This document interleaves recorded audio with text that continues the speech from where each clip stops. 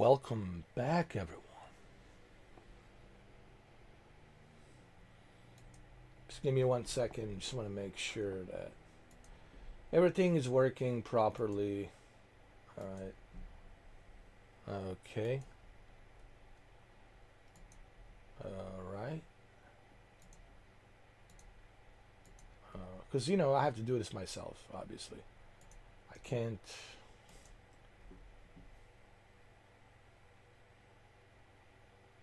have someone else do it for me, because if I would have someone else do it for me, then I would have to pay that someone else to do it for me. And of course, no one should do it for free. But it's okay. I don't mind doing it solo. I mean, I can do it. It's just I wish that sometimes I wish that I had somebody to do this for me. Get everything ready. You know what I mean? Like, I believe me, you don't understand how lucky Doctor Disrespect is that he has Alex. Because Doc, all he has to do is just talk and make funny voices and do some comedy and do a playthrough or whatever it is that he's playing. So having a producer or having a editor, having a tech guy, like Alex, like Doc has. But again, you have to pay that person. Obviously, it costs money. But that's if I was like high value production, sure. If I was like a high value production, if I was like out there, you know, uh, sure, of course. I mean, if I was making millions and millions of dollars, yeah, I would hire people. I would probably hire some of you guys so you can work for me, right? I would employ you. Sure, I would take care of you. But I'm not on that level, you know. I'm not on that level. But it's nice when you have studio, when you have someone do it for you. But I've been doing this solo for 11 years. But of course, uh, having someone else do everything for you, do editing for you, edit the videos for you, of course, it makes it a much better production value, right? When you have someone else do everything for you. You just have to, uh, be present in front of the camera and just talk to audience and, entertain. But anyway, I can't believe it's been 11 years. As I told you yesterday, I think it's been 11 year anniversary. 11 years anniversary. YouTube actually sent me a notification and they said, "Did you know today is the 11 years anniversary?" I was like, "What?" So yeah, it's almost kind of hard to believe that I've been doing YouTube for 11 years. What's my YouTube experience like? It's all of the above, man. People have asked me on emails, Mr. 4K, you're such an enigma of a person, this, and that. I said, no, I'm not an enigma. It's just I'm on the internet, you don't know me personally, so that's why it looks like an enigma. Just like, Tom Cruise, it's an enigma to me because I don't know him personally. But if I met the guy personally, if I was like his friend personally, I'm sure I would have different opinions of him. So, I don't blame people for, you know, having these, opinions about me, which is, when you're in the public eye, people will have your opinions about you no matter what. So, but because people have asked me this, believe it or not, my experience on YouTube has been all of the above. And you're probably asking yourself, well, what do you mean, all of the above? What I mean by all of the above is I take everything, the good, the bad, the good times, the bad times. I take the entire experience with me and I cherish it. For the same thing with when I was John Wick Returns doing Keanu Reeves in Meta Horizon for I mean, Jesus, couple of years. Yeah, 23, 24. Yeah, for a couple of years I was John Wick. And even a little bit throughout, I think January of 2025, but then I quit in February. No, I didn't know. I quit in January, middle of the January. I quit because it was time for me to take a break because there was all kinds of drama. But even there, when I was in Meta Horizon World, uh, the good, the bad, all of the above, I took the whole thing as an experience, and I cherish the whole thing as an experience. So I don't look at like my journey is like, ooh, everything has to be perfect or everything has to be hunky dory. No, that's not what life is about. Life is not about a smooth ride. Nobody gets a smooth ride in life. Everybody will go through ups and downs, left and right, and you'll be going through this roller coaster called the life experience. But I think what makes it unique, it's exactly that. It's that experience.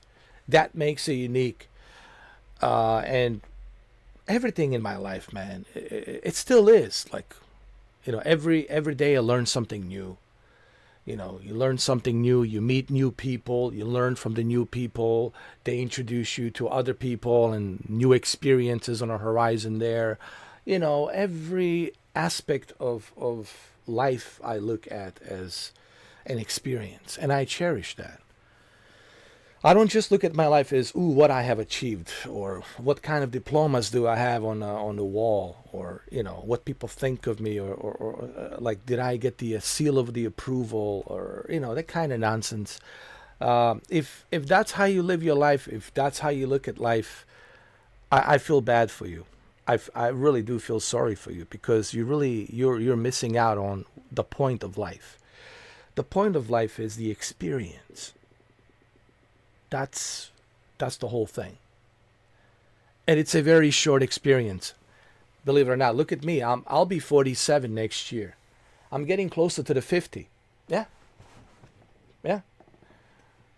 I'm getting closer to the 50. I'm not there yet, but I'm getting closer to the 50. I'll be 47 next year. And next thing you know, I'll be 50 years old, right? So I mean, but I don't think about that. See, I don't think about the future. I don't think about like, what my future gonna be like 6 months from now, 12 months from now, what I'm gonna do. You know, I don't like think about that. I don't think about the future because nothing gets set in stone. I have no control over the future. I don't have the crystal ball. So I don't really think about the future that much. What happens happens. It's an experience. You know, there are higher powers out there in the universe. It's out of my control. Nothing is set in stone. But I live in the moment. I don't look in the past. I mean, sure, I learned from some mistakes from the past, so I don't repeat those same mistakes, of course. But I don't look back in the past, regrets or this or that. That's a waste of time. I like live in the moment, and that's it, man. That's how I roll my ball. Live in the moment, you know, because this is all temporary. This is not, you know, forever. But some people they treat life as if it's going to be forever, you know. And that's why I understand why some people are so stuck with arguing and uh, drama, and I never understand that. Like instead of having a good time, people choose drama. I'll never understand that. It's beyond me, you know. But anyway, words of wisdom, guys. All right, we have to get back to the business here, which is, of course, Boosteroid. As you all know, I'm partnered by Boosteroid, so I have to, you know, talk about the Boosteroid. As much as I love flying, you know, as my dear good friend pilot himself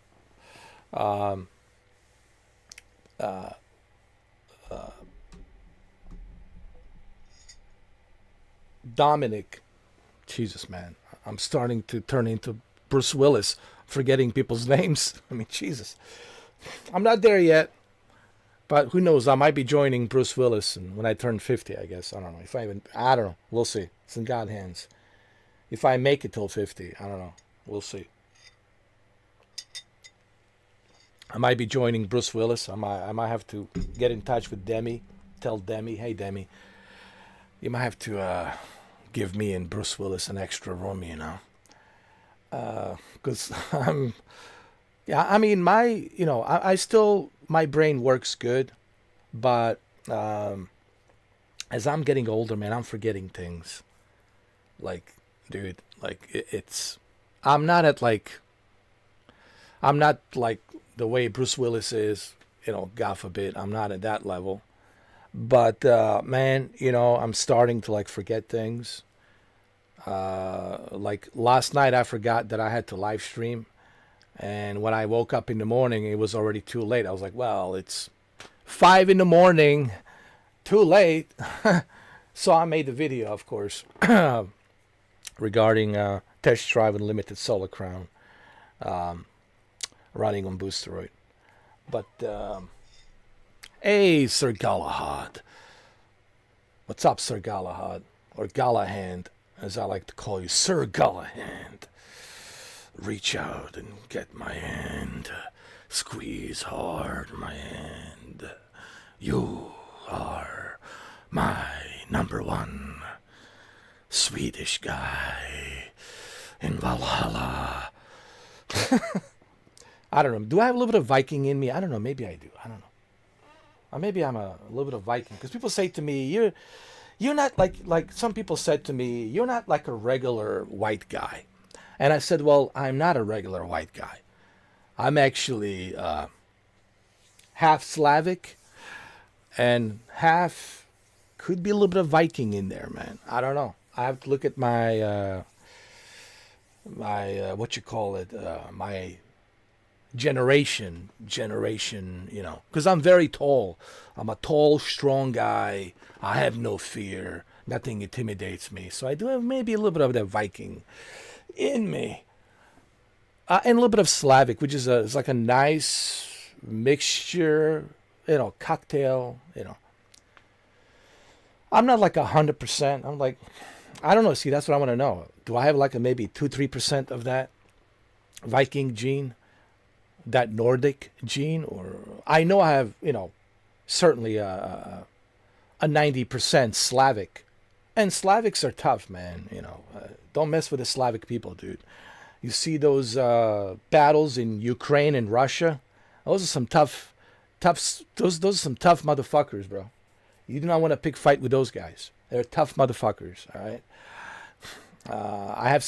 I know some people who went over there to help the Ukrainians to fight the war. And these guys like served in Afghanistan, served like in Iraq. And they said, listen, man, these guys are next level, bro. And like some like these like a top tier Rangers and top tier special forces, and they went there to volunteer to help the Azov unit. There's this unit called the Azov, and Azov is like a Navy SEALs of Ukrainian special forces. But anyway, the whole point, long story short, like Slavic people are tough people, man. I know that for a fact because I know I'm one of them. So I always tell people, yes, I'm an American, and yes, I'm the white guy, but I'm not your typical white American guy. This is where people make a mistake. I am Caucasian white guy, but I'm not your typical American white guy. There's a different mixture inside of me. But anyway, let's get back to the Boosteroid. Maybe one day you guys will see me in person. You'll see how tall and how big I am. Trust me, this camera, it's not doing it justice. Okay? Just don't be intimidated, for the love of God. All right? I'm a teddy bear. Okay? I have a question. Do you ever play on your local PC if not using Boosteroid? Oh yeah, I do. As a matter of fact, I was playing yesterday. In the past couple of days, I was playing Microsoft Flight Simulator 2024 using the Airbus 320 Phoenix. Yesterday, the day before yesterday, I also on Friday I was playing the FC26. So that's from my local PC, FC26. Yeah, I do. But here's the problem, Sir Galahad, my Swedish brother. The problem is I'm using a gaming laptop. All right, and this gaming laptop, it's not really meant for 4K, for the high resolution and all these ultra settings. It's meant for, a 1200p with the ultra settings at 165 hertz. It's really meant to be just played on a laptop.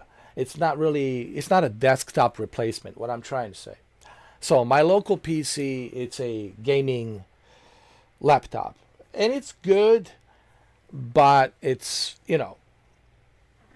not something that I would recommend like using it for like connecting it to the television, right? I mean, I can still play it on a 4K television, but it's not like a powerhouse that I need to enjoy all the accolades that the PC gives me.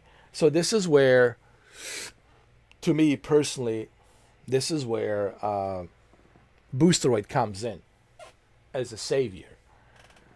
Because the Boosteroid gives me the ability to enjoy the desktop experience. No mobile GPU will be able to replace, as you know, Sir Galahad, a discrete GPU, right? A discrete GPU that's installed on your gaming rig. Nothing can replace that experience. Gaming laptops are mainly for like portability. You take it with you, and you can play it on the screen, which is great for that purpose. Take it with you and play all these games directly from the laptop. But to get that next level experience, you need a discrete GPU, and this is where Boosteroid comes in for me. Because I cannot afford.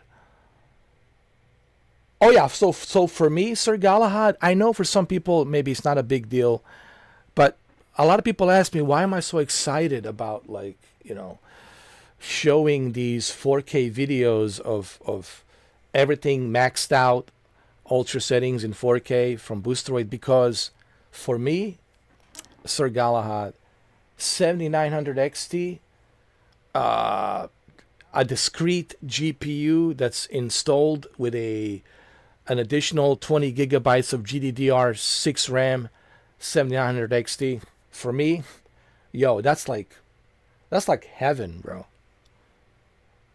That's like heaven for me because I'm coming from a laptop experience.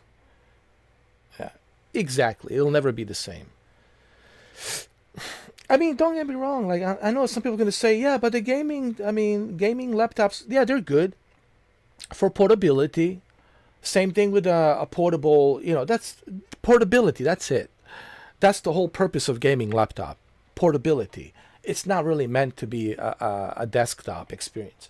That's why people built gaming desktops, because that's where you truly get to experience the best of the best that the PC has to offer, of course. And right now I don't have that because my iBuy power is not working. The heatsink on the CPU is broken. I need to replace it, and plus I need to replace the mechanical hard drive. With a needle, the old HDD hard drive needs to be replaced. I need to put an SSD. So that's something that I need to have money, to do. So right now it's out of the question, you know what I mean? But this computer that I'm using for the OBS, that's my Alienware,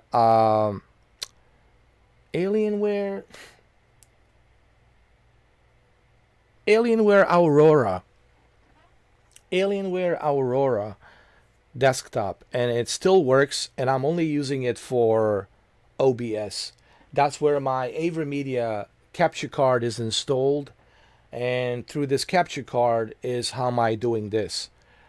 So basically, I connect my laptop to the AverMedia capture card, and from there, pass through to the OBS, and that's how this magic happens. And of course, there's a big green screen behind me. There's this microphone that I've been using for a long time now. This is the blacked out edition. It's a blue blacked out edition, blue Yeti blacked out edition, blue Yeti blacked out edition. A lot of people are using this microphone. Gets the job done. These headphones are just so I can hear like the sound of the gameplay. And then over here on the center where the camera is, I have my vertical LG monitor so I can read the chat. On this side, I have the my BenQ 27-inch monitor to look at the OBS. And then on this side over here, I have my 32-inch LG C2 OLED. And there's the remote right there. So I play the games. When I'm playing my game, I'm playing it on the OLED. Okay, and then on this side, I'm looking at the chat. And on this side, I'm looking at my OBS. You know. And then right here, where you guys cannot see, right below the vertical monitor, there's Xbox Series X, PlayStation 5 Slim, and then on this side over here, there's Nintendo Switch. The original Nintendo Switch, not Nintendo Switch 2. I don't have that.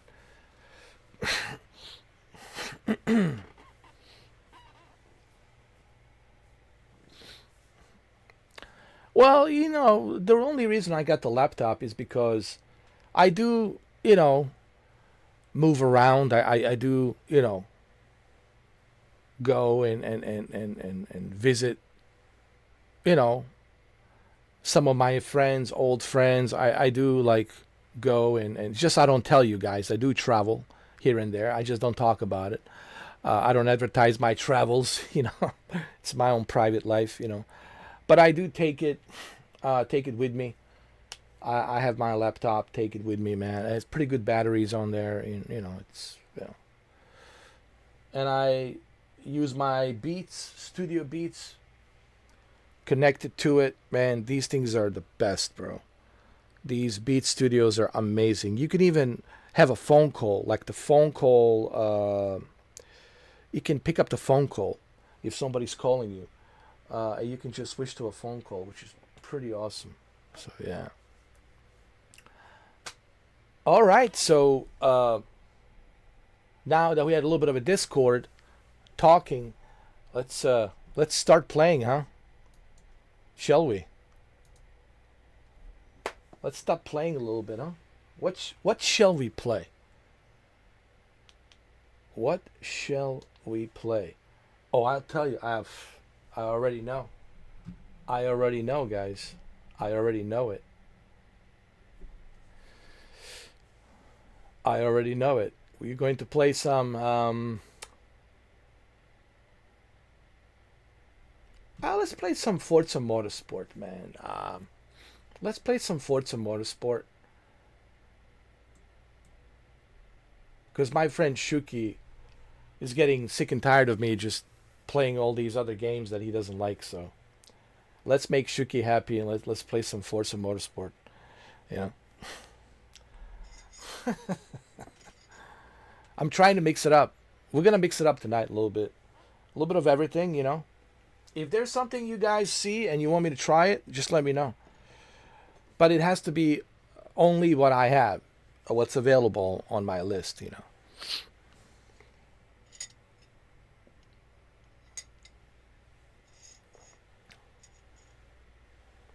Oh, dude, the guy has like how many cars?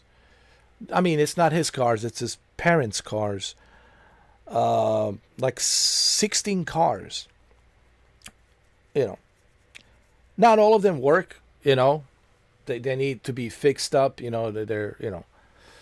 But yeah, he's got like he's like it's in his blood, man. 4 wheels, an exhaust and an engine, man. It's, you know, He loves cars. I mean, I love cars too. Don't get me wrong, but he's like super hardcore. Like he's like Dale Earnhardt Jr. Yo, him and Dale Hart Jr. could like. He should have him on a podcast, dude. No, seriously, Dale Earnhardt Jr. should have Shuki on a podcast for real. Like he's like really like. But he has a great heart, man. The thing about Shuki, uh, he has a great heart, man. Has a really good heart. He's a good person, man. Has a good spirit, good soul. A really good person. Sometimes I feel guilty because sometimes I give him a hard time, and I feel guilty. He makes me feel guilty about me sometimes, because sometimes I'm tough on him, and he makes me feel guilty. But he's a good guy. He's a really good guy, man. He's been here with me since October 14th of last year. Yeah, a really good guy.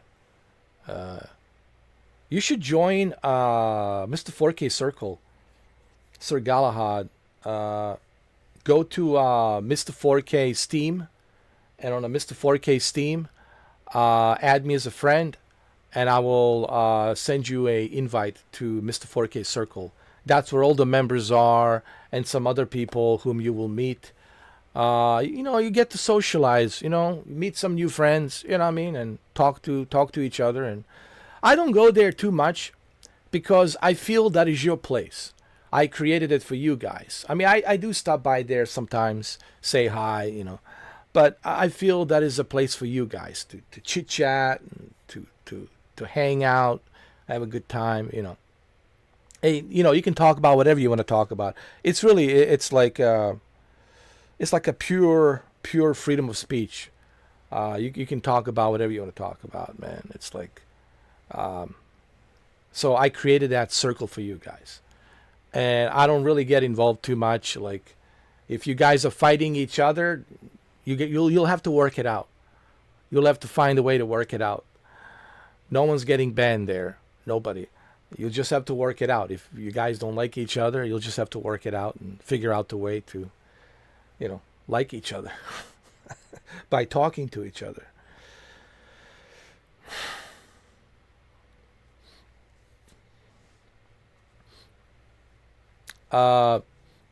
I said if you send me a friend request on the Steam, I'm under Mr. 4K. And if you send me a friend request and add me as a friend on Steam, I can send you an invite to a Mr. 4K Circle private chat where it's bunch of people there from the chat here, and some other people who are my friends. They're in there, and you can go in there and you can socialize and make some new friends. I can invite you to Mr. 4K Circle. It's like a Discord, but it's like a Steam Discord version, private. And you can talk about whatever you want to talk about, dude. Like I'm not gonna hold it against you. You can say whatever you want to say. I don't get involved in there. I just kind of let you guys go in there and talk to each other and hang out. Cool. Not a problem, man. I'll send you an invite later on tonight. I'll send you an invite, and then you'll be able to join in. You can tell the same thing to Anton. Anton, same thing. If he wants to, he can add me as a friend on Mr. 4K Steam, and from there, I can give him an invite as well. You just have to click on that link. When I do send you an invite, you just have to accept that link, and you have to click on it, and you'll be able to go into the chat. And Jose's there, my friend Kemi's there, Brendan's there, Andrew Guds is there. I mean, a lot of people. My friend Wayne is in there. Wayne Strudwick, Old Man Vaza. Wayne Strudwick is in there. Yeah, we got, of course, Shuki's in there, of course. Yeah, so We also got Mr. 60 FPS. I love Mr. 60 FPS. He's pretty cool. Mr. 60 FPS is in there. So yeah, we got quite a members in there. But I don't get involved. I just let you guys. I do stop by once in a while, but I let you guys hang out there and have fun. Because I feel I shouldn't be like involved too much, unless you guys want me to stop by and say a few words. But it's kind of cool to see you guys being there and just kind of have a good time. That's the perks of being a member, man. You know, and it's a private like VIP club, and everyone's cool. Honestly, the chances of you not having a good time there are like zero. You will have a good time because that's what I was talking about yesterday. I was explaining to Jose, like the whole point of this experiment is for me, and I've been doing this now for 7 months. The member chat and this whole Mr. 4K circle on Steam. It's really to create a cool community of like-minded individuals like you, Sir Galahad, and Anton, and Shuki, and many, many, many others. And I think that's what I'm trying to do here. Because I've been in a public chat too much for 11 years, and I know how ugly it can get on a public chat, how toxic it can get. Because I've been doing this for a long time, 11 years. Today's my 11th year anniversary. I feel there's too much toxic stuff on the internet, on a public chat. Yes, I would get more traffic for sure, guaranteed. I know that, but I'm not after that. I'm not looking for that. I'm looking, as I said yesterday, I'm looking for a good community, so everybody can enjoy themselves, and so when you are part of this, community, you feel like, okay, I'm gonna go watch Mr. 4K today. I'm part of the member chat. I'm paying that $2 a month. I know I will have a good time today. I know I will not have a bad time. And I think that's the perks you get, is that you will have a good time. Now, when you go to a public chat, I can't guarantee you that you will have a good time, because there might be somebody out there, 100%, who will try to harass you, try to pick a fight with you, try to cause some kind of drama, and then you're going to go back and forth, and you'll be pissed off. And I don't want that. I don't want people to have that experience.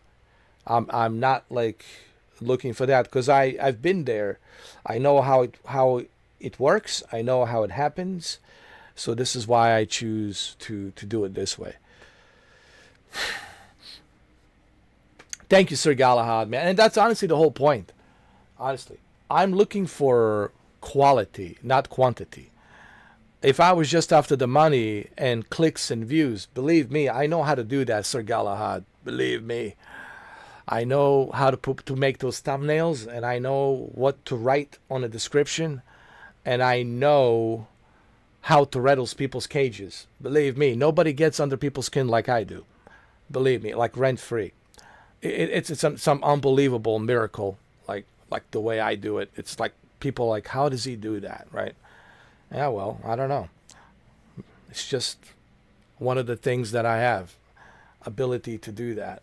And so if I was after just clicks and views and making money, believe me, there would be like hundreds of people watching right now.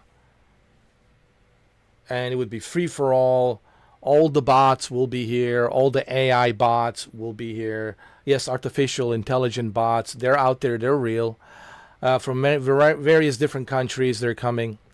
Then mostly Germany. I think I caught some AI bots from Germany. Some hackers. Who knows?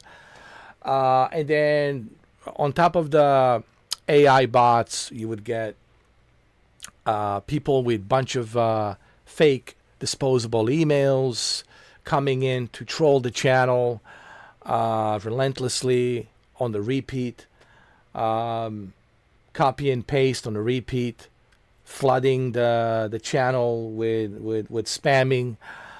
So you would not have a good experience. But guess who would profit? I would profit from that, because it would give me the clicks, it would give me the views, it would give me the good monetization revenue. But it would be good for me, for selfish me, greedy me, but it wouldn't be good for you, Sir Galahad. It wouldn't be good for Anton. It wouldn't be good for Shuki. It wouldn't be good for Jose, for any of you, because then you guys wouldn't be able to enjoy talking to me. You guys wouldn't be able to enjoy the live stream because the entire chat, it's flooded with so many spams and so many bots. And so this is why I choose to do it like this. And I'll never go back, to be honest. Why would I want to go back? Thank you, Sir Galahad. Take your time, man. Take your time. We're just warming up. All right, guys. Well,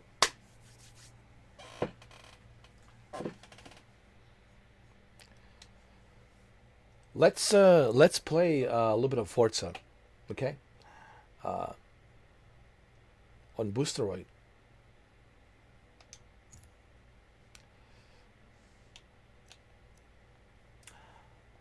Let me see. What's my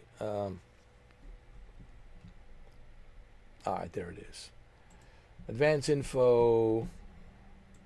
Show the advanced info. There it is. Show statistics. There it is. All right, 60 FPS, 26 milliseconds. Right now, 26 milliseconds. Not bad. Not bad. Not bad, my friend. Well, let's go to the career.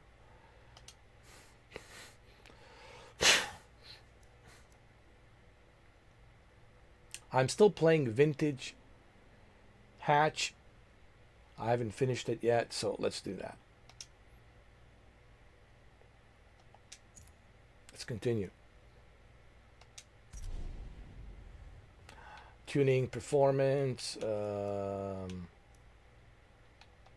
Should I tune anything here? Nah, I don't need to.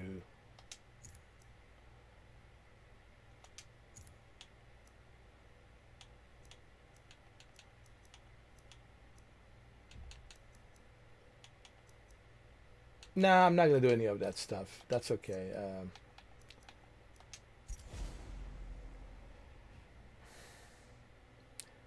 Let's just drive the car. Let's just drive the car and let's win this race. I believe this is a Ford Fiesta, 1970s Ford Fiesta, I think. Let's just drive the car. Watkins Glen International Speedway, short circuit. Drive the car. The key to success here at the Glen is consistent speed through every possible turn sequence. Find your rhythm and you'll be fast. You know what? Before I go to the official race, I believe I should practice and drive the car. So let's go ahead. Start to practice. You also earn points by practicing, you know.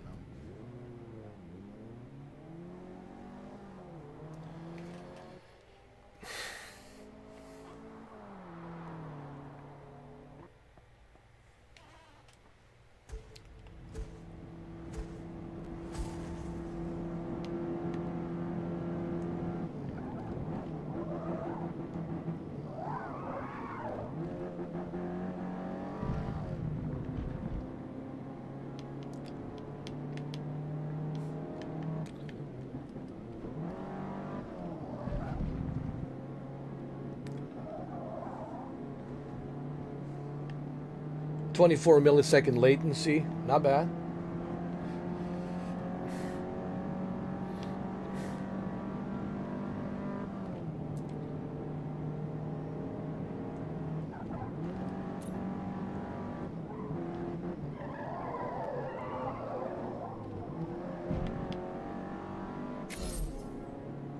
nice. Personal best.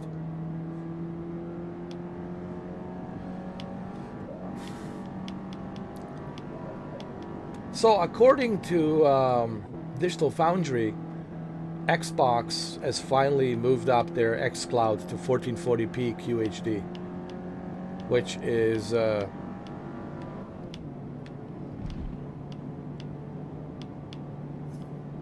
surprise. Honestly, considering how far behind they were with 720p and 1080p on their xCloud. But hey, it's good to see that they're stepping up to 1440p. It's, trust me, it'll look a little bit better. It'll look a little bit sharper. But look at PlayStation. PlayStation's been doing 1440p and 4K for a long time now on their streaming. So I'm just surprised that it took this long for Xbox to jump into like 1440p. I mean, Boosteroid is doing a 4K. I mean, right?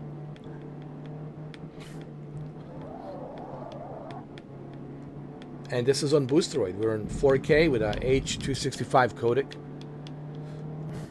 I would also urge you guys to check out those 4K videos that I have uploaded.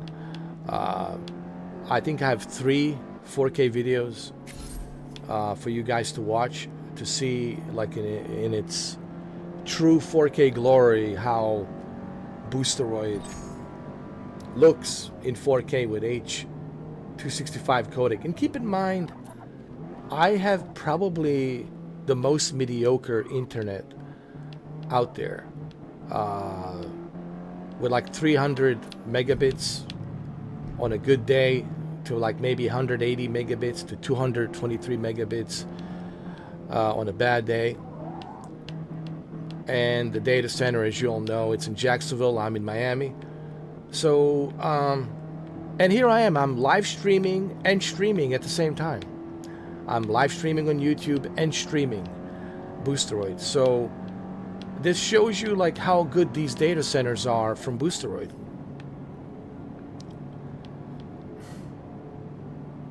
Now, if you're somebody who has a 1 gigabit dedicated fiber optic internet, which is dedicated fiber optic, for you, of course, you're going to be rocking and rolling.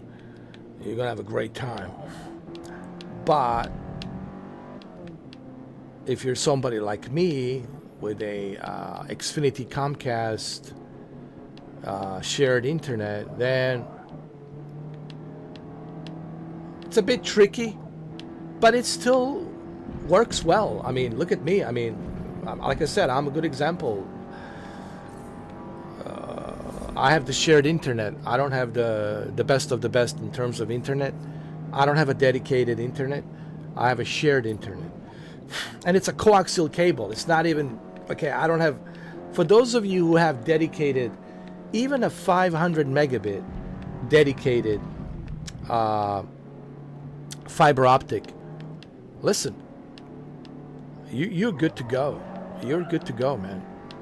Even at 500 megabits up and down, upload and download 500 megabits per second with a dedicated fiber optics, dude, you're still good to go, man. That's a dedicated 500 megabits that you're getting. Okay, me, I don't get dedicated nothing.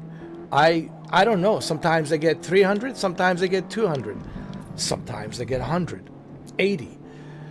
And when even at 180, well, it's a bit, you know, it's a bit tricky. But the whole point is, if I, who has a variable internet that's from 180 megabits to 200 to sometimes on a good day 300 megabits, but on a really bad day like today, I'm like 180 megabits. Yeah, today I'm on 180 megabits, and I'm still able to enjoy this at 50 megabits per second bitrate with H.265 codec, and I'm also live streaming on YouTube. So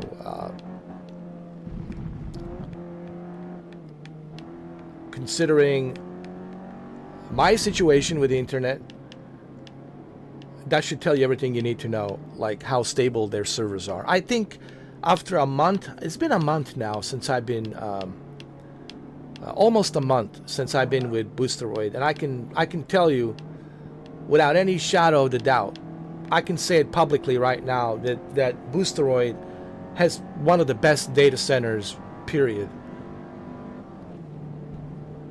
And I don't say that lightly.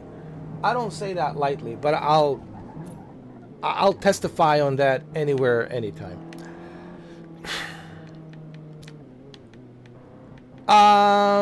I think it's, yeah, 80 megabits bitrate, but I would recommend 50. But if you got a 1 gig dedicated internet, yeah, go all the way to the 80, bro, if you can handle it. What's up, Anton? How you doing, man? So you subscribe to Xbox Game Pass Ultimate, and I was able to play it through Boosteroid as well. Yeah, yes you can. You can play Game Pass games, absolutely. But not all of them. There's still, you know, Flight Simulator is not there. Gears of War Reloaded is not there. There's still some games that are not there. But those games will be coming. They'll be coming soon. But pretty good amount of games are available, you know, on a Boosteroid Game Pass. Phil Spencer did say that there will be more games coming. He says, don't worry, more games will be coming, and Flight Simulator will be coming. Trust me, it's coming to Boosteroid. And I can't wait. I can't wait. You know me, I'm a Flight Simulator lover. That'll be a hallelujah for me. But it's coming. It's coming. Yeah, you can play GTA Enhanced Edition, correct? You can play Rockstar GTA Enhanced Edition. Yes, you can.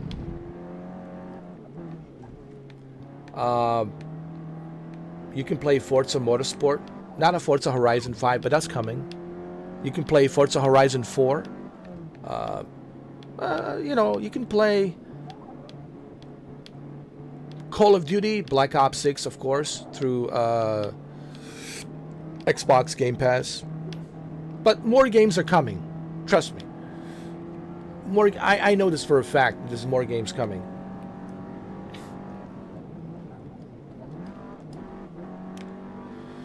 Did you see that video I did on my LG OLED TV, 55-inch E8? I was playing Call of Duty, and I won the match, bro.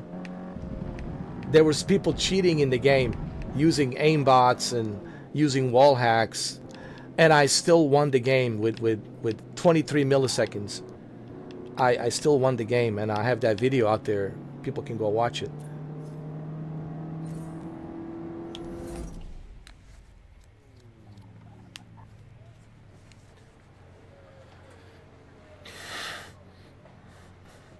Well, Call of Duty, you know, it's there's too many things happening. You know, it still needs to be synchronized, and I don't think if the H.265 is good for that.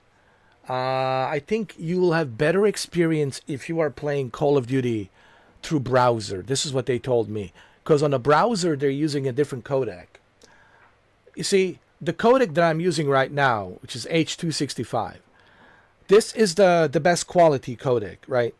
However, for a multiplayer, they would recommend that you go to browser and play it from the browser, because through browser, you know, you can do much higher frame rates, and you can have a much lower latency. So I forgot which codec they're using on a browser, but they did tell me that on a browser they recommend Call of Duty. Play the Call of Duty through a browser. That's what they said.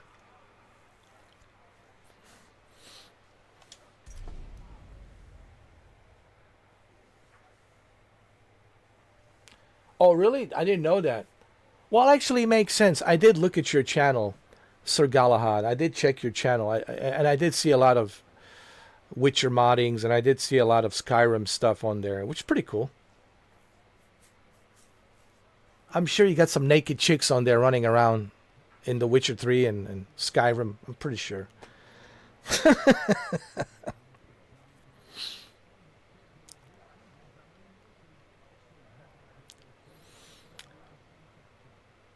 I did mention that to them. They said, "Thank you for the feedback. We'll look into this. We'll pass it on to our tech team." So I did mention a couple of things to them. I did mention them to give us the ability to use the Radeon software to overclock, right? GPU and CPU. They said they'll bring that over to the tech team, and the tech team will let them know if it's possible or not possible. So, but I did pass on the message. Yeah. So I wouldn't hold my breath on it, Anton, to be honest with you. I don't think it'll happen because I don't want people screwing around and messing around their virtual machines doing that, So the chances of that happening probably zero. I wouldn't hold my breath on that. But I did mention it to them,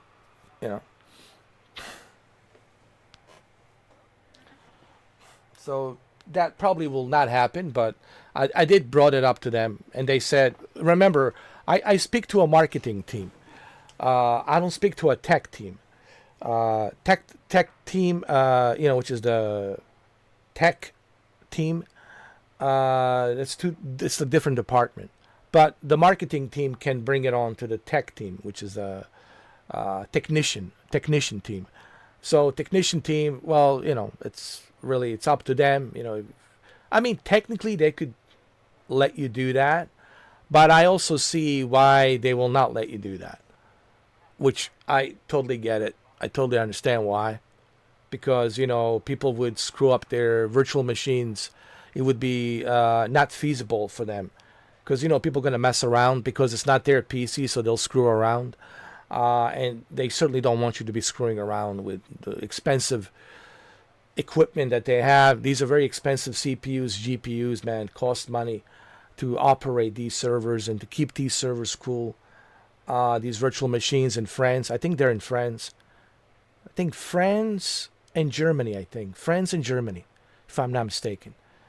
There might be another one in Poland. I don't know. I think there might be another one in Poland. But anyway, I passed it on. Actually, I did mention it to them. They were looking at my videos. They like my videos. And I asked them, how come I haven't heard from you guys? And they said they were busy.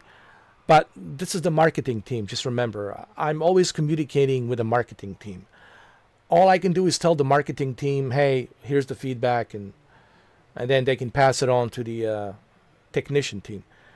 And, but we'll see. Who knows, But I doubt that'll happen. It would be nice, actually. I would love it.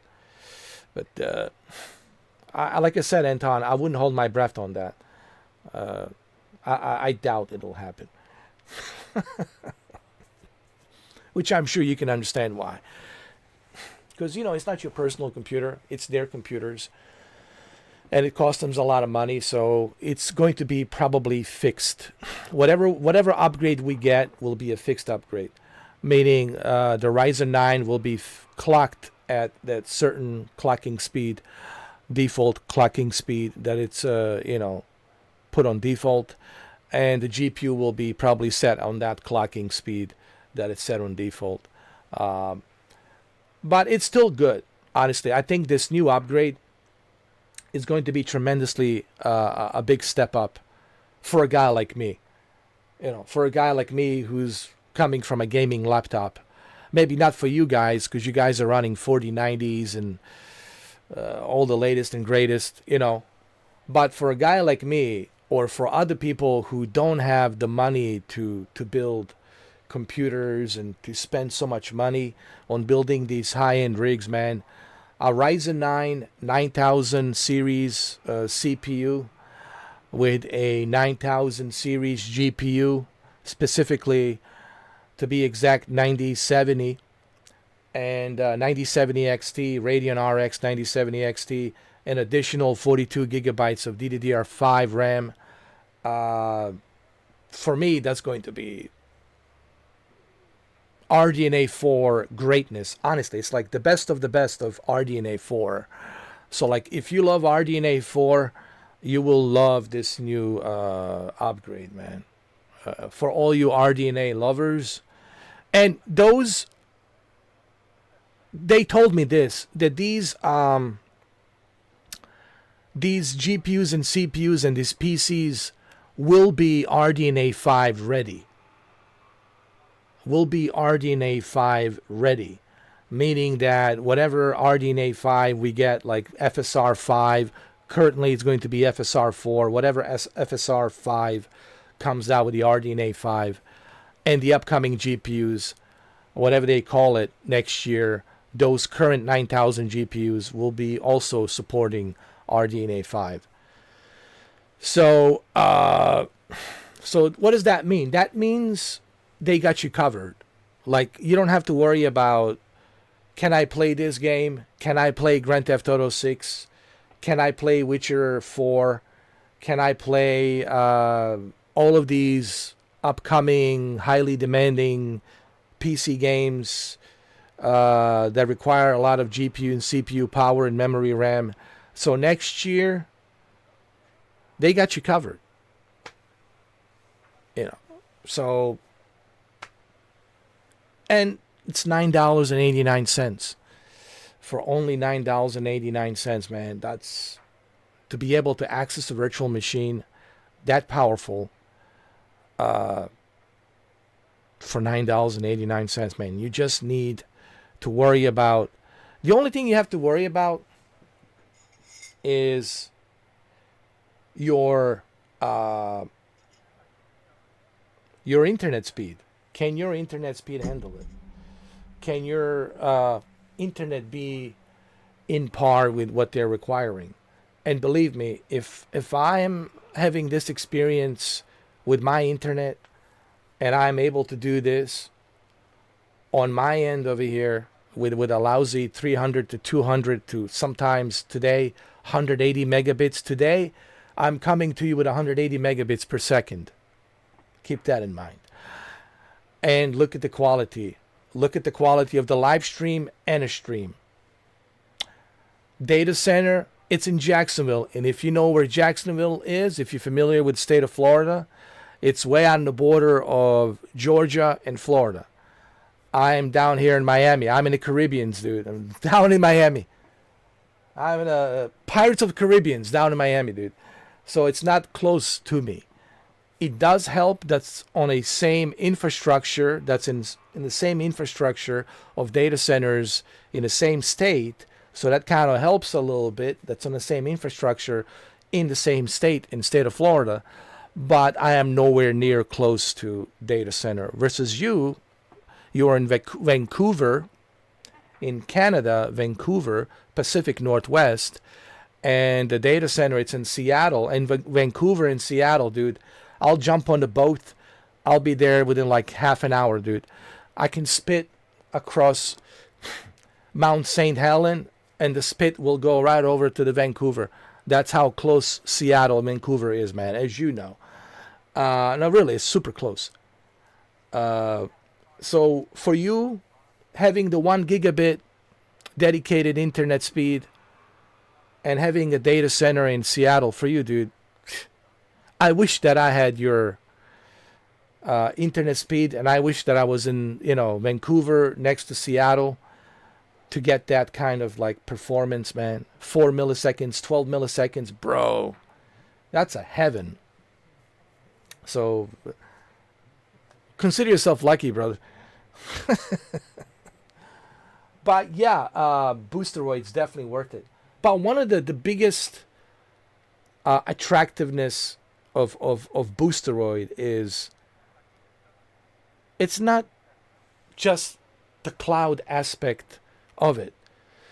It's the fact that there's no limitations to how much you want to play. There's no limitations, 8 hours a session, or we're going to end the stream, or 100 hours a month, and then an additional $6 you got to pay for 16 hours a day. on, that's NVIDIA GeForce Now, which I have to mention, of course, NVIDIA GeForce Now. These guys are not doing that, man. Like, this is what people are, like, it's beyond me how people are so ignorant not to see this, like, contrast difference between these two companies. Yes, GeForce Now has better data centers. Yes, they have more powerful GPUs and CPUs. I get that. But, dude, you are on a leash. You are on a leash. You are limited when you are on that green team, and you spending $20 a month, which is the subscription of Game Pass, bro. $20 a month for what? $20 a month, that's a subscription of PlayStation Plus, dude. $20 a month for what? A lousy 100 hours? A limited time? 8 hours a session? Pay additional $6 for additional 16 hours a day? I can go on and on. You can't play Rockstar games. You can't play PlayStation games. Dude, this is, guys, it's common sense, and I know I'm preaching to the choir here, and I don't want to go back and forth to GeForce Now versus Boosteroid, but to all the, Boosteroid haters out there, I would like you to bring me some concrete argument. Why are you paying that $20? While I'm over here paying $9.89. And are you really getting that better experience? First of all, people couldn't even get on the 5080 servers. That's how bad their servers were on September 10th. On September 10th, dude, that's when they launched the 5080. People weren't even able to log into the NVIDIA's servers. That's how bad it was, and they want you to pay $20. Dude, I can go on and on and on.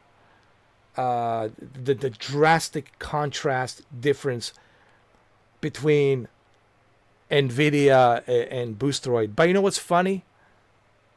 What's really ironic, if you watched my videos, which I'm sure you guys did, I'm still using NVIDIA Shield Pro to run Boosteroid. How ironic is that? I'm using their company's product to run Boosteroid, and Boosteroid runs better than the GeForce Now. Boosteroid application runs better than their own application. Don't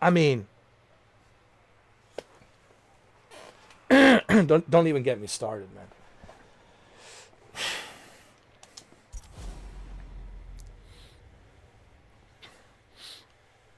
That's a pretty good amount of games. 233 Xbox games. That's a pretty good number.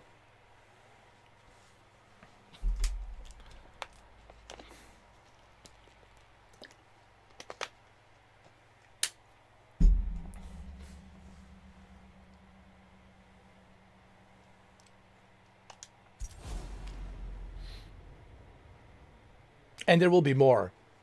I'm personally waiting for Flight Simulator.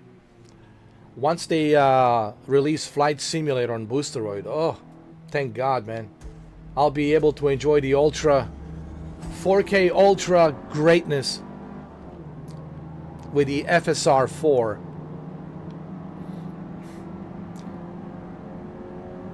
Don't know exactly when they will release Flight Simulator, but they did say that it's coming. It's coming, but I don't know when.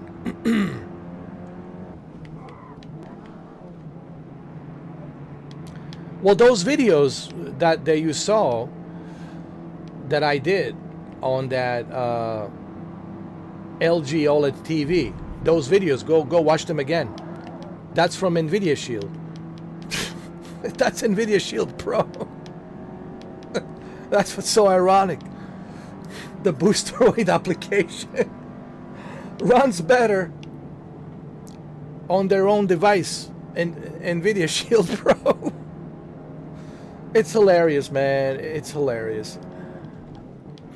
Listen, the difference is these guys, they're passionate gamers, all right? The Boosteroid is created by guys like you and me, passionate gamers. NVIDIA GeForce Now, it's created by suits, investors, suits. And what do suits care about? Suits only care about one thing: the money and the investment. They don't really care about, oh, what our experience is going to be like. They only care about the money they're going to make. Okay? So that's the difference. And that's why I partner up with these guys. That's why I'm supporting these guys. You know.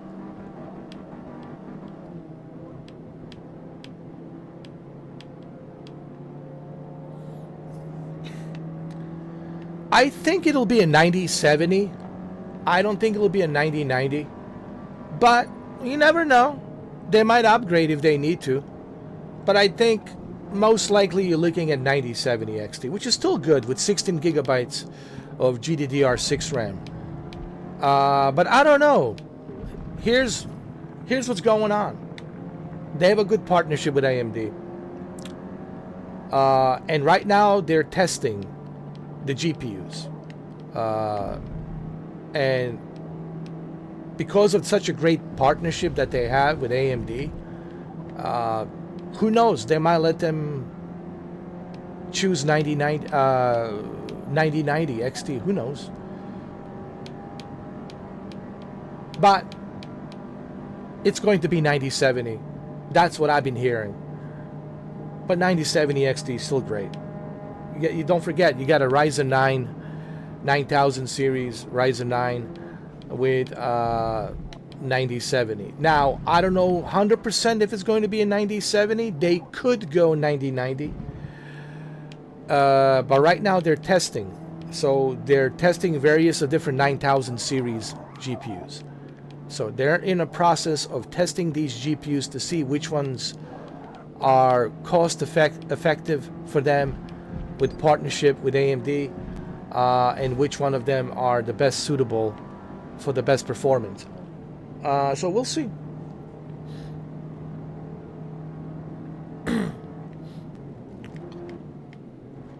Honestly, even with a 7900 XT, AMD is still doing a great job. Honestly, I don't really worry too much about 10 frames here and there, unless we're talking like super high frame rates, unless you outperforming me by like an extra 100 frames. Okay, then yeah, then you certainly got a point there. But I look at some of these statistics and some of the tests. It's not like a drastic difference, honestly, in terms of frame rates. Like 20 frames extra, it's not gonna make this game to me be like a drastic difference. I don't know, that's just my, I will not notice that extra 20 frames. Some people will say, oh, I can notice the extra 20 frames. I personally cannot notice the difference between, let's say, a 60 frames or 90 frames. Excuse me, a 60 frames or 80 frames. But even a 90, between 60 to 90, I can't tell a difference, dude. Between 60 and 90. My eyes are still having a difficult time trying to all right, did we really jump to 90 frames or did we jump to 80 frames?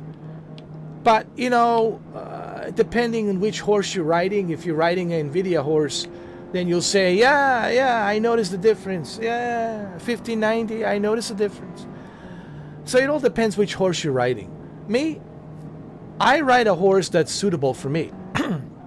And 7900 XT, it's more than enough, dude. Honestly, for me, considering that I'm coming from a gaming laptop. For me, this is, my friends, man, this is more than enough.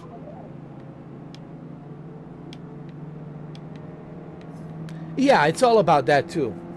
That's what Shuki was talking about as well. You know, he's been adjusting and overclocking his 7900 XT X. He's got XTX 7900 XTX with additional 24 gigabytes of GDDR6 RAM. And man, he was getting some ridiculous frames, overclocking that. Powerful. He's got a powerful desktop PC, man, especially on that ultra wide screen that he has with a high resolution. So yeah, I think AMD is very underrated. I would say people forget, and I always have to remind people who play on Xbox Series X and PlayStation 5 and PlayStation 5 Pro. I say to people, what do you think? What do you think is the GPU and CPU inside that Series X? AMD. What's the architecture? RDNA. Oh, RDNA 2. Okay. What's inside the PS5? RDNA 2? CPU AMD, GPU AMD? Okay, thank you. What's on PS5 Pro? RDNA 2X, as Mark Cerny likes to call it. The big three, you know, the big three. RDNA 2X. What's in there powering that PS5 professional? It's AMD. So people forget that AMD's been running your consoles, man, for quite a while now. Like, I think AMD is very underrated, dude. Just in my honest opinion. You know? But again, that's just, I don't want to rattle anybody's cages, but just in my honest opinion, AMD is very underrated. And it's also affordable. It's much, much more affordable than NVIDIA. Granted, NVIDIA has that better ray tracing. I'll agree, yeah, it has smoother ray tracing, but I don't care about the ray tracing. I honestly, I'm not going to spend an extra $1,000 just to have a much higher frame rate on the ray tracing. Because I honestly, Anton, I didn't care about the ray tracing when the Battlefield 5 was a Battlefield 1. Was it Battlefield 1? Yeah, when the Battlefield 1 came out, I didn't care about ray tracing when the Battlefield 1 came out back in 2017, or is it 2016, 2017, when I was reviewing 2070 RTX, the very first RTX ray tracing cards, 2070 and 2080 from EVGA.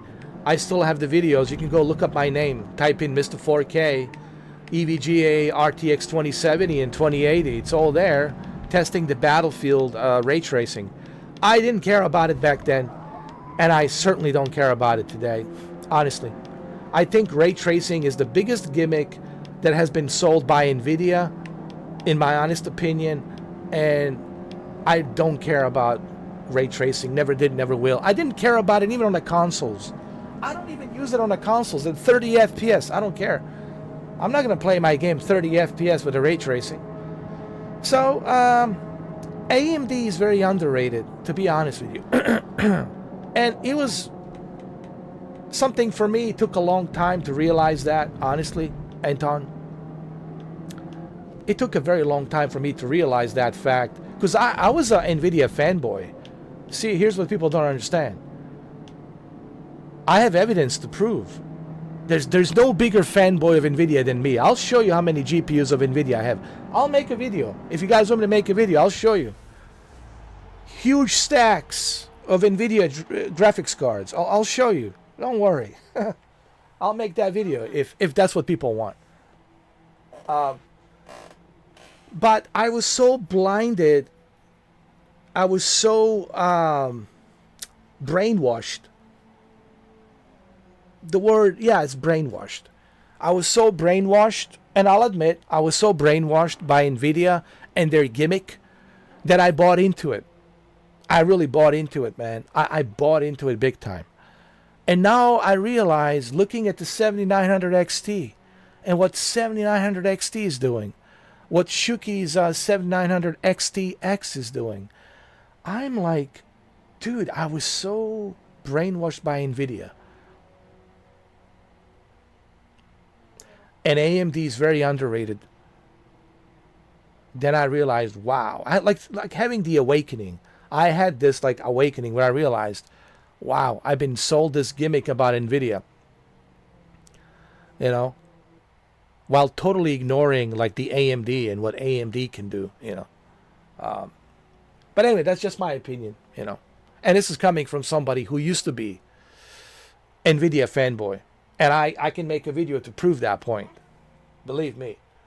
And so people are hearing this from NVIDIA fanboy. I just want people to understand that. And I feel that NVIDIA has been way too overrated. Yes, they do have a better performance on ray tracing. Granted, I'm not denying that. I'm not sitting here denying that 5080 doesn't have a better performance. Yes, but is that ray tracing that important? For me, it's not. Now, if the ray tracing is really that important to you, go with the NVIDIA team. I always tell people, listen, if you care about that reflection, go right ahead. You know. If you care about that path tracing and that ray tracing, that you have to use a magnifying glass to see it, you know, and you want that performance, go with a 5090, man. Go for it, you know. But I think there's much better, cheaper options out there besides, you know, 5090 and 5080, especially if you don't care about the ray tracing. Especially if you don't really care about the ray tracing. You can save yourself a bunch of money by going with the AMD, honestly. But if you care about the ray tracing, you got to have that ray tracing, and you got to see your reflection. You got to check your lipstick and your nail polish. You got to check your mascara, you know, you got to check your, you know, eyebrows, and check your reflections, and check the lighting, and make sure everything's nice. If you're, you know, so much into ray tracing, dude, go ahead. Go with the NVIDIA.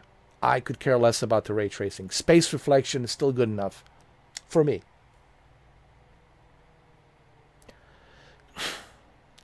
I like to choose a high power, high performance, maximum refresh rate, etc., making a big difference. Absolutely. And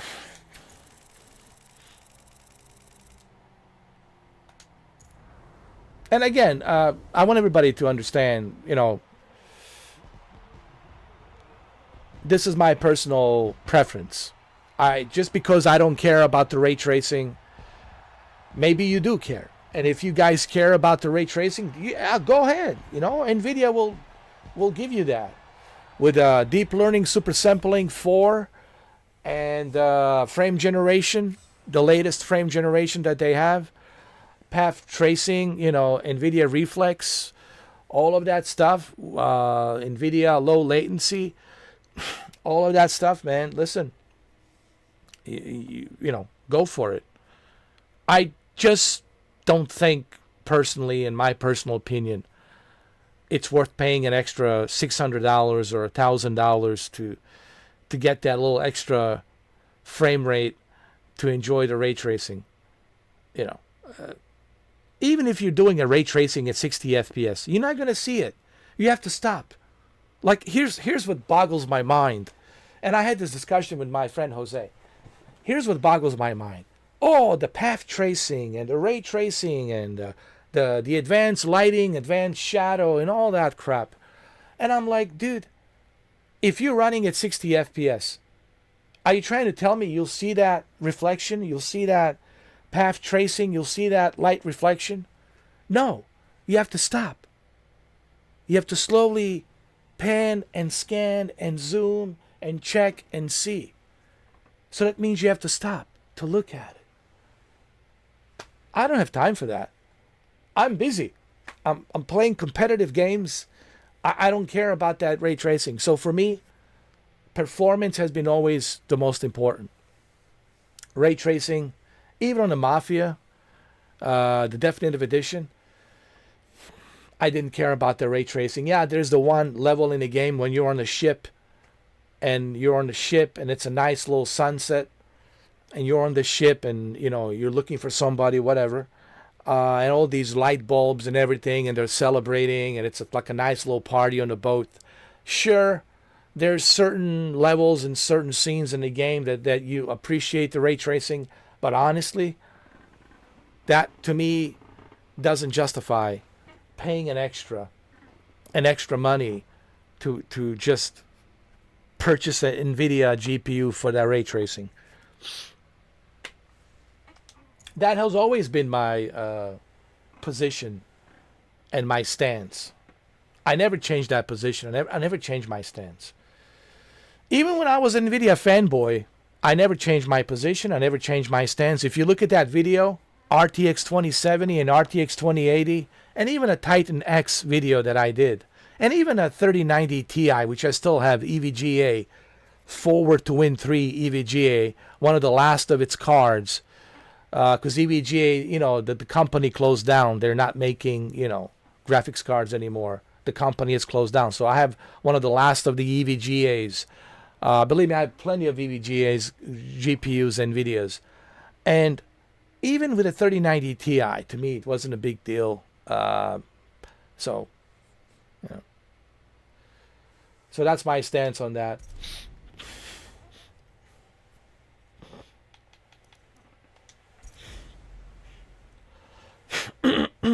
But hey, if ray tracing is important to you guys,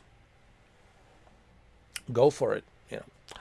Just not that much of a big deal for me. I mean, I have nothing against people who have NVIDIA GPU. Hey man, if you have the money, if you can afford it, and you want to have the best of the best, you want all the bells and whistles, go for it. But I still believe that NVIDIA is overrated. Way too overrated, man. It's just ridiculously overrated. Opened in 2003, the Sunset Inn is purpose-built to host world-class racing events.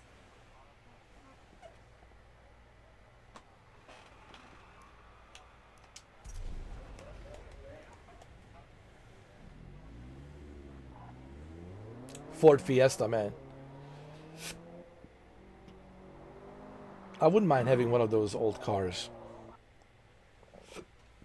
Ford Fiesta. We'll do one more race, and then we'll jump on to another game.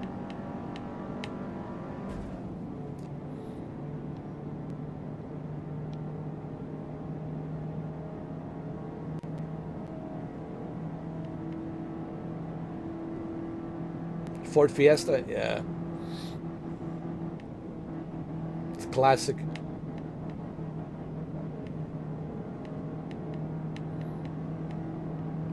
Speaking of cars, NASCAR 25, it's coming out on October 10th.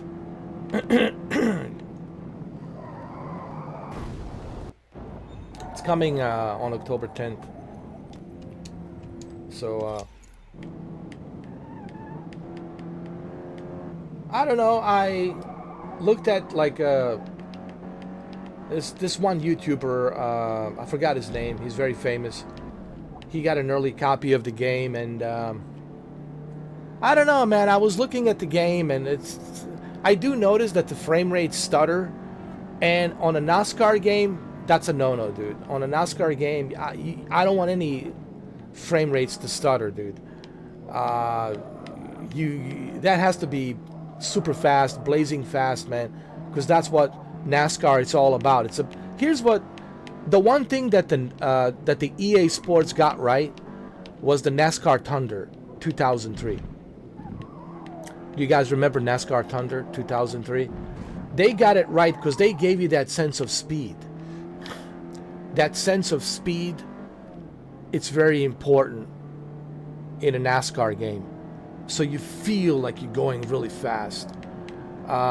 And looking at the NASCAR 25, I don't know, because I'm looking at the, a YouTube video, so it's kind of like hard to tell, but I did notice a bit of a stuttering on the frame rate. And I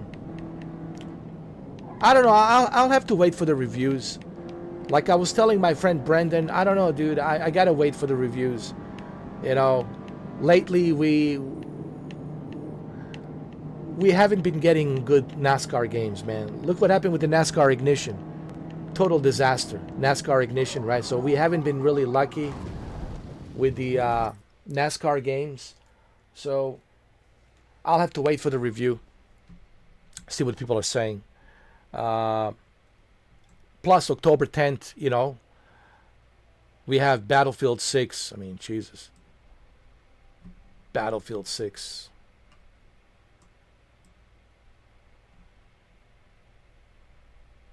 But I don't know, man. Like, Battlefield 6, I will not purchase it. I will just rent. Meaning rent. I will rent it. Renting meaning I'll sign up for a 1 month subscription, $16.99, $17 a month. I'll try it for 1 month just to see how it is. Check it out. And check out the campaign, and after campaign I'll play the multiplayer just to see what maps they have, etc., etc. But I don't know if I'm gonna purchase the game, to be honest. I just don't know. Yeah, EA Pro, yeah. Well, that's how I played FC26 through EA Play. They gave me that 10-hour free trial. I think I still have like a couple of hours left to play FC20. By the way, FC26, it's really good. It reminds me of FIFA 99 in terms of fluidity, the way you control the players on the pitch. I'm very impressed with FC26. It's definitely a step in the right direction. So I was very pleased with FC26. But if you're not a huge soccer fan, it doesn't really matter, right? But if you're somebody who likes soccer, who plays soccer, meaning football, soccer, then yeah, for you, sure. Certainly it's a buy, obviously. You can also play it on Luna. If you have a EA Play Pro, or if you purchased FC26, you can play FC26 on Amazon Luna. But here's the trick. The trick is you still have to pay $10 a month, $9.99 for Amazon Luna Plus, and then you have to pay for EA Play Pro. So for you, in order for you to play FC26 on Amazon Luna, you will need, let me see, $17 plus $10, $27. Yep. Just to play it, you'll have to pay $27. Now, for some people, $27, not a big deal. But for some other people, $27 is like, hey man, that's the food on the table. So it really depends on what your situation is financially. Everyone will have a different situation financially. So I can only speak for myself. I can't speak for everybody else. But that's essentially what you will need to do in order for you to play FC26. Now, they do have FC25 included. So if you don't want to jump into the latest and greatest FC26, you can still play FC25, which is included on Amazon Luna, which is still great, by the way. So you can still play FC25 through Amazon Luna, but you'll have to pay $9.99, $10 a month. So that's the only way you can play FC Football Club. They're not FIFA anymore. They lost the license, so now just a Football Club FC. You can still play EA Sports, but that's the only way you can play EA Sports on the cloud, which I think it really sucks. That the only way you can play EA Sports games on the cloud, it's through Amazon Luna. And I talked about that. I don't like that monopoly, honestly. I'm not like a fan of that monopoly. I think if you purchase the game, if you have the subscription of the game, you should be able to play it on other platforms through the cloud services. But because EA Sports and Amazon recently, they signed a deal, this monopoly deal, contract deal. I don't know how long it's going to be, how many years. Guess what? Amazon Luna will be the place for you to play the everything EA on the cloud because of the deal, which really sucks. You sent me a friend request on Xbox. Oh, did you?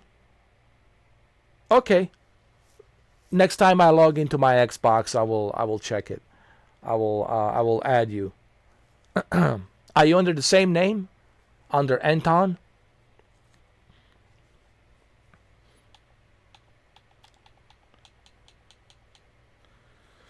So what should we play next? You know what we're going to play next? Call of Duty. How about that? We're going to jump into Call of Duty, man. We're going to jump into Call of Duty right now. Let's check it out. Check it out now. The Funk So Brava right about now. The Funk So Brava. Gotta love those lyrics. You guys know what that is from? Come on. You guys don't know it? But I don't blame you guys. It's 1996. Was it 1999? Fatboy Slim. Fatboy Slim. Right about now. The Funk So Brava right about now. Fatboy Slim, dude. 1999. I'm so old, man. I'm so damn old. Dinosaur. Dinosaur. Dinosaur! Every time I watch Jurassic Park, it just reminds me. I'm the T-Rex, taking out those electrical wires. I'm a dinosaur. 2026 just around the corner, man. Such a dinosaur, man. I'm 40. I'll be 47 next year, man. I'm getting closer to the 50. The 50 club, dude. Jesus, bro.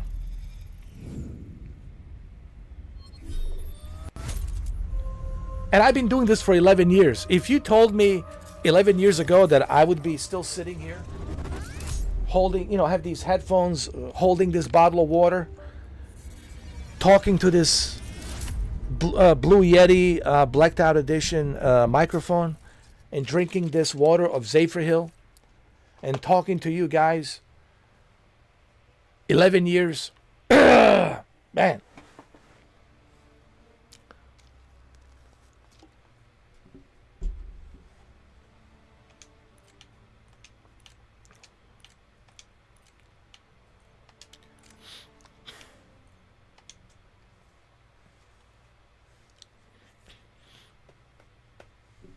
Hold on, let me see if I can...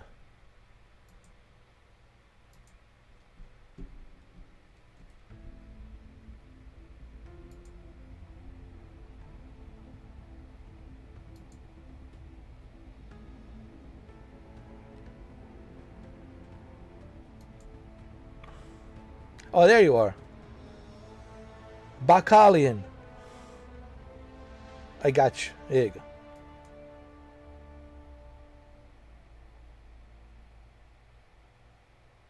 Bacalian. Guys, I know I got so many so many friend requests, but I can only accept people whom I know. I cannot accept anybody whom I don't know. So, the best way for me to accept you as a friend, it's by you becoming a member, and getting to know you, you know, getting to know you who you are, and then then I add you as a friend. You should also add me on a Steam, Anton. You should add me on a Steam, Mr. 4K.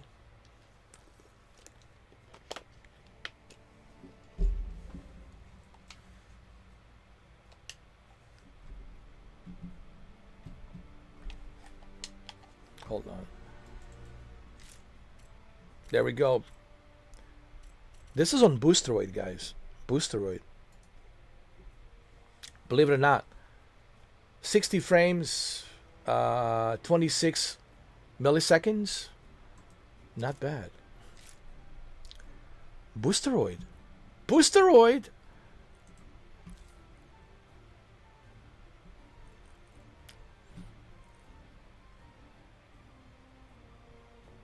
No.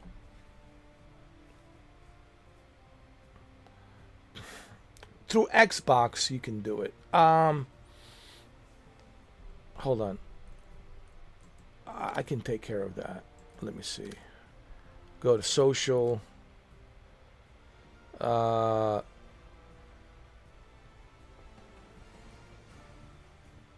me see. Party is closed.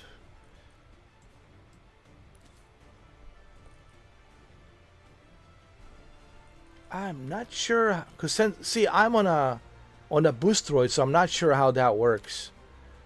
Hold on. I'm not sure.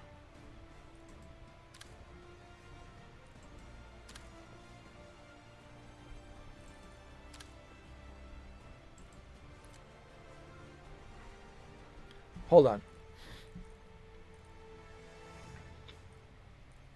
Oh, there you are. Friend request. Invite to a party. Hold on. Can I open the party? How do I open the party?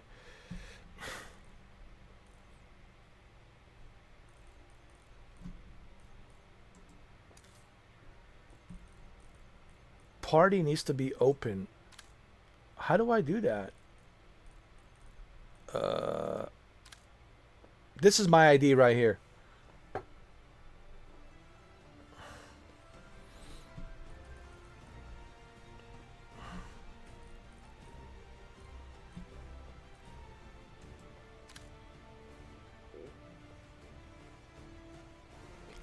I wish I can do a party, but I guess I cannot do a party, can I?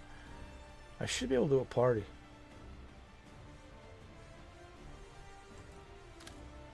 Because I'm on a Boosteroid, I don't know if I can do a party on a Boosteroid.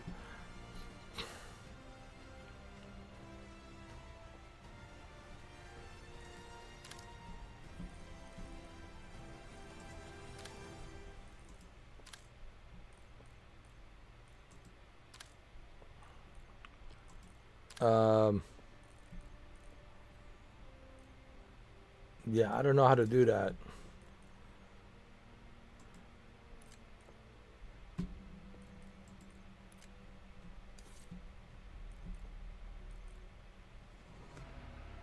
Hold on. Is that how you do it?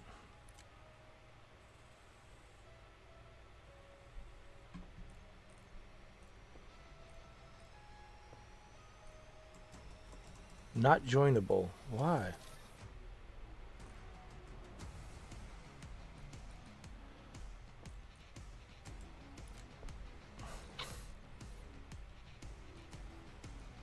I don't know. It won't let me do it. It won't let me open the party. For some reason. Because I'm on the Boosteroid.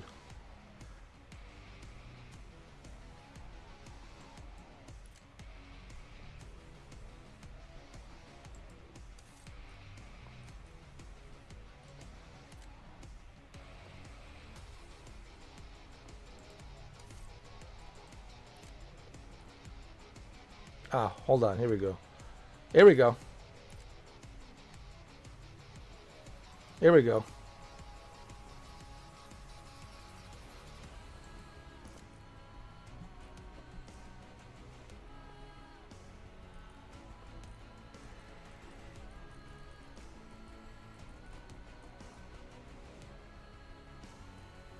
Is that you? Otna? Is that you?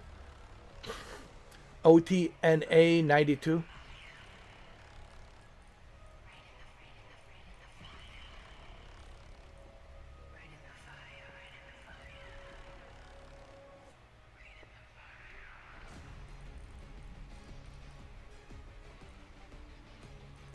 Alright, so that's you?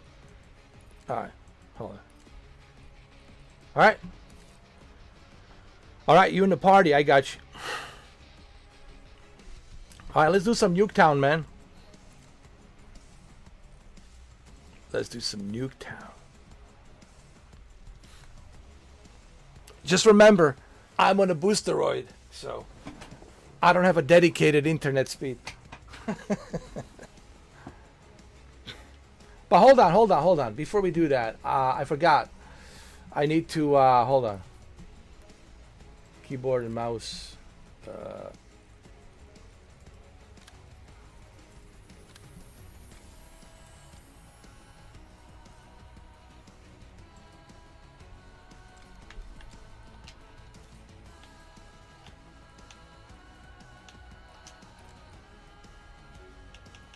Okay, I think we're good.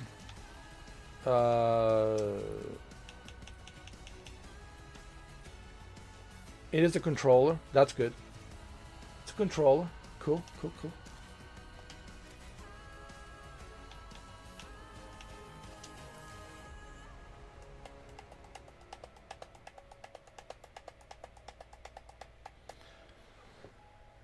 Here we go, guys. Boosteroid, Call of Duty. All right, for all you naysayers of Boosteroid, there it is.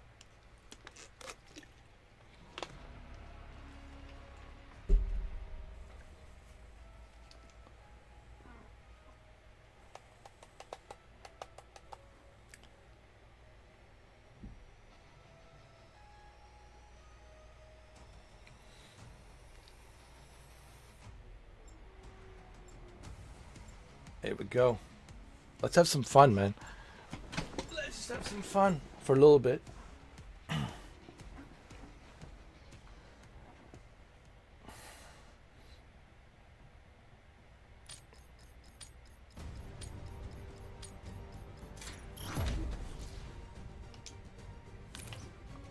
Yes, sir. Let's go. Ninja Turtles. Here we go.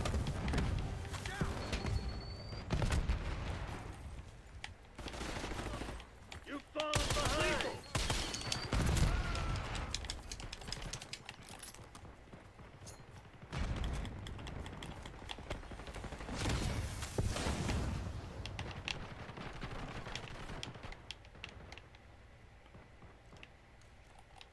They're all changing the tactics now. They're all just camping, dude.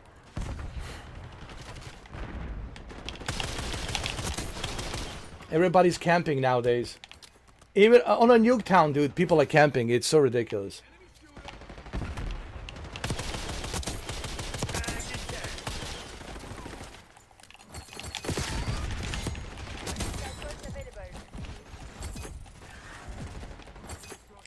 It's laughable, man. Tally thermal grenade.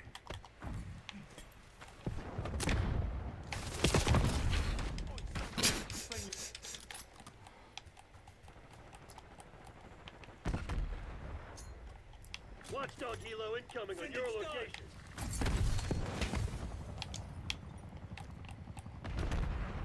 Enemy sniper shoot.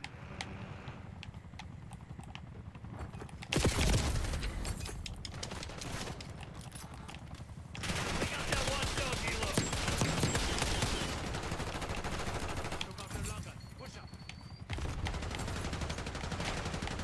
I can't believe I'm playing this on a Boosteroid. It's this good.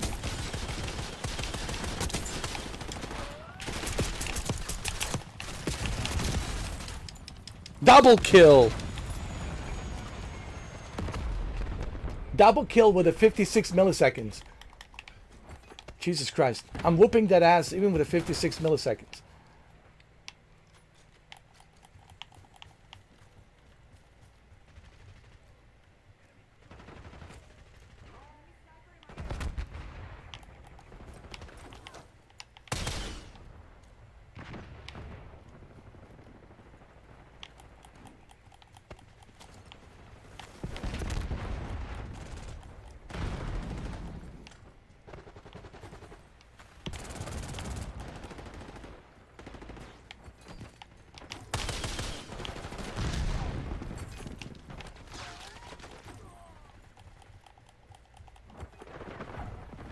Operating RCXD.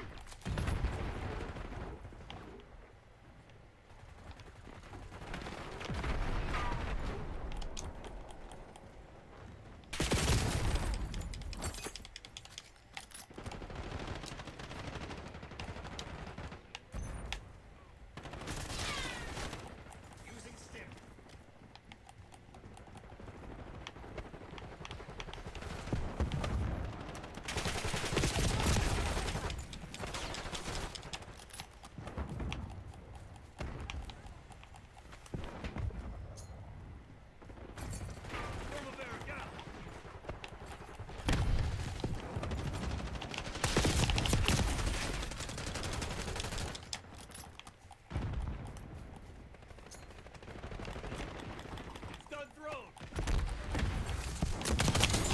There you go. Kingslayer. Semtex front.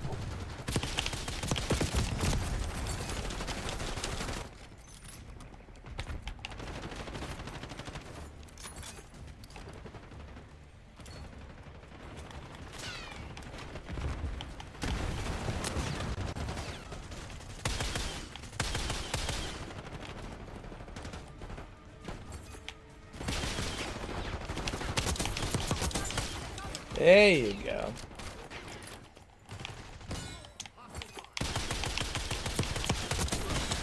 Woohoo!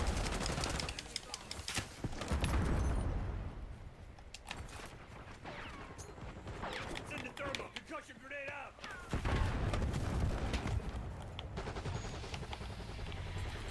Requesting care package deployed.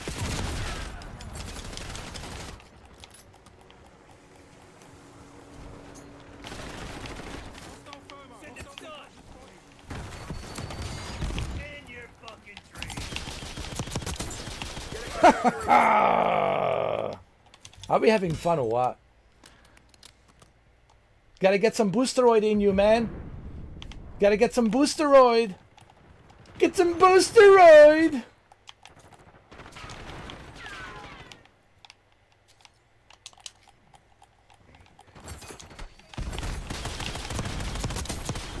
Get some Boosteroid in you.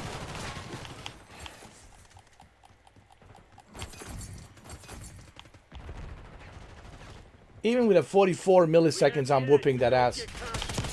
Even with a 44 milliseconds, I'm whooping that ass. With a Boosteroid. Come on, man. Come on, man. The power of the Boosteroid. Adler authorizing Hellstorm deploy.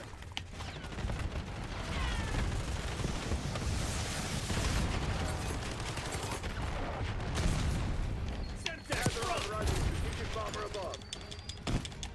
Adler marking care package LZ.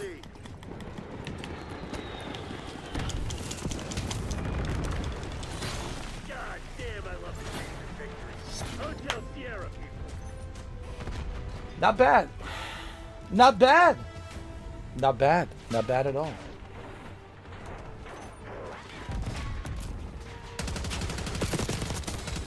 You did pretty good too, Anton. You got 2 confirms, I got 16 confirms. Not bad.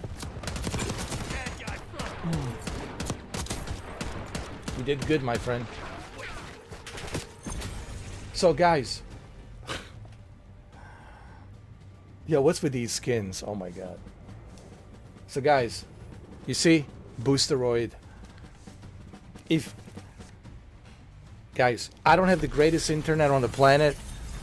Okay, I have probably the worst internet on the planet. And here I am live streaming and streaming, dude, and I still whoop the ass. I still whoop that ass.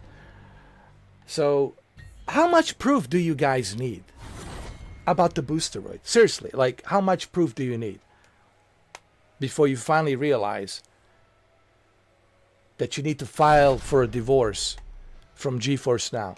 Because you're getting ripped off, dude. GeForce Now is ripping you off. Boosteroid, it's created by passionate gamers like you and me. All right, it's created by passionate gamers. The guy who's the CEO of the Boosteroid's name is Ivan. Ivan. You might call him Ivan because in English it's Ivan, but it's Ivan. He's from Ukraine. He's a passionate gamer, dude. Like, he said, I want to create an experience that it's affordable for people who can afford high-end PCs, so they can enjoy playing these games that they love for as little as $9.89 by using a Boosteroid service. You know? Everybody's so stuck up on that GeForce Now, dude. Oh my God. I'll never understand why.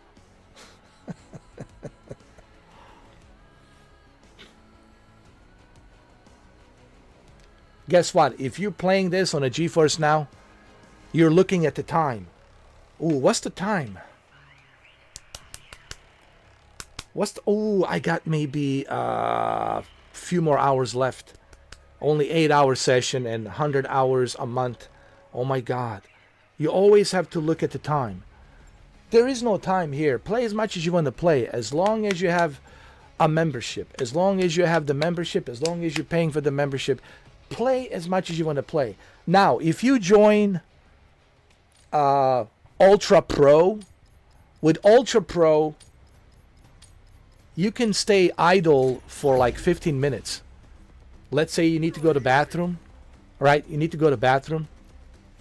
You got to take a shit, or you got to make a sandwich, or there was an important phone call that you have to answer to that important phone call. Guess what? You can stay idle for 15 minutes. You can't do that on a GeForce Now. You can't do that on a GeForce Now. GeForce Now won't let you do that.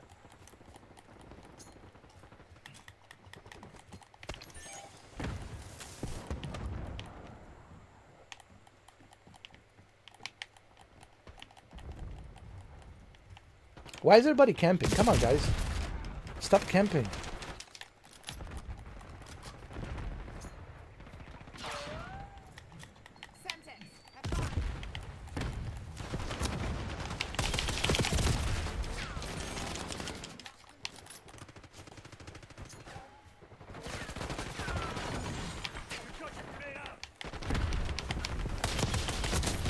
How about that? Revenge, huh? Come to Papa. Come to Papa. Oh, come on, come on. Come to Papa. Come on now. Come on now. Don't be shy. Oh, ballerina, how dare you.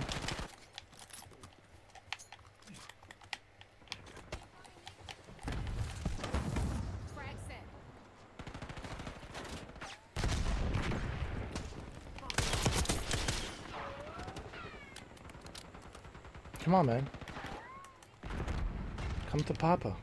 Ballerina.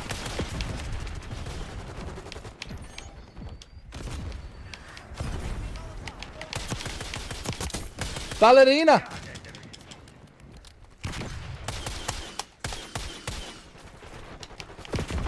How dare you, ballerina? I thought we were on the same team, huh? How dare you?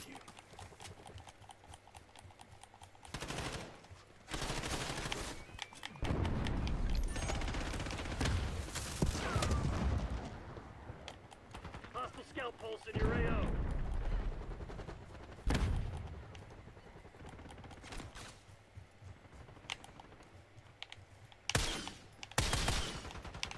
Was that a Terminator? Holy shit, a Terminator.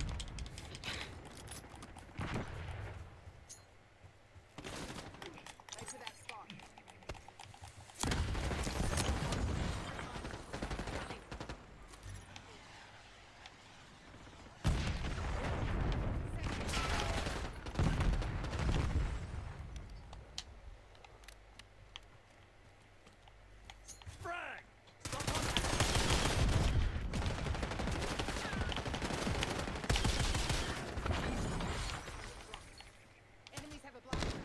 Get down, frag. Tactical. Neutralized.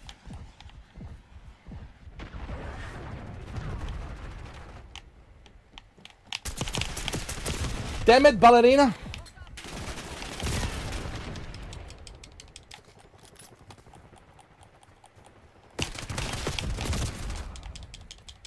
Come on, you're losing this fight.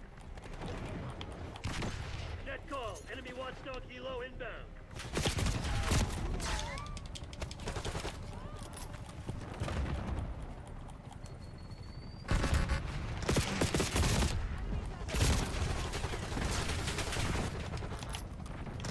Oh, you gotta be kidding me. The watchdog helo in my sight.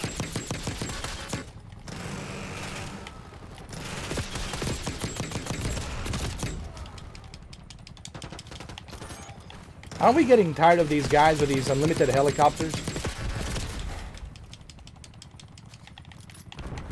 Take out that watchdog helo.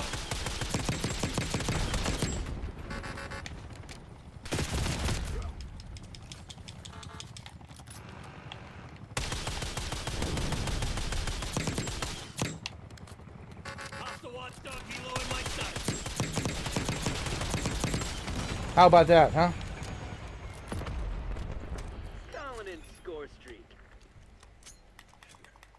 Stun thrown.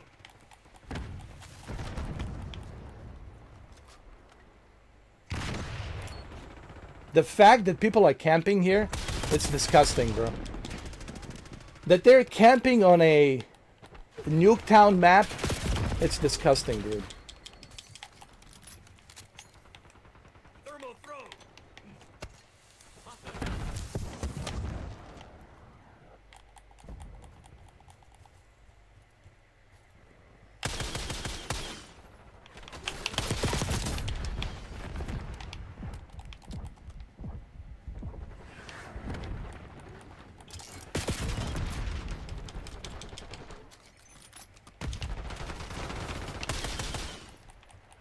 Tactical incoming. Hostile UAV established overhead. Enemy scout pulse detected.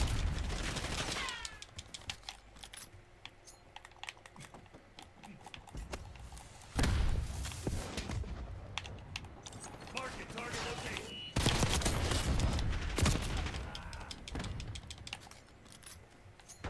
Enemy napalm strike incoming. Send it stun.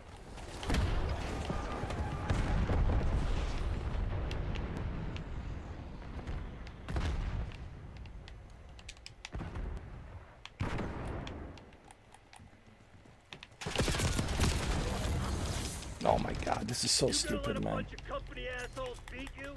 Fight back, damn it! You can't hide.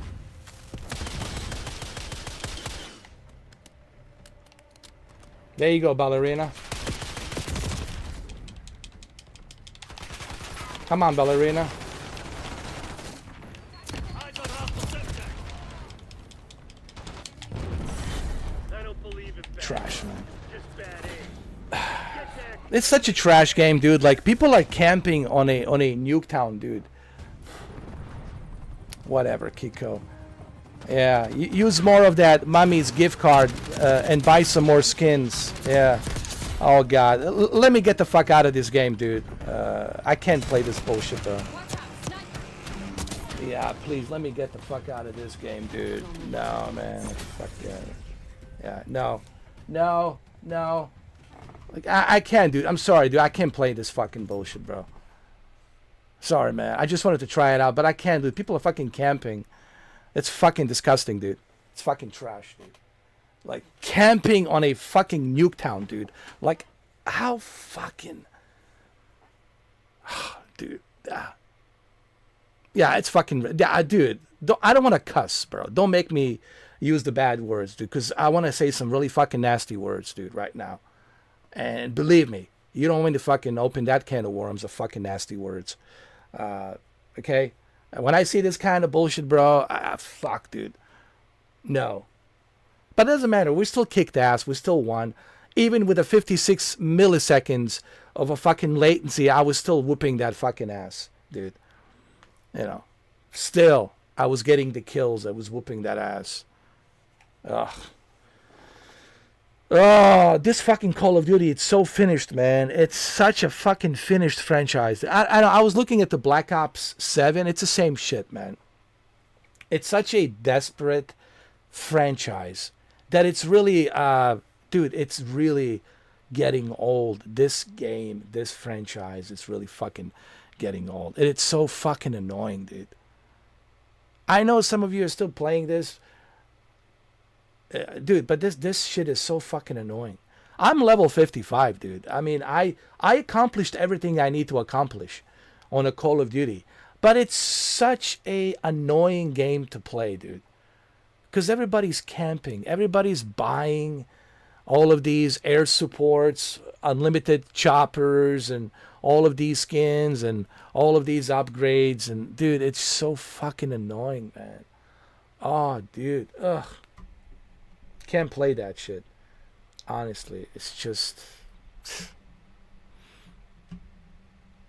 There was a time when I could enjoy Call of Duty, but it's getting to the point where it's like Dr. Disrespect said. It's just so fucking disgusting, man. Like the way people are like cheating, the way people are manipulating, pay to win. Activision doesn't care. Pay to win. Buy the best of the best. The greatest of the greatest, buy all the battle passes, get your weapons all modified and with the extreme superpower, you know, armored piercing rounds and all these burning bullets or whatever the fuck they have nowadays on the Call of Duty, man. Pay to win, pay to win. And you got these kids with these Mummy's gift cards and they're maxing out their Mummy's gift cards and they're buying all this battle pass shit. It's just such a clusterfuck of honestly, it's like same thing with the Battlefield. And don't even get me started with Gears of War. I already made a video where I talked about the Gears of War Reloaded. What a fucking clusterfuck Gears of War Reloaded is. Everybody's using macros, bouncing left and right, left and right. Everybody's using Cronus, Zen, these little devices connected to their consoles. Dude, you know, these games have become unplayable. Delta Force, even worse. Even worse. This is why I refuse to play these games, honestly, dude. I know there's a Black Ops 7 open beta. Is it open beta on October 2nd? But I could care less about the Black Ops 7 either, man. I'm not even excited for Battlefield 6 because I already experienced 8 days of nightmare exposing cheaters on Battlefield 6. The only multiplayer game, honestly, brother, this is it. Helldivers 2. This is like the only multiplayer game I can play. It's Helldivers 2. But other than Helldivers 2, man, there's really like not much else for me to play. PUBG, forget about it, man. Fortnite, forget about it. Apex Legends, forget about it. Valorant, forget about it. It's you know, look, man, I don't need to tell you, Anton. You know what I'm talking about, all right? I don't need to, like, tell you. You know. Everything I tell you here, I already know. But anyway, yes, you can play Call of Duty. You can play Call of Duty, but do you really care about Call of Duty? I really don't. But yeah, you can play Call of Duty, and yes, you can win. You can win, yeah. It's not perfect, but it's, you can win. You know what I mean? I played Call of Duty even without Boosteroid. I played it on the Xbox. Even on the Xbox Series X, it's still the same shit because people are cheating, people are camping on a nuke town, bro. When people are camping on a nuke town, that's it. You're going to camp on a small little ass map. How fucking pathetic can you be, dude? That you're gonna fucking camp on a goddamn small little map. The whole point of Nuketown is to have fucking fun. Go out there, throw some grenades, and let's go. Start shooting and throw some grenades. Have some fucking fun. People are camping with the fucking snipers on a Nuketown.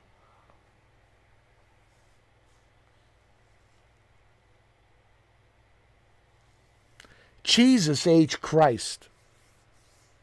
Jesus H. Christ. Resurrect me from this nightmare. That's Call of Duty for you, bro. That's how bad it is.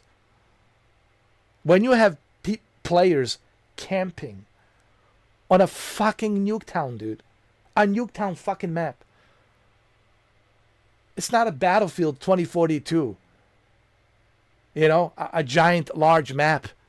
It's a fucking Nuketown. I know, Anton, man, but I just wanted to show to people that, yeah, it's playable. You can play Call of Duty on Boosteroid. I already made a bunch of videos showing that you could play Call of Duty on Boosteroid. But the problem with these first-person shooter games, Anton, man, it's a dying breed, man. These first-person shooter games, man, I'm so turned off, dude. I used to like them back in the days when it used to be fun. I'm talking like 2007, 2008, 2009, the good old days. But now, this shit is ridiculous, man. Like Call of Duty and Battlefield, all of these games, man, it's all about the money. You're not going to have any kind of a good experience at all, dude. You'll have a shitty-ass experience, period, dude. And this is why Warzone, may Lord have mercy.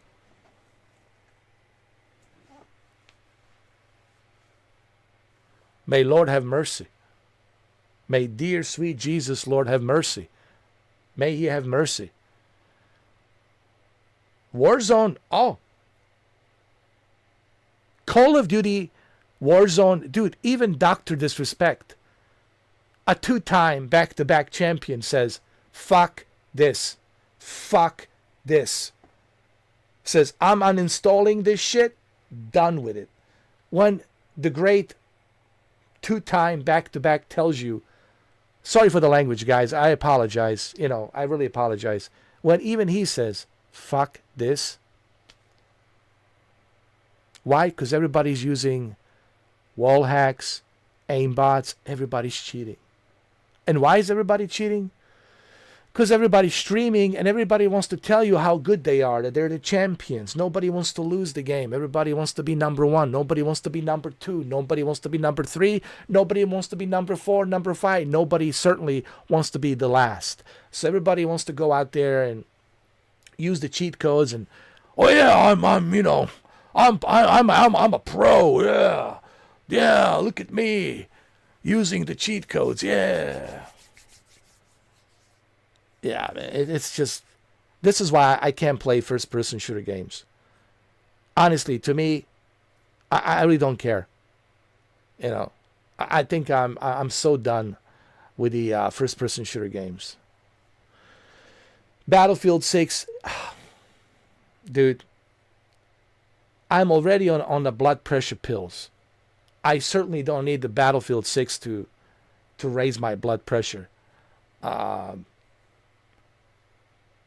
I hated those 8 days of Battlefield. Can I get away with one more F word? I fucking hated. Go watch those videos and live streams. I fucking hated with passion. Battlefield 6 open beta. And openly I fucking said it, how much I fucking hated Battlefield 6 open beta. It's not bad enough that they caught 300,000 cheaters. Those are just the ones that they fucking caught. 300,000 cheaters. Bro, fucking forget me about that fucking game. You know, I will only maybe play the campaign. This is what's going to happen on October 10th. I will play the campaign because that's probably the only thing worth playing. It's the campaign. I will finish the campaign and then I will see how these new maps are. Just want to check out these new maps. Are they any good? You know, are they playable? Are they terrible maps? How these maps are, you know, and I'll check it out for about maybe a couple of weeks. But after a couple of weeks, I'll be done with Battlefield 6. I ain't gonna give a fuck about that game. Seriously, I'm sorry for the language, because the only way I can express my feelings about these first-person shooter games, I have to use profanity. I apologize for those of you, you know, who might be watching in your living rooms. I'm sorry. You shouldn't be watching me in your living room, okay? The only way I can express my feelings towards Battlefield 6 and Call of Duty and all these other first-person shooter games, especially Gears of War Reloaded, for crying out loud, it's by using profanity. Like, I have to use profanity. Like, I can't describe my feelings about these games without using profanity. That's how much I hate these games. I really hate them. I can't fucking stand them. Honestly, dude. You know. And exactly, why would you want to do that to yourself, right, Anton? Like, you're not having fun. You know people are cheating. You know people are buying the battle pass, pay to win. You know everyone's manipulating, everybody's camping, nobody's playing fair. So why expose yourself to that bullshit? Like, why? Now, unless you got a private lobby, right? Under one circumstance, right? If you got a private lobby and you are playing with people you know, let's say 8 of you friends, like 8 friends. Everybody's got a microphone and 8 friends are playing together, and you know they're not cheating. You know that these guys are legit. They're your friends. So if you are playing with 8 friends, then that's different. Then you can enjoy it. You can have a good time. But if you're going to go like randomly play all these different maps, whether it's Call of Duty, whether it's Battlefield 6 or Delta Force, you know you're not going to have a good time. You know you're going to have a shitty ass time. You know you're not going to enjoy it. Same thing with the Gears of War. Gears of War Reloaded. You know when you go to Gears of War Reloaded, right out of the gate, you're being exposed to a bunch of people cheating.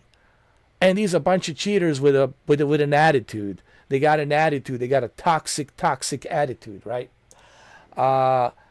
And they're all using Chronos, Zen, and macros. Macros gives you the ability to bounce back and forth much faster. And then you got a one-shot kill with a one-shot damage with a shotgun. And they're running really fast. And you know people are cheating. Right? It's been well documented. It's been well exposed. And I don't know why people are still going there to play the Gears of War Reloaded. Like, what the hell for are you playing that shit? That's how easy it is to bypass the anti-cheat. Yeah, Cronus Zen. Cronus Zen will bypass that anti-cheat. Just like that. And you can buy it. Go to Best Buy. Go to Walmart. It's like $100, $130. Install it on your console. Download the software, the firmware from the software. Upload that software to your console. Use the Cronus Zen, and you're good to go. You're good to go.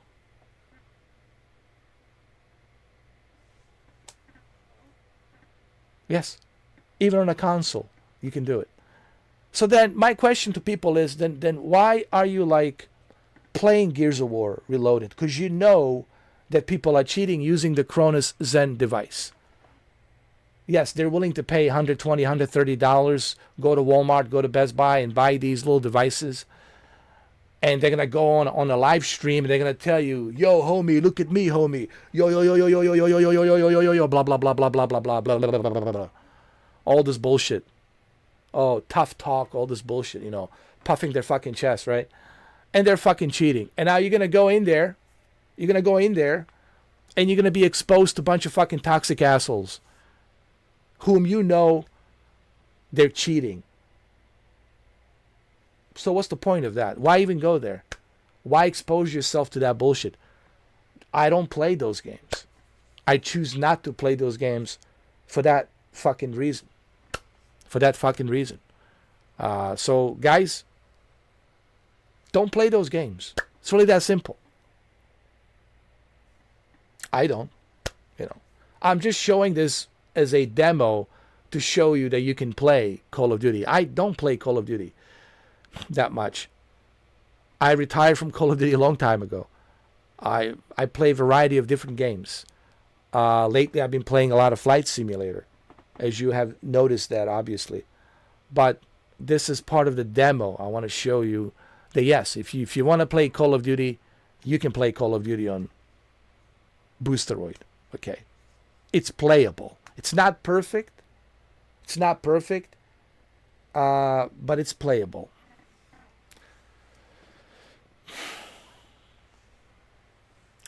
Well, that's how they do it, Anton. They're using look it up. Go Google it right now. Cronus Zen. And macros. If you're on the PC, you don't need Cronus Zen. You can use macros. Macros is basically ability for you to regulate the speed of your character. And you're probably wondering, well, how come his character is moving so fast? One shot, one kill. Because they're using macros. They can bounce off much quicker and faster. And then they have also they activate the ability of shotgun, one kill damage. Okay, and then they got a sniper aimbot, which is a one shot, one kill headshot. So, and then they go in there, and they want to tell you how awesome they are, how badass they are. But what you don't understand is behind the scenes, they're using the macros. They're using the Cronus Zen. But, they want to tell you, hey, man, I'm the best, I'm the best Gears of War. Yeah. No one's at my level. Yeah, turn off that Cronus Zen. Turn off those macros. We'll see how good you are. So, yeah. Don't play Gears of War Reloaded, man. Don't expose yourself to that bullshit. It's not worth it, man. It's just not worth it. Everybody's cheating. Guys, listen. I know you don't want to hear this. Everybody's cheating. So what game can I play? Helldivers 2. People say, well, why Helldivers 2? Because, Anton, in a Helldivers 2, we're not fighting each other. So therefore, nobody needs to use the cheat codes. Because we're not fighting each other. We're not competing with each other. We're fighting together to defeat one common enemy, which is these bugs or these Terminators from Skynet, right? Depending on which planet you go, which planet you land on, right? So Helldivers 2, it's different. It's more enjoyable, okay? This is the only multiplayer game I can play is Helldivers 2, to be honest. What about Halo Infinite? Same shit. Same crap, dude. People are cheating, man. It's same crap. I mean, we'll play Halo. We'll play Halo after this. We'll jump into Helldivers 2 first, then we'll jump into Halo. But it's the same thing with... It's the same thing with Halo Infinite, right? Pay to win, infinite shields, all that nonsense, all that jazz. So Helldivers 2 is... Okay, two games. Helldivers 2 and Destiny 2. Maybe one of these days you can join me on Destiny 2. We can play together. We can do a co-op together on Destiny. Co-op games like Helldivers 2 and Destiny 2. Those are the only two multiplayer games that I could play. All the other games, forget it, dude. Valorant, forget it. Overwatch, forget it. Marvel Rivals, forget it. Marvel Rivals, forget it. The Finals, forget it. Apex Legends, certainly forget it. PUBG, oh my God, please forget it. Fortnite 2, for the love of God, I beg of you, please forget it. So what are you left with? For me, you're just left with Helldivers 2 and Destiny 2. So that's where I'm at, Anton, to be honest with you. When it comes to these multiplayer games, that's what I can tolerate. There's only two games I can tolerate. It's Helldivers 2 and Destiny 2 as far as the multiplayer.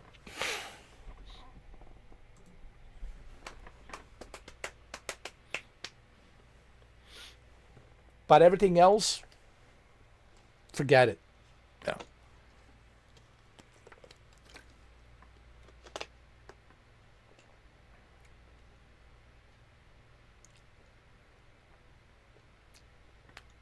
And it's nothing to do with my age. Some people say, oh, maybe because you're older, you're grumpy. No, it's nothing to do with that. It has to do with the fact that I don't want to expose myself to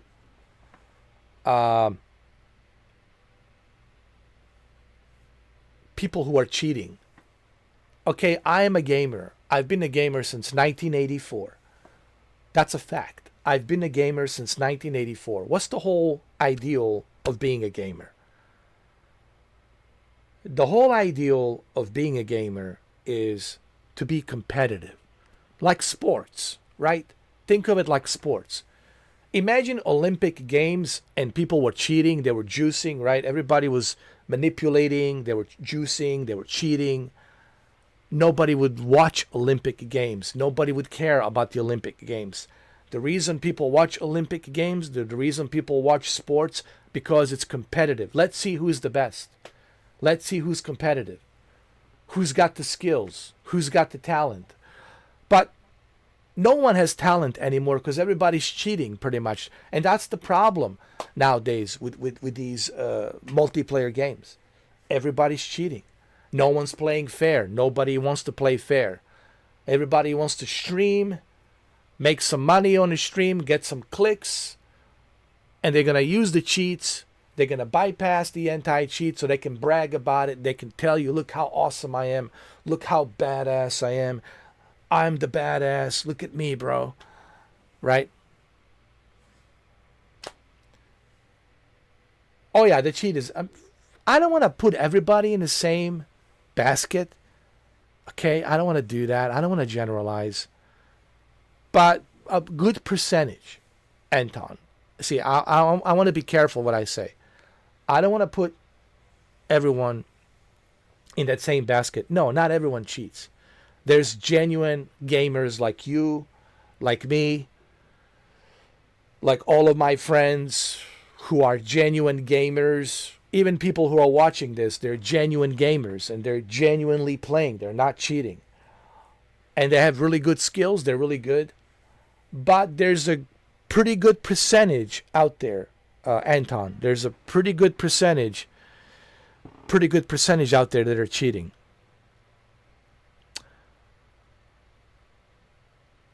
In most of the competitive games, Anton, we're talking competitive games.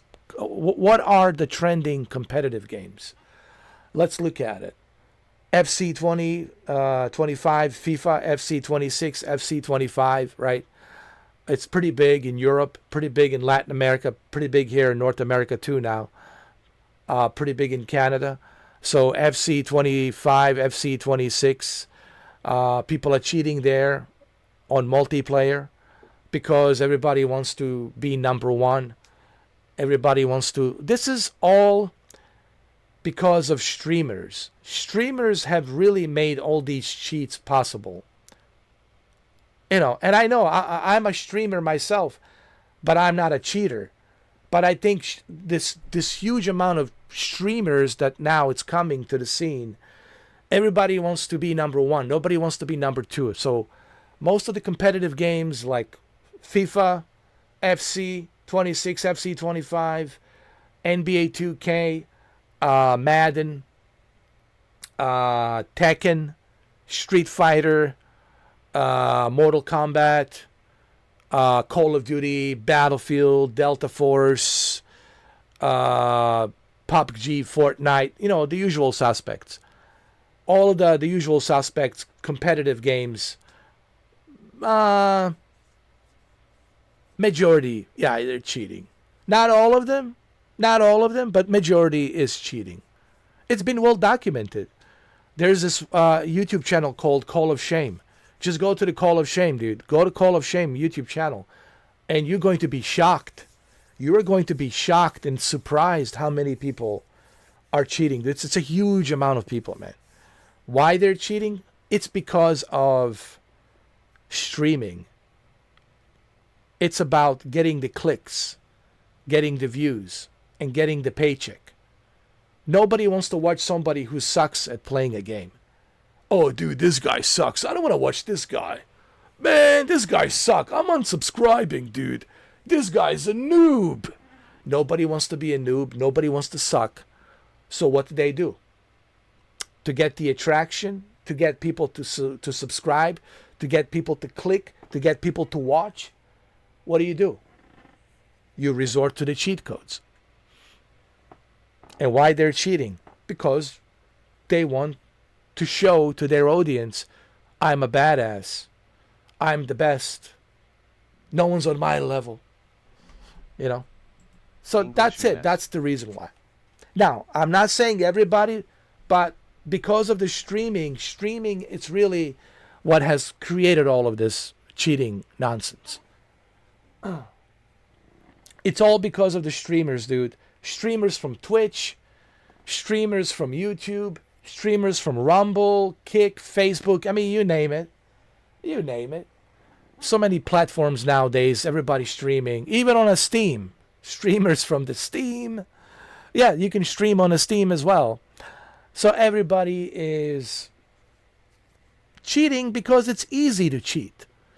It's very easy to use the cheat codes. Okay? It's very easy to cheat. So if you are somebody who has a lot of followers on Twitch, and Twitch is all about the streaming, right? YouTube is more about the videos. Twitch, it's about the streaming, even though YouTube also has streaming. But main focus of YouTube is the algorithm of the YouTube videos. Twitch, it's strictly streaming. So they only focus on streaming. So on a Twitch, for example, people want to stay relevant. How do you stay relevant? Right? To be a streamer, content creator, you have to be relevant, or otherwise people are not going to watch you. So how do you stay relevant? Well, show everybody that you're the badass, that you're the number one, that you are the best of the best, that you are the champion of the Call of Duty, that you are the champion of the Gears of War, that you are the champion of the Battlefield, that you're the champion of the Fortnite, that you're the champion of the PUBG, the champion of Halo. So they have to stay relevant. So the only way they can stay relevant is by using these cheats. Using the cheat codes. That's the only way. And this is all documented. This is not me talking out of my hairy ass, my beautifully shampooed hairy ass. This is actually something you guys can research and see it for yourself. See it for yourself. Don't just take my word for it. I've done some research on this. The same research I can do, you guys can do. And you'll see what you're going to find out. Do some investigation. And what you will investigate, what you will find out, it's disgusting. The amount of people that are cheating. But why there's so many people cheating? Again, I gave you guys the answer. Streaming. Streaming, everybody wants to work from home. Nobody wants to work 9 to 5 job. It's easy just to be your own boss and get some cheat codes and get a bunch of people to sign up and donate to you and subscribe to you and worship you. And then you become a celebrity, a streamer overnight, right? And you can just sit at home and not work 9 to 5 job and just get that easy money. That's it. Case is closed. Case is closed. There you have it. That's the bottom line, brother. That's pretty much. I'm what I just told you. It's 100% truth. 100% truth. 100% facts. 100% truth and 100% facts. Well, this is why I don't play Call of Duty and Battlefield anymore. This is why I play Flight Simulator, because it's more enjoyable. This is why I play Helldivers 2. Destiny 2. World of Tanks, it's a little bit different.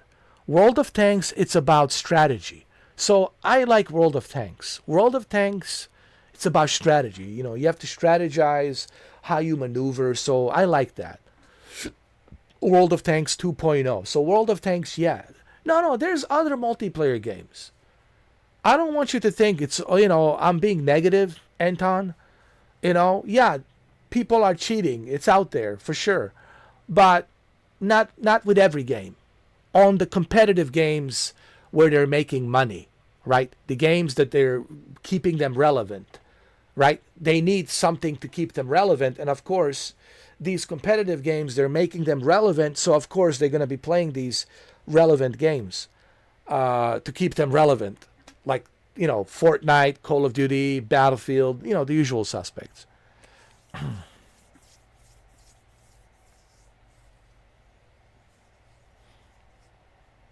Well, they don't really care.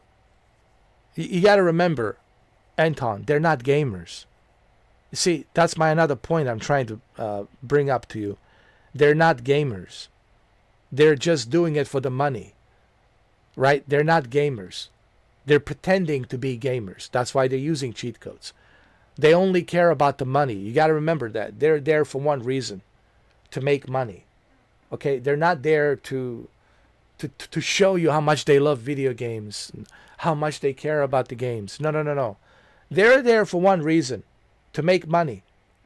And they love controversy. Oh, they love controversy. Right? Let's talk about the controversy, right? That makes a lot of money too. Controversy about the upcoming games, drama, controversy, shit like that. It's all about the views, man. It's all about the ratings. It's all about the clicks. And that's what they do. They're looking for what will make them clicks. If people stop watching them playing Call of Duty, they're like, okay, people don't watch me anymore play Call of Duty. What should I do? Oh, I know. I'm going to talk about the aliens. I'm going to make some videos about the aliens. My reaction to this UFO. Oh my. Did you see that UFO? Oh. They're so desperate for ratings. They're so desperate for the viewers, for the audience. They're so desperate that they'll make any videos that will give them the clicks. The streaming has really poisoned the gaming society. Really, this is why it's so hard to find legitimate gamers these days, honestly, because everybody's just poisoned by this streaming crap. And everybody's drinking the same Kool-Aid, Oh, I heard that this game it's running at the 40 frames. I will not play this game because it's running at a 40 frames. Really, dude? You're not going to play Metal Gear Solid 3 Delta, this amazing game by Hideo Kojima, because it's running at a 40 frames? Really, dude? And you going to call yourself a gamer? It's unbelievable, dude. It's unbelievable, man. I'm telling you. But, you know, that's the way it is nowadays. Anyway, let's play some Helldivers, huh? You know, it is what it is, brother. So this is, but hey, look, you have a choice. See? You have a choice. You don't have to play those games. See, you always have a choice. You don't have to, like Gears of War Reloaded, I don't play it. Call of Duty, I only played it because I want to show you how well it runs. On a Boosteroid, I don't play it. Battlefield 6, like I said, I will only check it out, see how it is. And if people are still cheating, that's it. I'm out of there. That's it. So, which I'm sure they will be cheating. But anyway, I will check it out. But I get to choose what I want to play. You see, Subtitle mode. You can choose what games you want to play. And that's what I've been doing. I'm very selective on what I play, and I try not to expose myself to like games like, Gears of War and Call of Duty and Battlefield,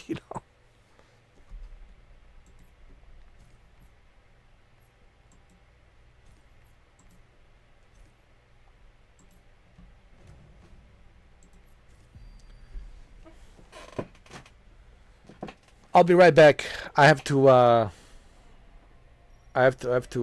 take a leak. I have to take a leak. And why is my camera? Hold on, my camera is getting all out of focus. Our home. Prosperity. Hold on. Liberty. There we go. There we go. Democracy. That's better. Our way All of right. life. All right, guys. I have to take a leak. Leak, But take a leak. doesn't Take a come piss. free. Yeah, I have to take a piss. No! Sweet liberty! No!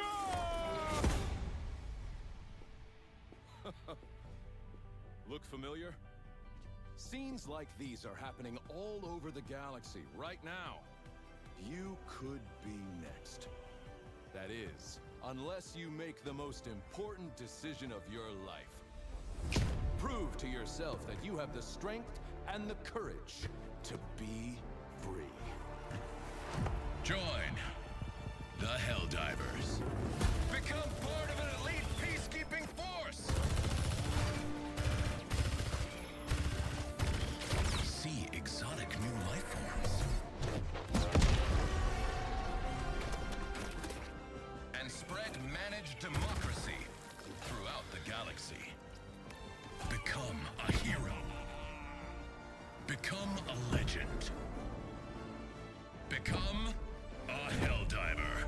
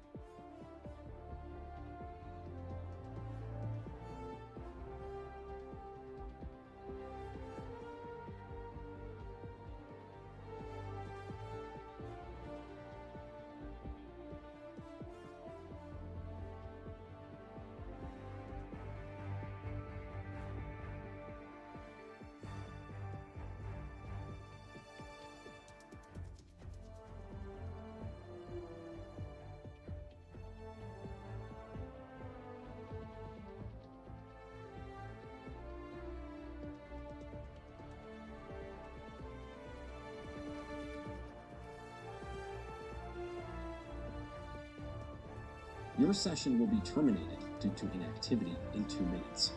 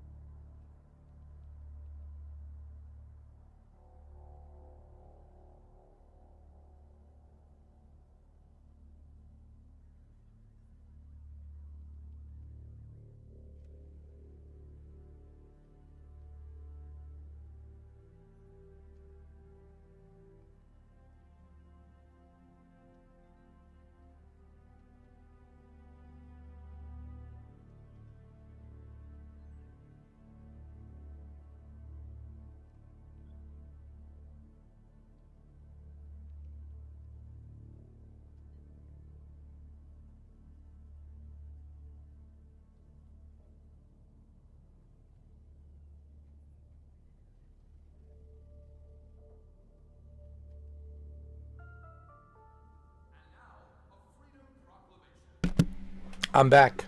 I'm back. I am back. Trust me. You trust me, don't you? If I tell you I'm back, I'm back. All right, so what are we looking at here? 38 milliseconds, 40 milliseconds, 32 milliseconds. Still looks good, man.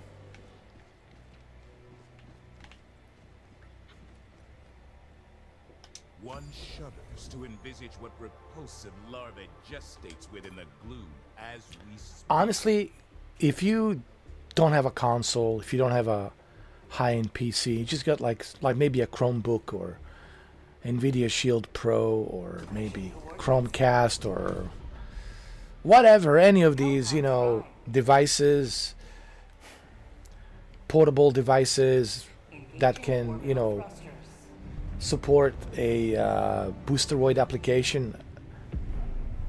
Yeah, man, you're good to go. Orbit synchronized. You're good to go with Boosteroid, honestly.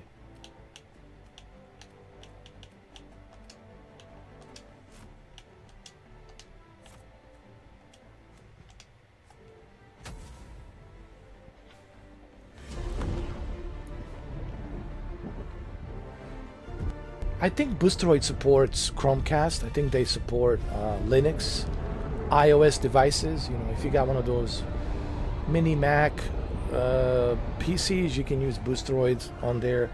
LG Television, I believe they support Boosteroid application. NVIDIA Shield Pro supports Boosteroid application.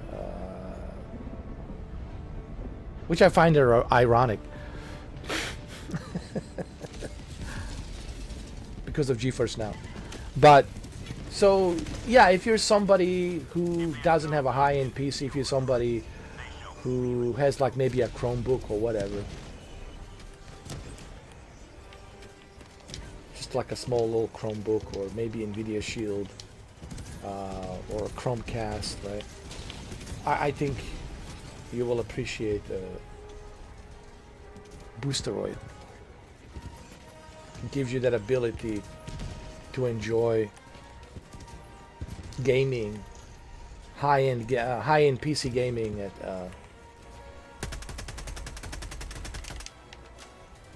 a very reasonable price, which is $9.89.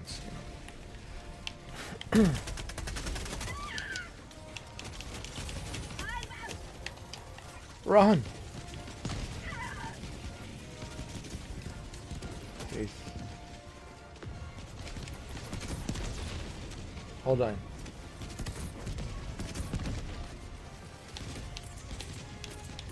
There we go. I need that machine gun.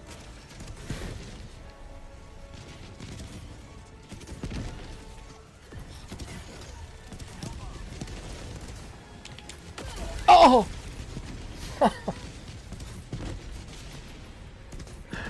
I got killed by my own pod. Oh my god. Oh dude, that's hilarious. Holy shit.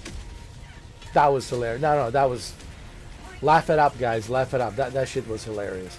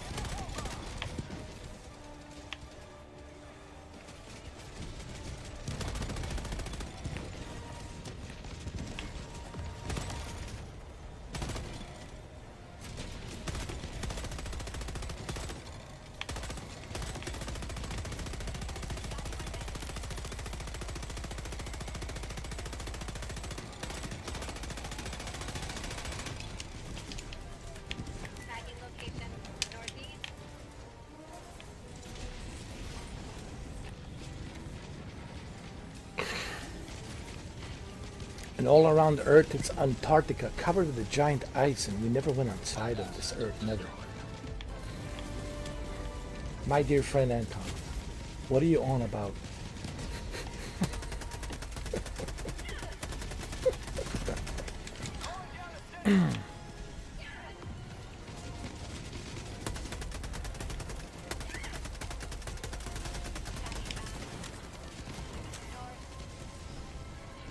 I mean, we did go to Antarctica. There was an expedition. We went there after the World War II.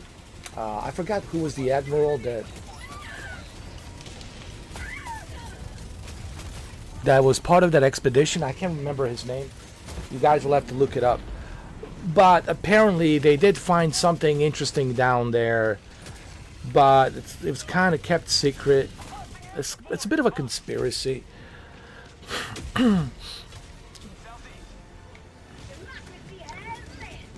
This is what I heard, you know.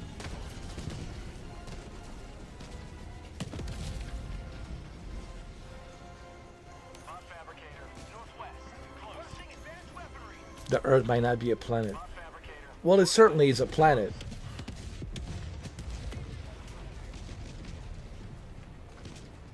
But who created us, that's a whole different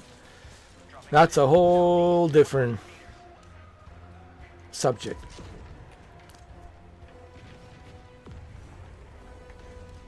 What do you think it is? Some kind of like a portal? Or some kind of a portal? Where all the interdimensional beings can enter and exit. Is that what you think? Some kind of a portal?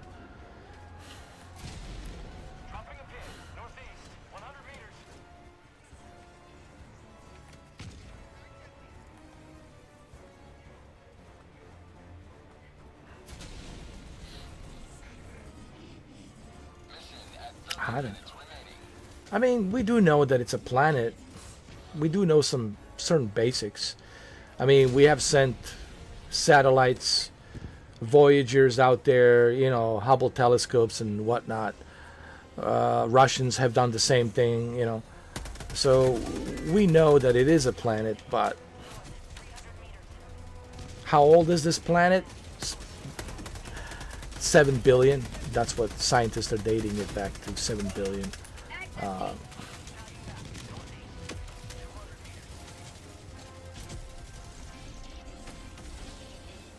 But the missing link and how we started, you know, how do we turn from Homo sapien to like this very intelligent creature? And was there some genetic manipulations, you know?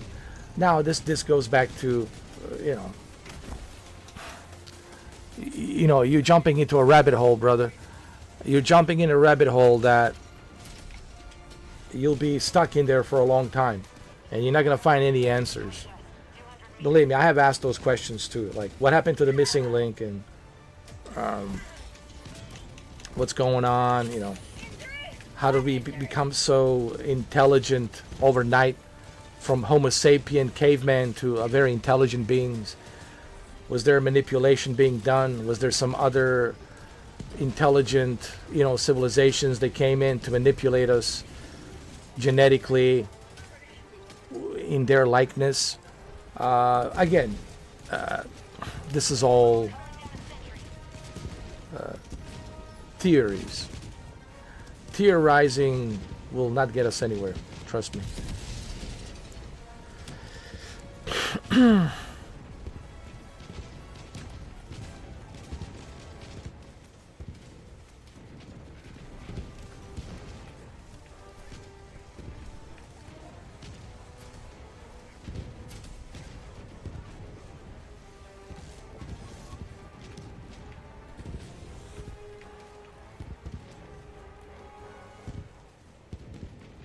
I'm really not that so much concerned about like how this was created and the way it was created. You know, to me, honestly, it's something I accept. We're not on need to know basis, you know. But what I'm more concerned about is people as people, like the way people behave, the way people treat each other. I'm more concerned about that aspect. Like I'm more concerned about people as humans. But this other stuff, you know, how this earth was created and how the universe was created and all of this, that's beyond me. That's above my paycheck. I'm really not concerned about that. I mean, it's good that people are asking those questions as a scientist, and you should. But my main concern is about people behavior, why people are acting the way they're acting, why people are so violent, why people have so much hatred. These are the things that I'm like more concerned about. Why are we such a violent species? Where did that violence come from? These are the things that I wonder about. And what can we do to change that? How can we make this world a better place? Where it's less violent, where it's more, civilized and more pleasant to live.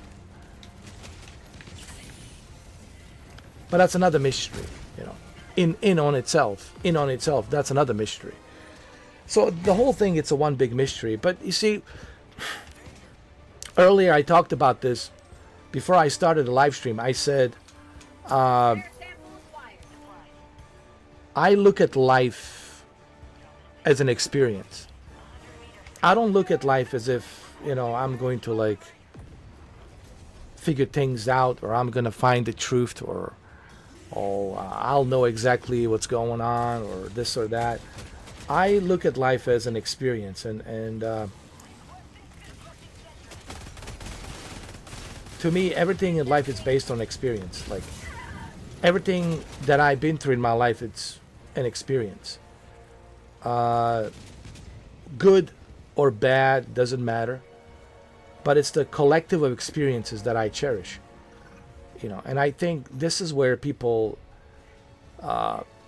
miss the point about life. They get stuck on their own, beliefs and their own, perspectives or what they think, which is fine. It's part of your human nature to have that.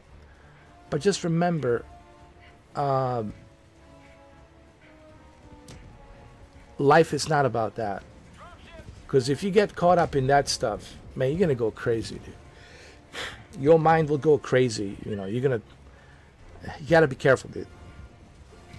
Not to go crazy, not to go too far out. Your mind, it's very fragile. So you gotta be careful what you're feeding to your mind. I'm aware of all of these things. I'm aware of how mysterious everything is, dude. I'm not stranger to any of that. I'm aware of everything. But you see, I don't like put too much effort into that. I accept everything. Are there vampires there? Okay, so there are vampires. All right. There's crocodiles. They can eat me in the river. There's piranhas. They can eat me. There's pythons.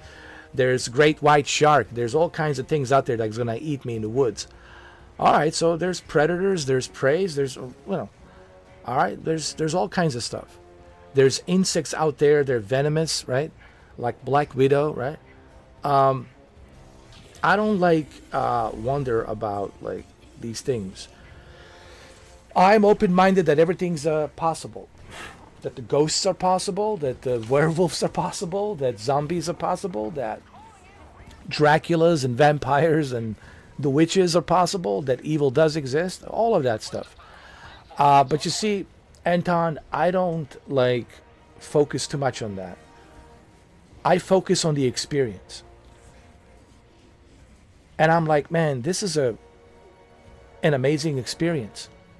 To be able to experience all of this. Whether it's good or bad or ugly or whatever. It's like, man, I'm going through this. I have a privilege to be alive in this reality, to experience this experience. And that's a privilege. I look at it as a privilege because it is a privilege that we're here and we're experiencing all of this. Because if you think of life like that, I think you will feel better.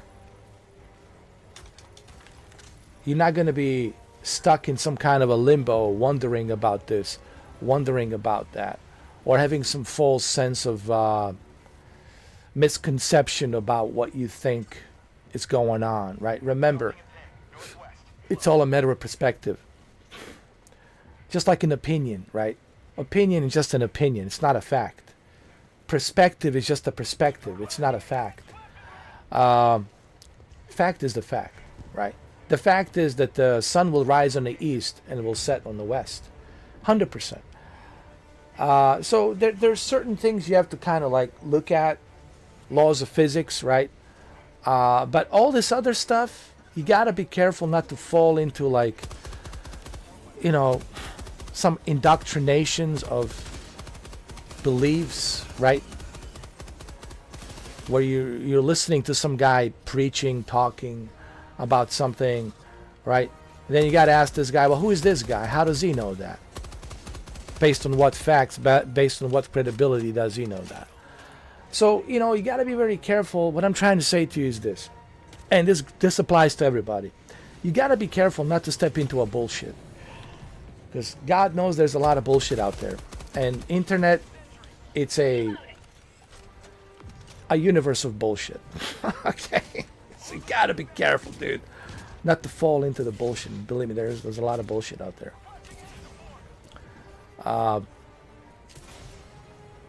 But, you know, it's okay to wonder. I wonder about things, dude. I've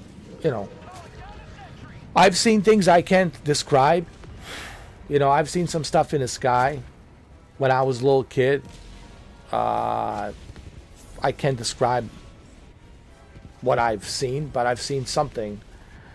Certainly wasn't an airplane. Certainly wasn't, you know, it was making all kinds of vibrant colors, and it was just stationary, and I was just glued to it. I was just looking at it. It was a pleasant feeling. Like, it wasn't like a terrible feeling. It was a pleasant feeling. It was giving me the vibrant colors of positivity. It made me feel positive and happy. But I don't know what I saw. I don't know what that was. But maybe only I seen it. Maybe nobody else seen it. Maybe it was just meant for me to see it. But see, I don't wonder about these things, man. I don't like spend endless nights. I don't worry about that stuff.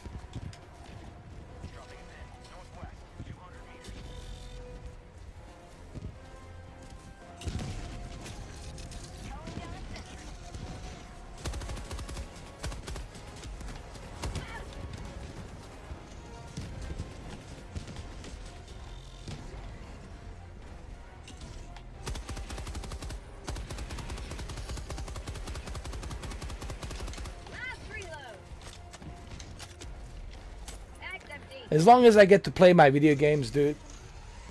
As long as I get to have the roof over my head, man, I'm all right, dude.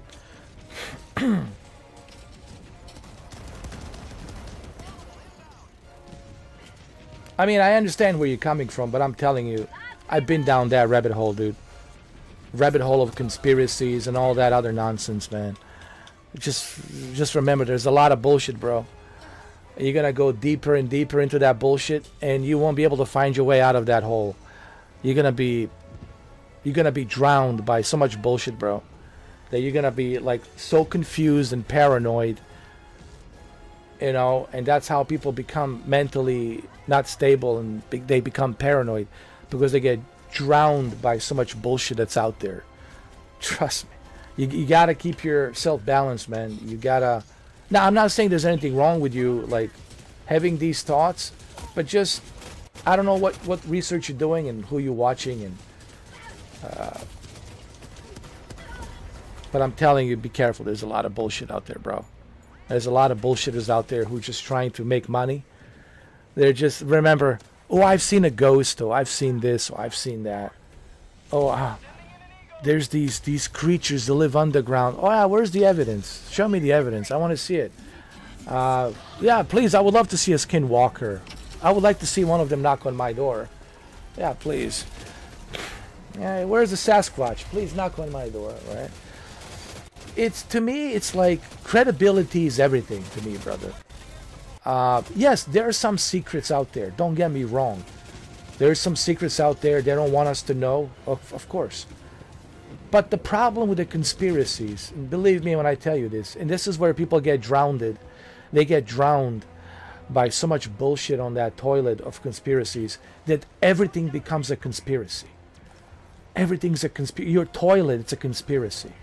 That toilet, it's made out of some alien technology, or... this is where people lose it. People lose it and they go mentally fucking crazy, dude. Because they get so sucked into the vacuum of that bullshit. And they get drowned. They get drowned by that toilet of bullshit. That rabbit hole of bullshit, and they get drowned in it. And they can't climb out of it. Because they buy into so much crap. You know.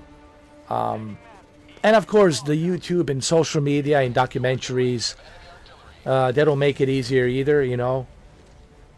You know, there's this object that's entered our, you know, solar system and has never been detected that's such a intelligent, and we don't even know what it is. We think that it's some sort of a alien, you know, object based on the, you know, the fact that it's emitting a lot of heat, right? And it's not behaving like a comet, and it's not a comet, so what is it? It's not an asteroid. Look, they're all just guessing. No one really knows what's what. Everybody's just guessing. Everything's based on a guess, you know. Then you see these videos. This guy found this material that looks like some guy in Colombia. Was it Colombia or Mexico? I don't know where it was. I think Colombia. He found, or Panama. I don't know where it was. This guy found, I think it was Panama, found this meteorite, and he picked up this meteorite, supposedly a meteorite, and now this meteorite has turned into this almost like a venom creature. So how do we know that's really real? How do you know that's real? Maybe the guy's an artist. Maybe he likes to create stuff like 3D printer. You know, they have these 3D printers, and you can create a lot of shit with a 3D printer. Maybe he created something that can be operated by batteries and mechanism, right? Maybe that's what he does, create stuff, and you know, he's an engineer or something, I don't know. And he's able to create something that looks like a puppet, moving puppet toy, like some kind of a creature, and now he's telling everybody, hey, this is a meteorite. This is the creature, venom creature. If that was the case, dude, we would be all over that. Our government agencies would be all over that in Panama. Number one. Number two, the Panama government would have to give that to us. We would go there, and our government would say, okay, you need to give us that. We'll take it to a secure location. That's it. We'll investigate to see what this thing is. So what I'm trying to tell you is, you know, there's a lot of bullshit out there, bro.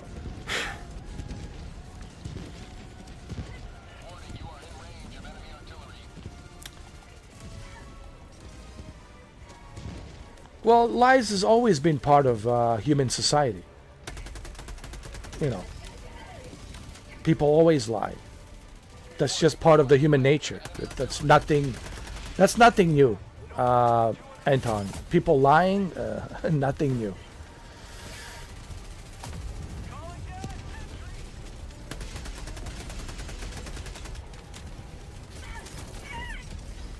But just because people lie, that doesn't mean that everything's a conspiracy, you know.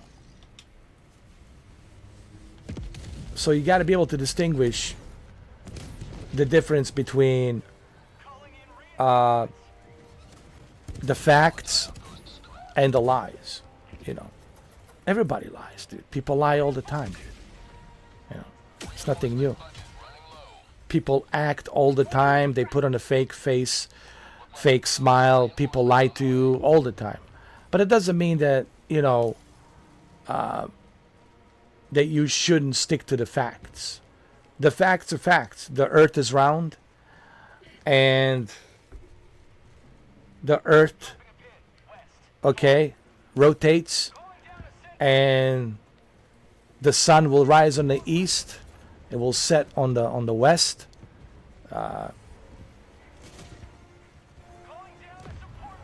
This is our Milky Way solar system that we're part of. And the closest solar system next to us is Andromeda solar system. Andromeda galaxy. We know certain basics, laws of physics, right?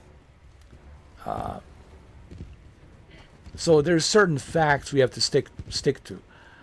But see, this is where people go into the void of the conspiracy. Then you start believing all that crap, and you start thinking that, you know, everybody's lying to me, everybody's out to get me. You got to be careful, dude, not to get brainwashed, not to get indoctrinated. That it's easy to get indoctrinated. It's easy to get fall into the trap of bullshit, man, especially on the internet these days. Right? How do I look at life? I look at life with the basic facts. Stick to the facts. Now, I have theories. People need to distinguish the difference between theories and facts. Now, are you being lied to? Yes. Yes. They're not going to tell you always the truth about everything. It's nothing new. We've been lied to. Everybody's being lied to. But there's a reason for that too. There's a reason why you're being lied to. There's a reason they don't want you to know everything. Okay, there's all kinds of different reasons for that. But it's not for the reasons that you think. You see, and this is where a lot of you guys make a mistake. My friends, most of my friends are Freemasons. And believe me, I have asked these questions. Because like, oh, you guys are 22nd degree Mason, or, you know, 22nd degree Mason, you still know some stuff. And I asked these questions, like, why are we being lied to about this or about that? Well, there's agendas. Everything has an agenda. There's money involved, okay. You're being lied to for different agendas. It's called politics, agendas. It's been around since the dawn of humankind, since the dawn of civilization.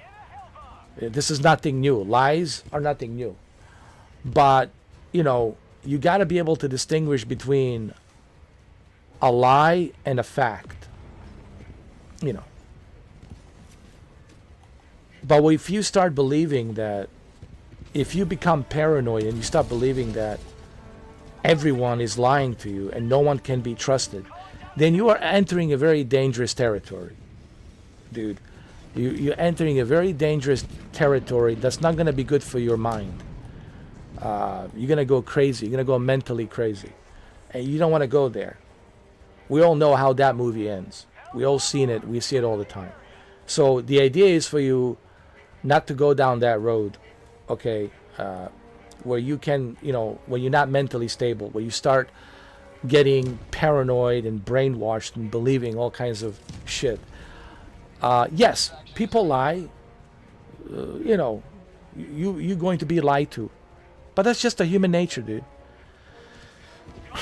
It doesn't mean that people are evil, that they're bad. It doesn't mean that they're going to come and get you. It's just, that's their human nature, to lie, because they have an agenda. They're going to lie to you that they're not cheating because they want you to click on their videos. They want you to watch their videos. You know, people are going to lie to you because they want you to buy something. So lies is nothing new. Lie has been around for for a long, long time.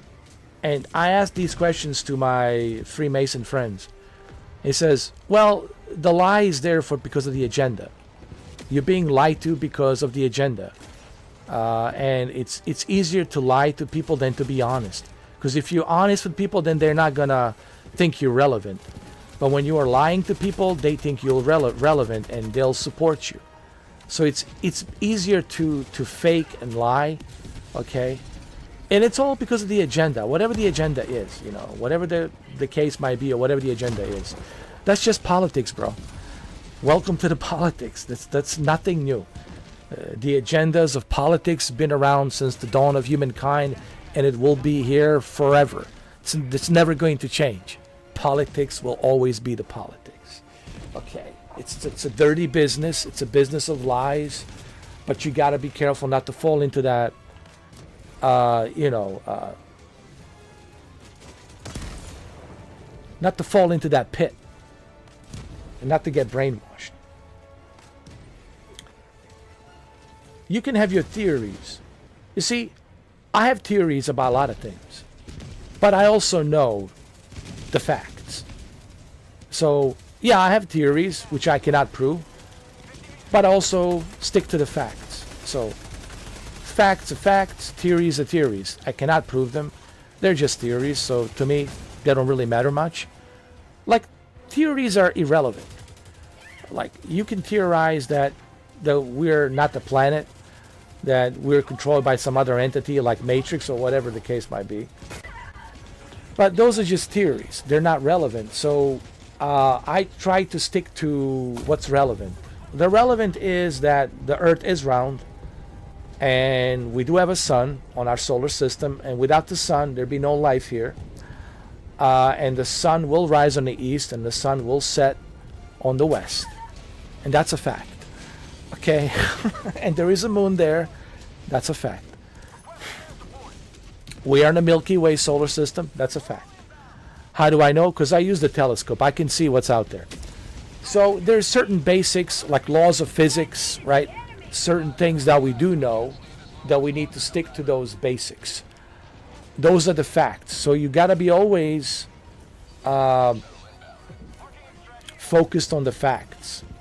Theory, it's something you can fantasize about. It's a nice little cute fantasy.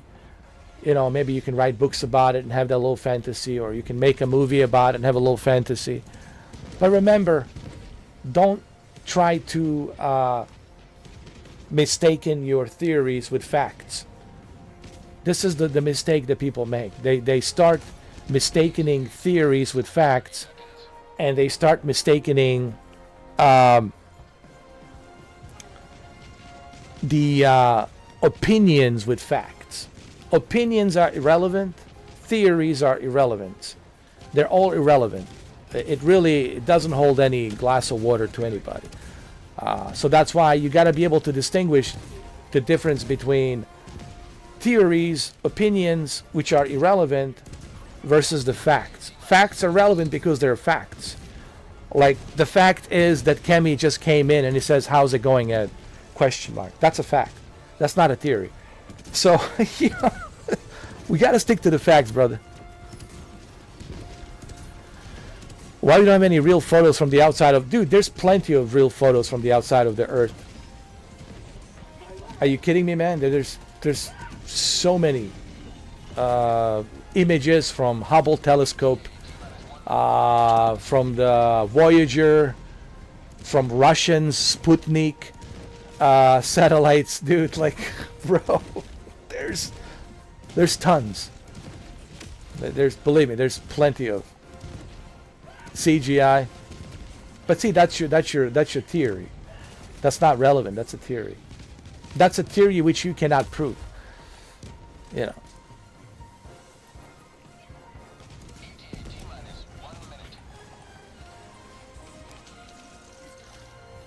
But if that's what you want to believe, you can believe that. But that's not going to change the fact that sun will rise on the east and will set on the west. That's not going to change the fact that in December it's going to be snowing and the winter will start in December. That's not going to change the fact.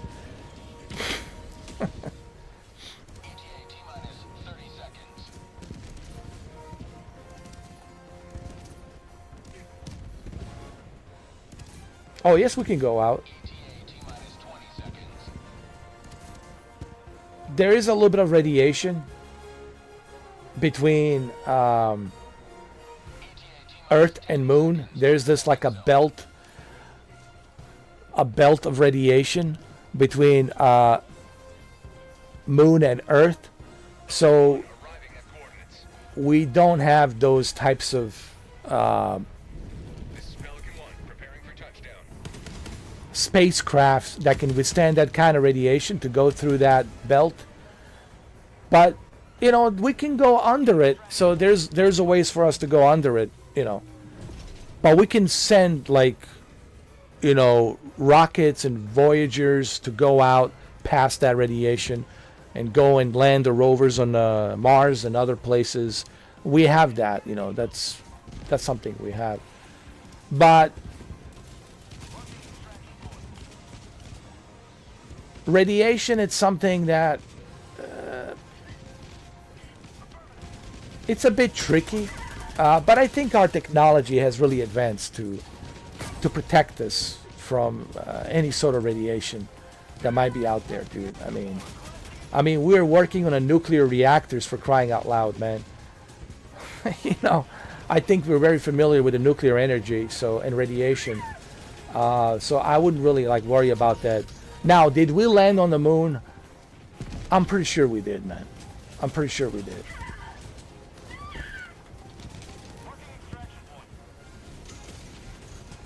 Hey, how you doing, Brendan, man? Welcome back.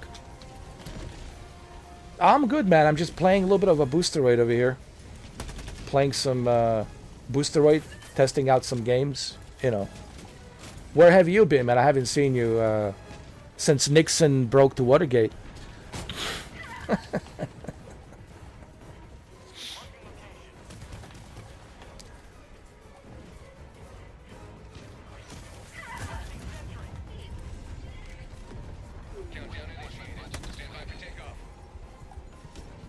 What you been up to, man?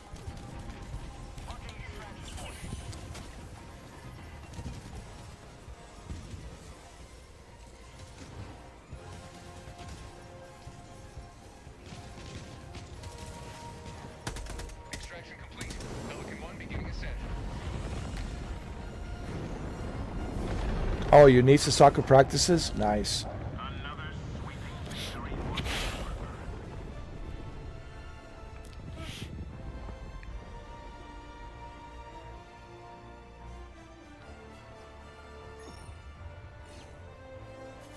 But how do you know that we didn't go there? You see, this is the problem with the conspiracy theories. I can pull up a conspiracy on you as well, and I can ask you the same question. How do you know that we didn't go there? How do you know that we don't have people on the moon right now? How do you know? See, you don't. So see, that's the problem. When you are in the dark, then your mind goes wild and you start believing all kinds of nonsense. Then you start believing all kinds of bullshit, and this is where you know it's dangerous for people to get indoctrinated like that. Then you start thinking that everything is a lie. Then you start becoming paranoid. Then you start believing that there's somebody controlling you, controlling your mind. See, dude, this is all going in the wrong direction, and it's all gonna go in a very wrong direction, dude. Haven't you been watching the news with mental health and issues and problems like that, dude? I'm not trying, like, you know, but, like, why are you talking about this, dude? Like, aren't we supposed to be talking about the video games? But I'm trying to give you advice. I mean, I don't know you personally, dude. I mean, you can do whatever you want to do. But I'm just telling you, if you continue down this road, man, I'm telling you, you're not going to like it, man. Where you're going to end up and where you're going to be, dude, I'm telling you, for your own good, man. You're going to end up in a really bad place, dude. In a very bad mental place. Well, I can't prove it, but can you prove it? So then what's the point? What's the point of a theory? So it's called a theory. It's irrelevant. See, that's my point, Antoine. You see? So what are you trying to tell me? You're telling me that you have no proof, neither do I. So what proof do we have? Laws of physics. If you fall out of the building, you're gonna die. That's a fact. If you get hit by a bullet, you're gonna die. If you burn in a fire, you're gonna die. Okay. If the building collapses, you're gonna die. So these are the facts. The sun will rise on the east, will set on the west. That's a fact. If you get struck by lightning, you will get electrocuted. That's a fact. So, see, you need to stick with the facts versus theories. So your theory has no proof. My theory has no proof. So theories are irrelevant and they're a waste of time. And this is why a lot of you guys end up in this limbo of mental instability, because you get brainwashed and indoctrinated by a lot of bullshit. Yeah, well, prove it. You're telling me it's all lies and that's your opinion. And my question to you is prove it. Prove it. Where's your proof? I don't care what you're telling me. I'm telling you to prove it. So what are you proving, Anton? You're not proving nothing. It's irrelevant. So you basically agree with my argument that there is no proof for neither of these things. They're just theories. How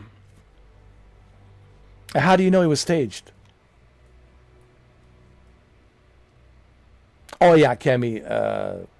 Boosteroid runs perfectly, man. I already tested. Well, did you watch my video, Kemi? I posted a video earlier this this morning, actually, and I mentioned you and Jose. I was running a test drive unlimited solar crown. It was recorded in native 4K, running at the 60 FPS with maxed out graphics at ultra settings, and I was getting a 60 FPS on an ultra settings with only like 23 milliseconds of latency, and it was running perfectly. And the whole thing, it's a native 4K.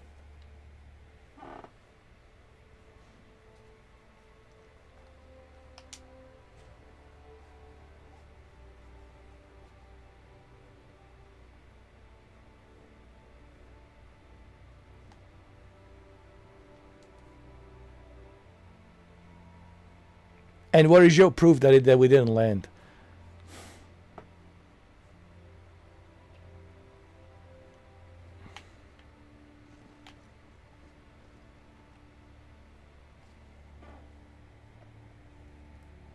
How do you know we didn't land?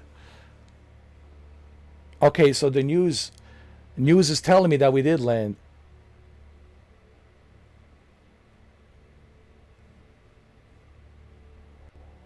Well, see, this is the problem, Kemi, with a lot of people is they're indoctrinated, like this generation, it's indoctrinated by all this crap that they're watching on a television and on the social media and the internet, and they can distinguish the difference between theories and the facts. Like, the facts are the facts. Theories are theories. We can theorize that there's a big giant mothership over me and it's invisible, but only I can see it. And you're going to ask me, well, how can you prove it? And I'm going to tell you, you just have to trust me, I'm telling you. So that's basically what, Antoine, you're trying to tell me. You have to just trust me. You have to trust me that the Earth, it's not a planet Earth. So we all should trust you. Based on what evidence, Antoine? What evidence do you have, man? Now, believe me, I would love to trust you. I would love to believe you. But you have to do better than just, I'm telling you.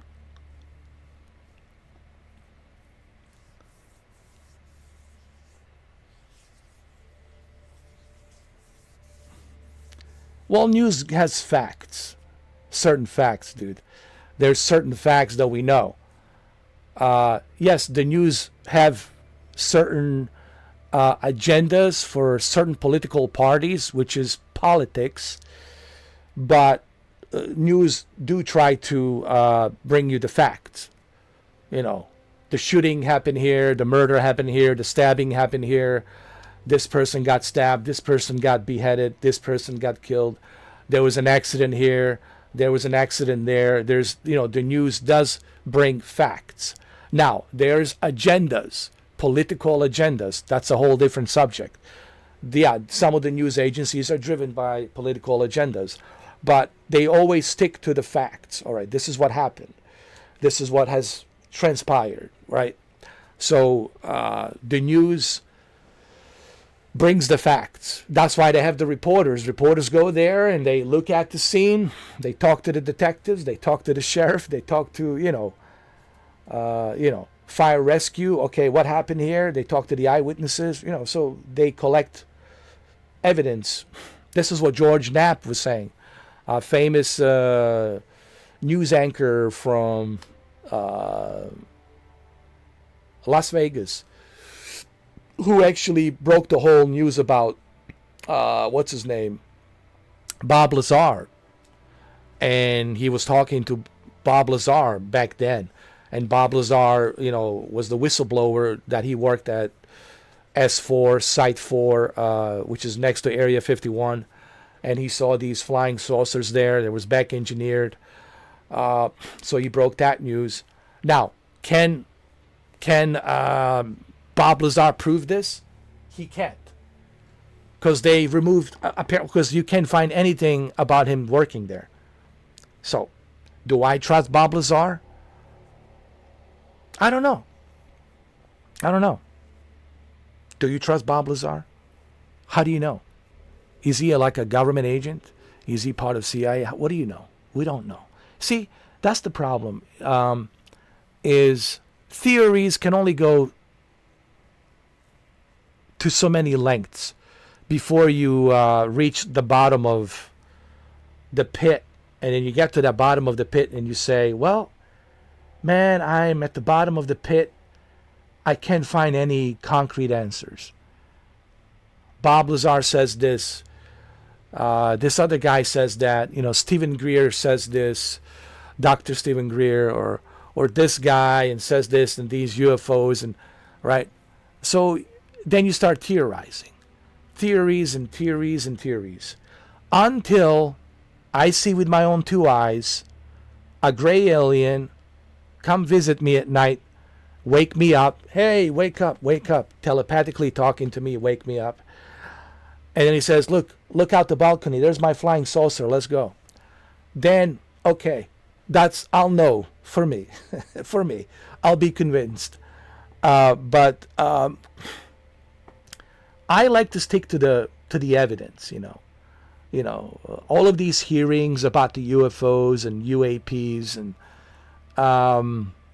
they all talk and I don't see any concrete hardcore evidence.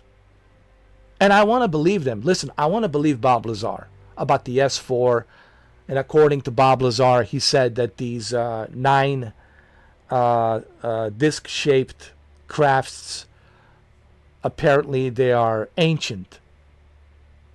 They were dig up. They didn't crash. They were dig up. So they were here before us. Okay? So how am I supposed to know that's true? That these disc-shaped flying saucers are ancient? What proof does he have? He only read that supposedly on this briefing prior to him being taken to the Site 4 to try to back engineer a propulsion system of this flying saucers. And he says that they require element 115, which we don't have on this planet. This element 115 creates that gravitational pull, meaning creates the gravity around these flying saucers. That's why they're able to go and operate beyond the laws of physics. Again, do I believe Bob Lazar? Evidence. To me, it's all about the evidence, Antoine. Unless I get the concrete evidence, if you want to convince me that this is not a planet, I need some evidence. I can't just take your word for it. Based on what evidence can you prove to me that this Earth planet Earth, it's not round, or that it's not a planet Earth. And what is it? And why is it not a planet Earth? So what is it then if it's not a planet Earth? What is this then? You got to give me some concrete proof evidence to back up those claims. You see, theories are just claims, unproven claims, fantasies. And they can be easily discredited. That's why they're easily discredited. Nobody really listens to them because people like to stick to the facts. Like I said, what are the facts? The facts are, if you're inside the building and the building collapses, the chances of you surviving are very slim. If you fall down from the 50th floor building, you're certainly going to die. If you get hit by a bullet in the head, chances of you surviving are 0. You're going to die. If you get stabbed in the heart, the chances of you surviving are 0. You're going to die. You're going to bleed to death really fast. You're going to die. If you get blown up by a grenade, you're dead. Those are the facts. If you get hit by a super fast, high-speed train, you're dead. Your session will be so these are the facts, right? in 2 minutes. If you're set on fire, you're going to burn to death. If you have no food and water, you're going to die of dehydration. You're going to die of lack of food. You're going to die. You're going to starve to death. You're going to be thirsty and you're going to die. You're not going to make it maybe 7, 8, maybe 12 days if you're lucky. Maybe 12 days if you're lucky. You're going to die. But some people say 7 days maximum. Without water, 7 days. Tops. With food, without food, you can do 12 days. Maybe longer without food. You could do 12 days, maybe longer. But you're going to feel sick. So these are the facts. You're like, there's certain facts people have to stick by. Factual information. Right? How our body operates. How our heart works. What our organs are, and what is the role of having these organs? What are they doing?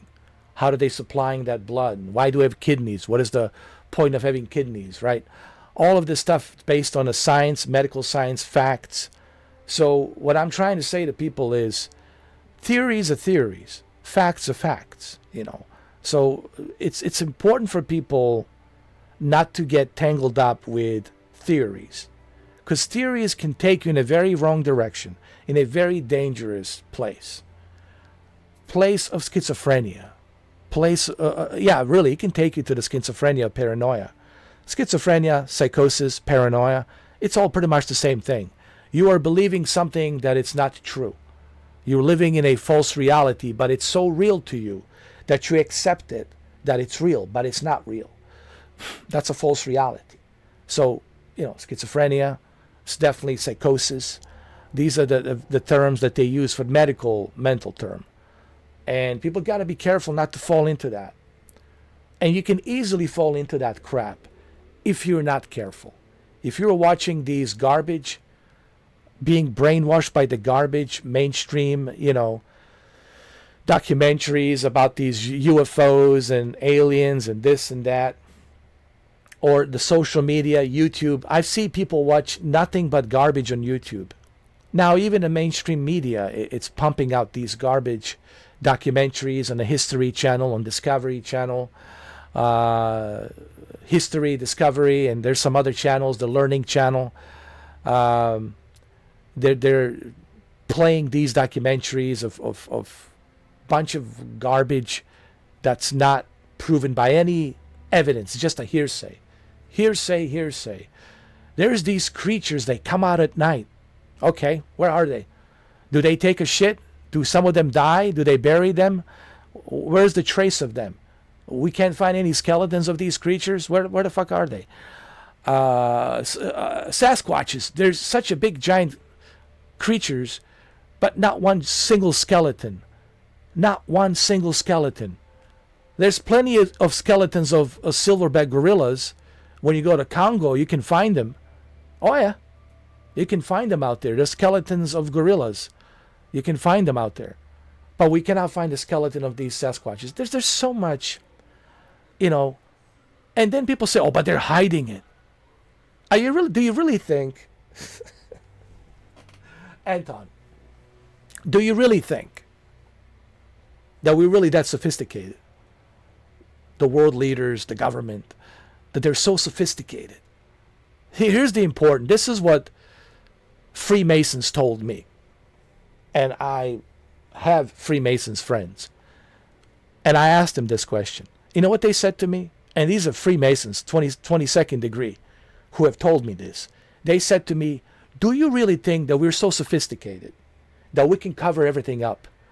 Everything that happens around the world? No, we're not that sophisticated. We don't have that kind of manpower. We're not that sophisticated, okay? There's certain things we can do to a certain extent, but we're not that sophisticated, okay? So you know, people got to be careful, man, not to step into the bullshit. You know. But how do you explain this? Yeah, well, there's crazy lunatics out there. There's lunatics everywhere. They do lunatic stuff. They do crazy stuff. Okay? There's always going to be murderers. There's always going to be violence. There's always going to be killers. That's just part of the human society. They're always going to be there. You're never going to extinct the murderers or rapists or killers or what have you, or evil people. They're always going to be there. As long as there's a humanity, they're going to be there. That's just the part of the human project, you know. But it doesn't mean that everything is staged. It doesn't mean that everything is programmed. It doesn't mean that everything is set in stone. That doesn't mean that you are being controlled. That doesn't mean that your thoughts are being controlled. That doesn't mean that everyone is listening to you. It doesn't mean that everybody's looking at you or monitoring you. This is where you go into the very dangerous territory, which is the psychosis, schizophrenia, bipolar disorder, where you start having a dementia, you start believing a false sense of reality. I spoke to psychiatrists, okay, and they talk about this, the false sense of reality. And if you believe in it, and you can easily believe in it if you are being brainwashed by watching all of these documentaries on the History Channel, Discovery Channel, and their Learning Channel, especially on a YouTube, for crying out loud. What a cesspool of misinformation that is. Internet, YouTube, it's a cesspool. It's a cesspool, brother. Believe me, I'm giving you good advice here, you know, because I'm worried about you, bro, that you're sucked into this conspiracy vacuum. And I've been down that road, dude. I used to think just like you. Like 20 years ago. I thought everything's a conspiracy. Everything's out to get me. And then I met some people. I met some mentors. I met Freemasons. I met really good, intelligent people who explained to me, you got to distinguish the difference between politics, agendas, and theories versus the facts. Yes, there's always going to be an agenda. There's always going to be a politics. There's always going to be red versus blue, right? There's always going to be that. It's never going to change. There's always going to be rivalry, you know. My team's better than your team. I believe that my team's better than your team. There's always going to be that. What you need to distinguish is the difference between what's the facts and what's the noise. The noise is the noise. Theories. Everyone has an opinion because everybody has access to internet and everybody can say what they want to say. They're free to say what they want to say. It's called a freedom of speech. They can say whatever they want to say. That's the beauty about the First Amendment, right? So you can say what you want to say. But just remember, theories are not facts. Your session will be terminated. Theories are not facts. They're just theories. And they can be entertaining. Listen, me and Kemi, we used to talk about this shit. Trust me. But we talk about it because it's entertaining. We talked about it because it's entertaining. And we looked at it as entertainment, no different than Art Bell radio show, right?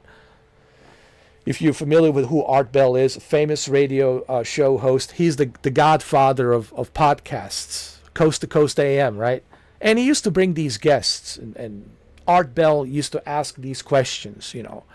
But he understood, Art Bell understood that there's a difference between what my beliefs are, what my theories are, versus what's the facts. Here's the facts and here's the theory. Theory is just a theory. It's irrelevant. Having an opinion, you can have your opinion about me, and I know that people do have their opinions about me, as they should, which is your normal human reaction to have an opinion about somebody. But opinion is just an opinion. It's not a valid fact. So you could have all kinds of opinions about me, which I'm sure people who are watching this will have their opinions. But guess what? That's just their opinions. It's not a fact. Fact is the fact. Opinion, it's not valid because it's an opinion. Therefore, opinion, it's irrelevant. Therefore, conspiracy theories are irrelevant because they're theories and they're conspiracies. Just a theory in itself, it's a theory. It's not relevant. I mean, you can believe in it. If you want to believe the earth is flat, well, it's a theory. You can believe it, but guess what? It's not based on any scientific fact. It's based on a theory. And therefore, theory cannot be taken seriously as a fact.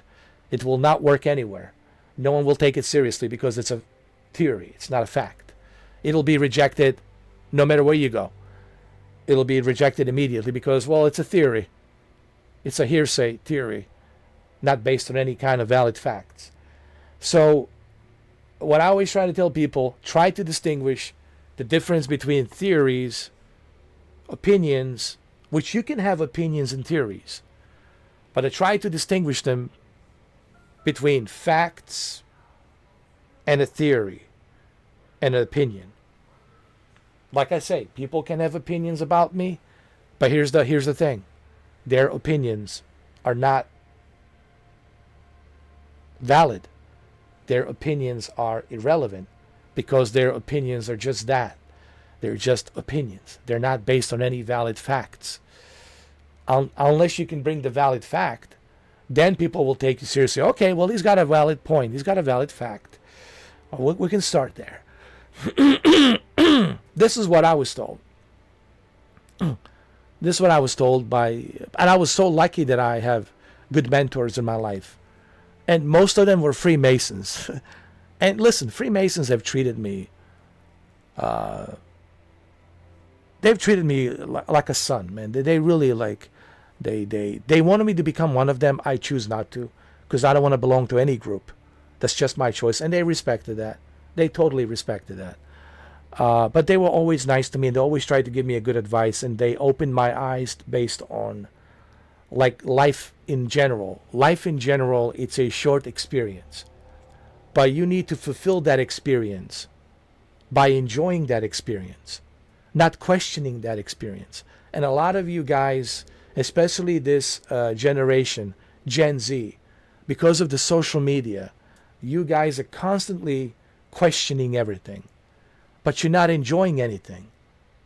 You're spending all of this time questioning everything, but yet you're not enjoying anything. Enjoy. Enjoy the experience, whether it's good, bad, ugly, all of the above. It doesn't matter. Enjoy the experience. This YouTube, well, it's my 11th anniversary. 11 years. 11th anniversary. 11 years. My 11th anniversary. 11 years. I look at, and Kemi knows, he's been with me for a while, for a long time. I take everything as an experience, whether it's good or bad. I look at everything as an experience. My 11 years on this YouTube, it's not about, oh, look at me, I'm a celebrity, or I'm a famous person. It's not about that. Like this experience is what I love. Like, I love the experience that I'm having, talking to you guys, even maybe disagreeing, having a Discord, talking. I love the experience of all of the above. I don't mind people asking me these questions. I welcome all of it. This discord, this experience. But I also want to, give a good advice to people.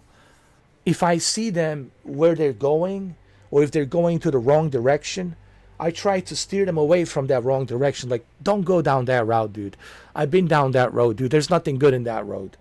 Believe me, I've been there. It's a pain in the ass getting out of that road. Nah, just move this road this way. Like, I always try to give people good advice. Why? Because I'm 46 years old. I've been around. Kemi's a little bit older than me. He's 47. So, we have been around. All of these things, man, we've been through it. The conspiracies, all that stuff, man, all that noise. Thank you, Kemi. Appreciate it, man. Thank you. Thank you, guys. I know, I can't believe. Can you believe it? It's been 11 years. And I cherish every moment of it, man. I swear to God, I cherish every moment of it.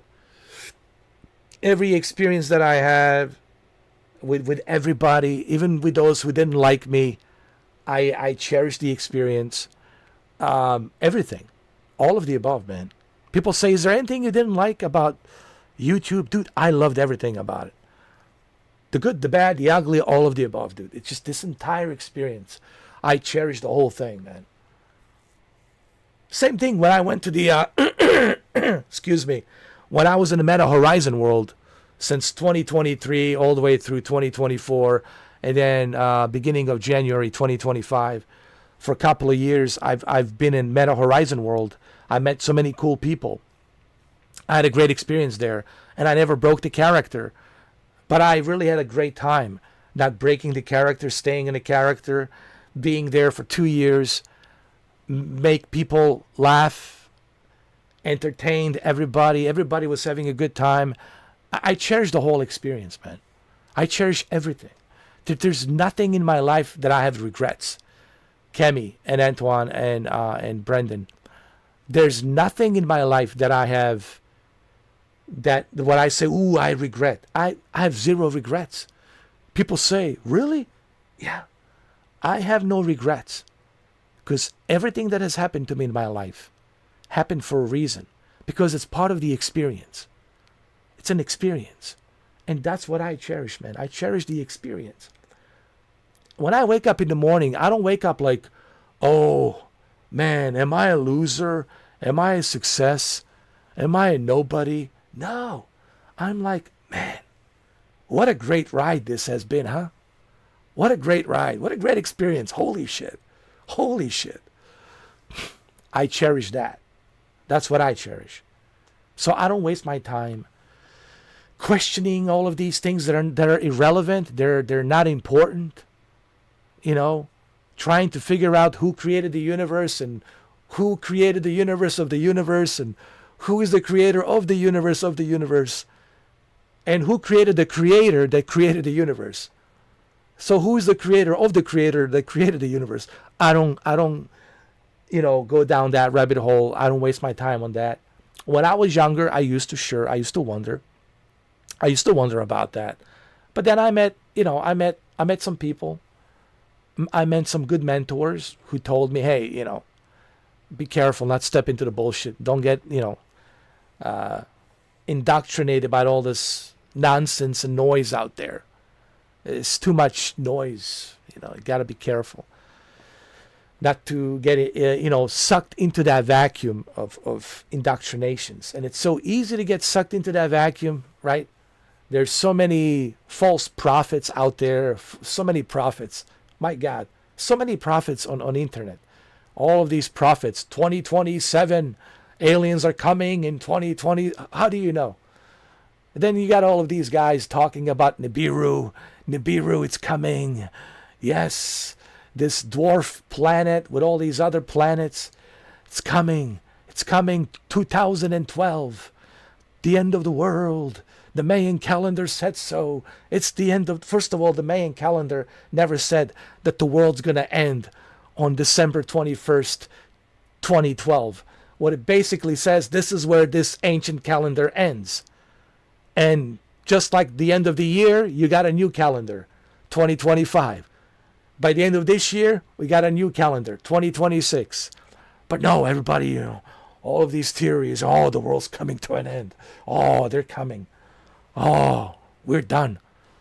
Anunnakis, they're coming here. They're coming. They're our creators. Yeah. And the Ancient Aliens History Channel, oh my God, the amount of bullshit. Oh God. Ancient Aliens. I watched it for entertainment because I was entertained. The only reason I watch I swear to God, Kemi, Anton, Brendan, the only reason I watched Ancient Aliens, it's because I needed some entertainment. I like to be entertained. I'm all about entertainment. And guess what? The guy with that funny hair, what's his name? You know what I'm talking about? The guy with a spiked hair, with a giant hair. You know what I'm talking about? The guy with that funny hair. Ancient Alien Theory. I watched him because it's entertaining. I was entertained. Yeah, I didn't believe everything they said. Fuck no. But it made me laugh. It was entertaining. So I watched it for entertainment. But I didn't say, ooh, yeah, the Anunnakis are coming. Oh, the Chariot of Gods. Ooh, they're coming. Did you read that book? Chariot of Gods? The Anunnaki are coming. Oh, yes. December 21st, 2012, they're coming. Fuck no. Because I can distinguish the bullshit meter of bullshit versus the facts and reality.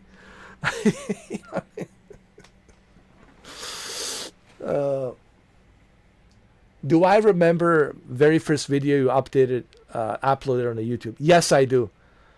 But it was called something different. I think it was Video Games Galaxy. This was in 2013. The video was about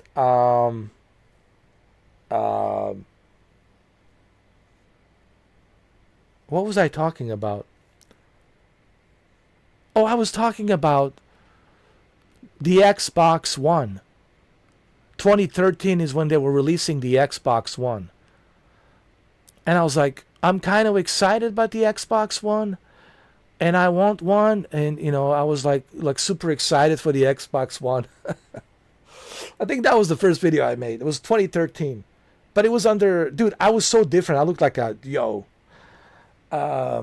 good luck if you can find that video. I have 9,000 videos. 9,000 videos, man. Okay.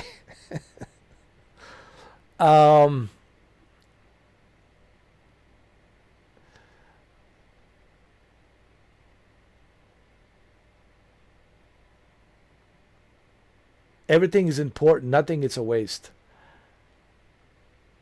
Well, it's a matter of perspective, Anton. What's important, what's not important is different for everybody. So you have to understand something, Anton. It's all a matter of perspective. Your perspective will be different than my perspective. Your perspective will be different than Kemi's perspective. And your perspective will be different than Brendan's perspective. It's all, Anton, it's all a matter of perspective.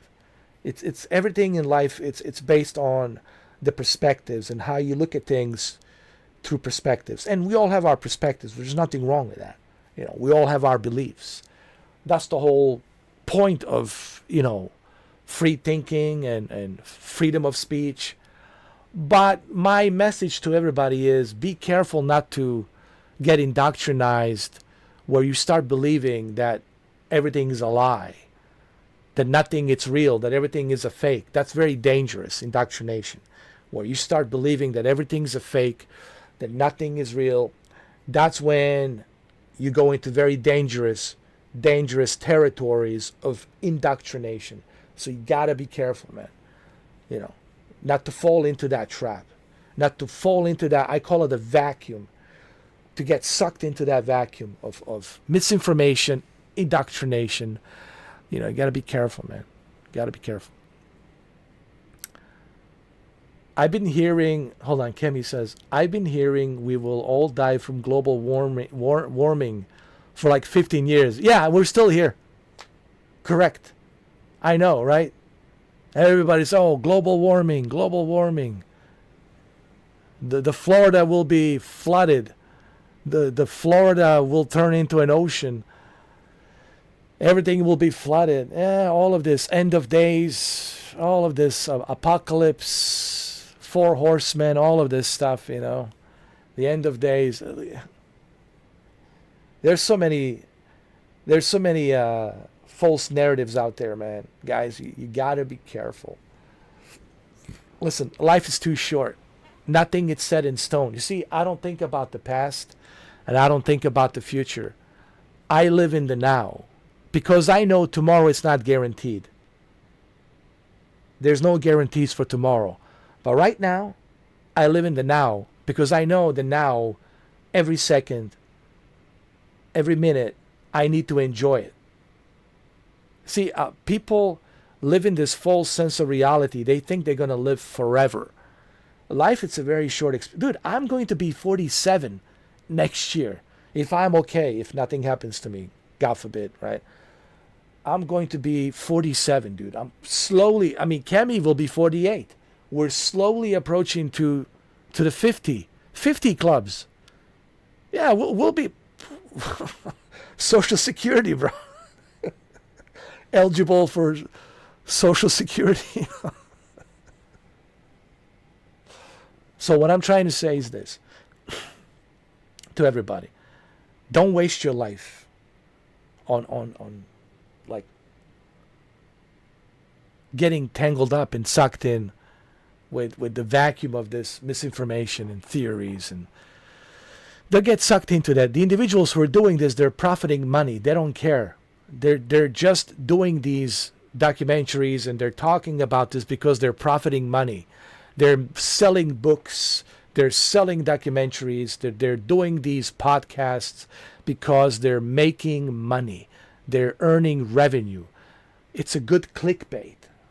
People love to click on that clickbait and watch this garbage, but they're making money off of that.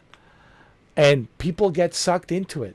Sadly, this generation Gen Z, they get easily sucked into that.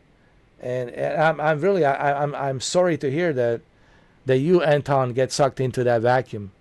Hopefully this conversation will help you a little bit. Not to get sucked into that vacuum of that, noise of misinformation.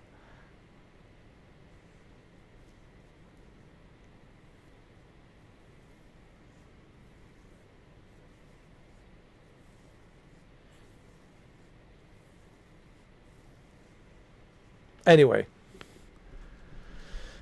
let me go and try some more games.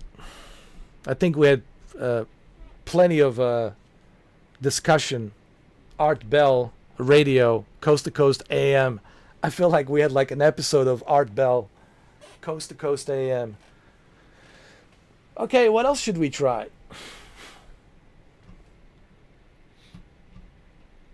What else have I not tried? Let me see.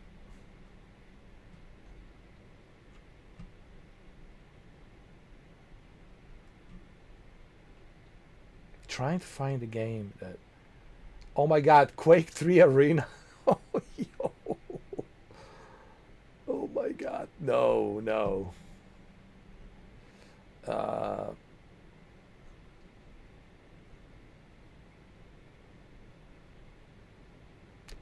Indiana Jones. Well, why not? Why not? No, I can't. Oh my God! What should we play? I want to play something that I haven't played. Dune Awakening? No. Oh wait! I know.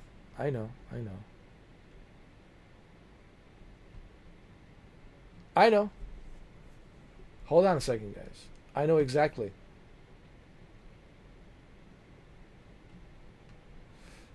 Believe me,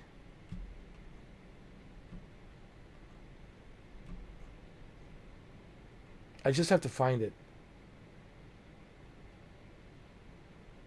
Oh God, no. Oh Lord. Dragon's Dogma 2.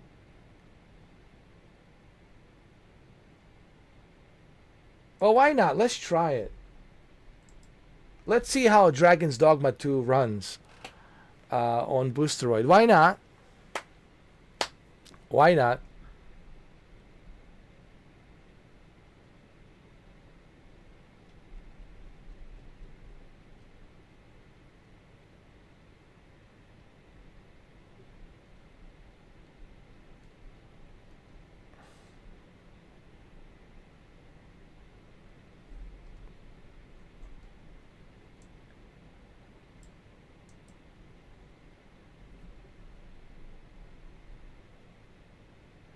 No, you cannot play VR games.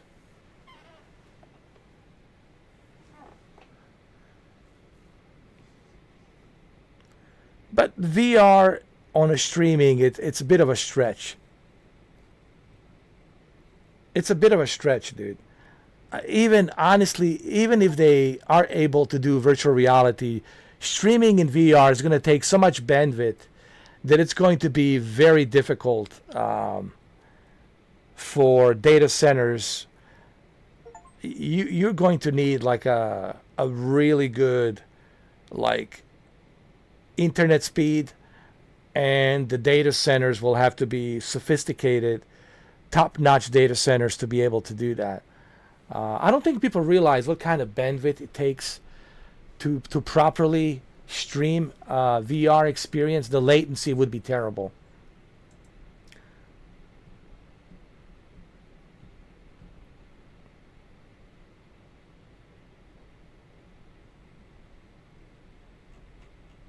Well, I can't because it's not a computer, Kemi.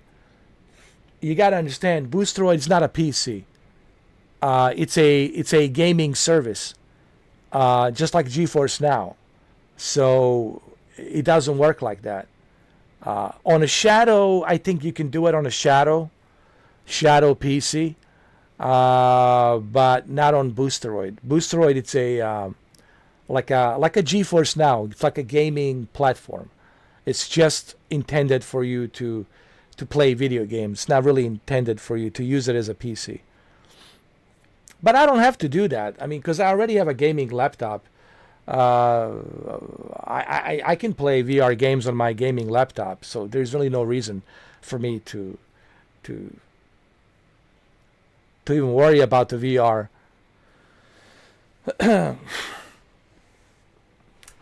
Dude, I'm very familiar with the VR. You got to remember, I was on a Meta Horizon world for 2 years. Meta Horizon world as a John Wick Returns. See, you guys have no idea about that, but if you ask around, you'll find out about my experience there for 2 years. I'm very familiar with the VR. VR to me, it's not like to be honest. My very first VR experience was on a Samsung phone VR. It's like this mobile, like a little headset, and you put the phone, like your Galaxy 7 Edge, you put the phone in there, you close it. This was like in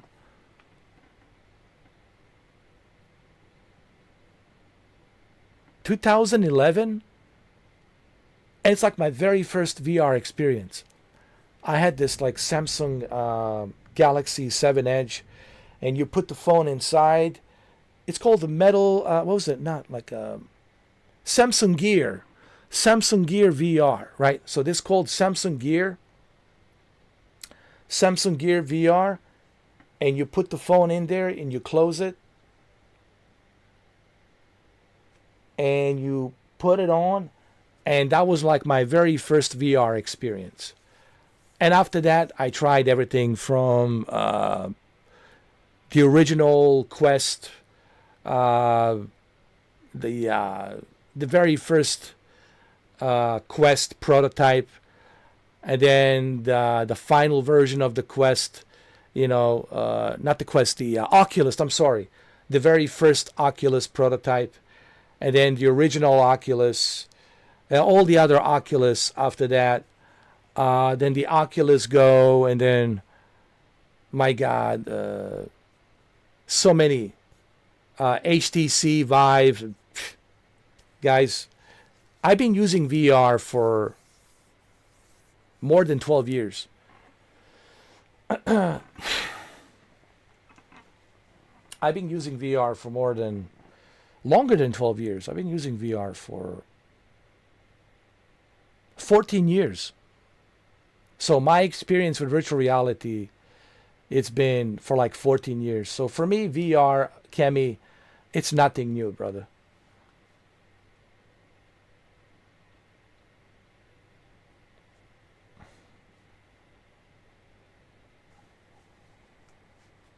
No, it's not gonna work, Kemi, because I already know that, because that's not how it's set up. Because it's not set up like a traditional PC. It's set up by a supervision by what Boosteroid allows you to do. It's kind of like how do I explain this to you? Like, it's not a computer. Okay, Boosteroid's not a computer like your own personal computer to do what you want to do. Okay, it's not like that. Boosteroid, it's a gaming service that only allows you what they allow you to play. So you're kind of limited to what you can experience on there. And it has to be a certain licenses, just like a GeForce now, a certain licenses of the games that you need to have in order for you to play. But there is no VR. It's not going to work. Yeah. Yeah, so it's not that Shadow, yes. With Shadow, you could do that, but even with Shadow, why would you want to do that? We can just connect it to your own PC. I mean, if you have a PC. Because the best experience is through running it natively. You have to remember, the VR only works if it's natively run. If you are connected natively to your GPU, to your computer, with a USB-C cable that goes directly to it, 3.0 USB-C, right? Cable.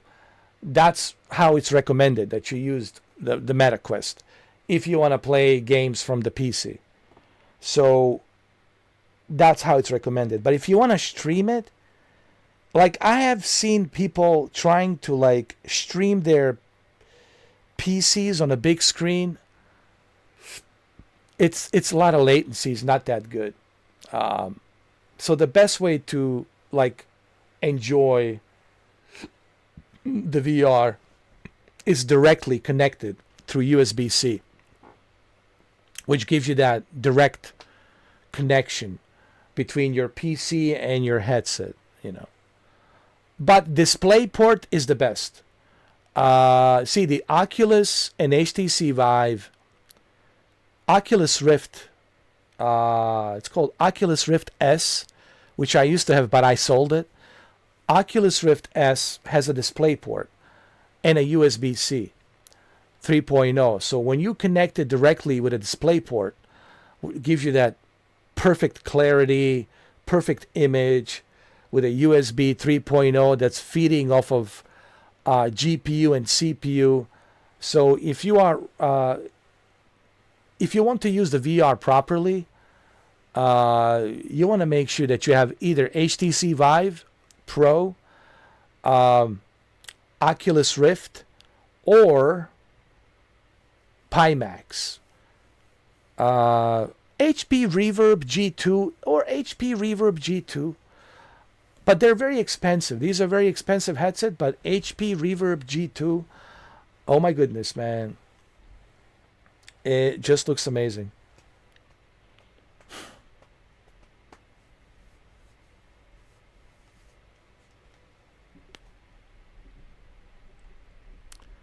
But I would not do anything like streaming with VR, because then it defeats the purpose of the VR.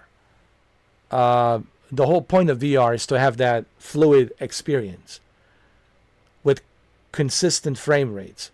You don't want to be having any kind of blurry image or a slowdown on the frame rates. You want to have the consistent, frame rates in VR. How do I know this? Because I've been using VR for 14 years. I'm very familiar with the virtual reality. So you should try it, by the way, Kemi, since, you got a powerful PC. Seriously, dude. This Christmas, you should certainly get yourself MetaQuest. You can get a MetaQuest 3. See if you can find it used cheaper for like, I don't know how many US Canadians it is.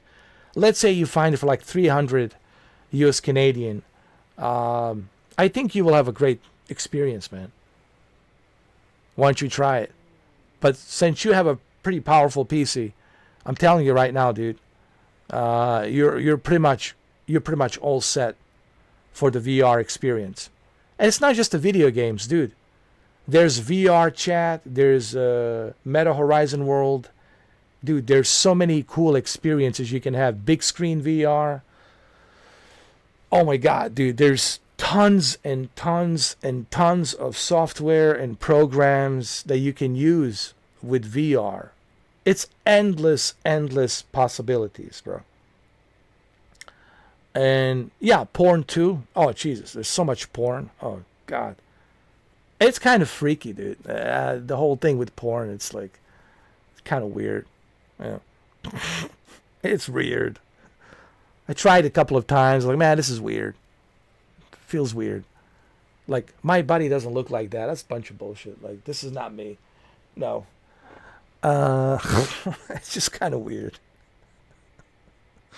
But you should definitely try it, man, for sure. All right, let's see if this Dragon Age Dogma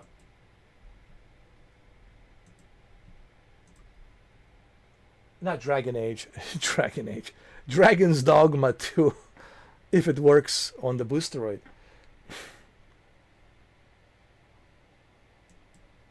Let's see.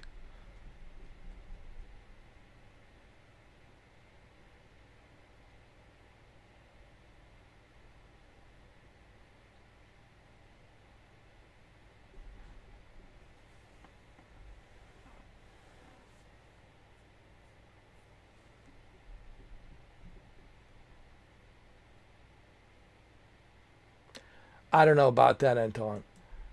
I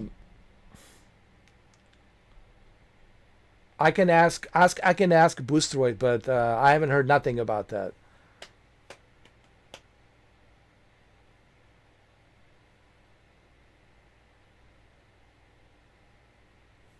All I know is that their main focus right now is building the data center. They're not even doing HDR, man, let alone virtual reality. They're only focused on building the data centers right now, and then once they built the data centers, this is what they told me. Okay, this is what the marketing told me. Listen, I'm their partner. I'm privy to a lot of information that you guys are not privy to. Okay, so they told me that their main focus is lower latency.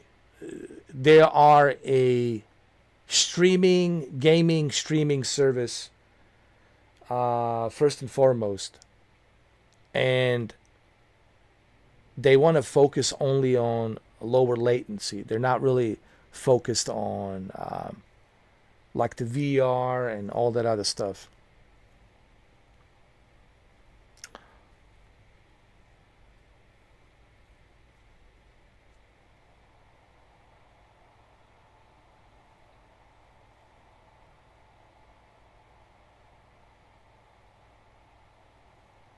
Yeah, but how did you use it? Like, how did they allow you to download Steam VR?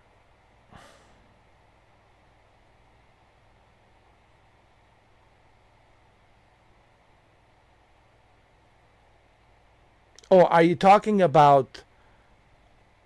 Oh, so you're talking about, like, like the same thing that the Xbox is doing with MetaQuest.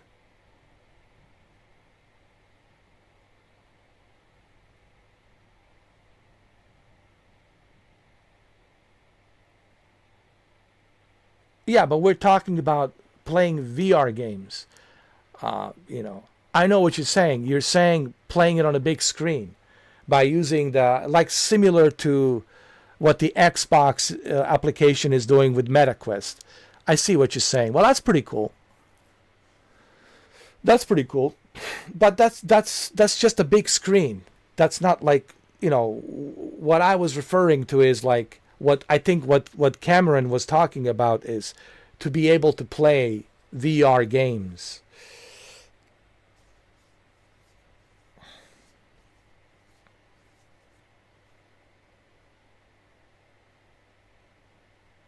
Yeah, but that's you know, but that's, you know, nothing really.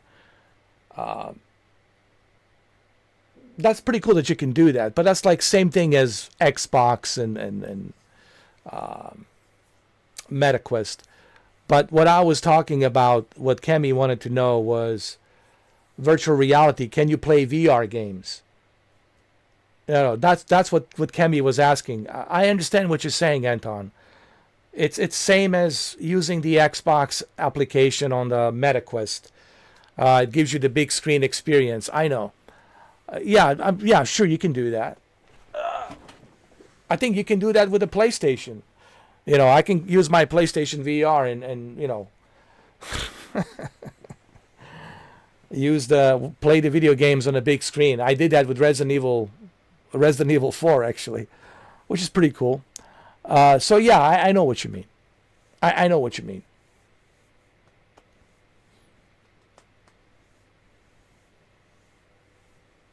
But what I was trying to say is you cannot play any VR games.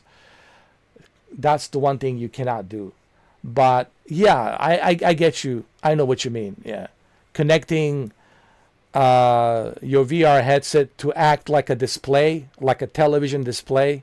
So it's using the signal as a television display. So you're feeding the application signal as a display to show up on your output on your VR headset.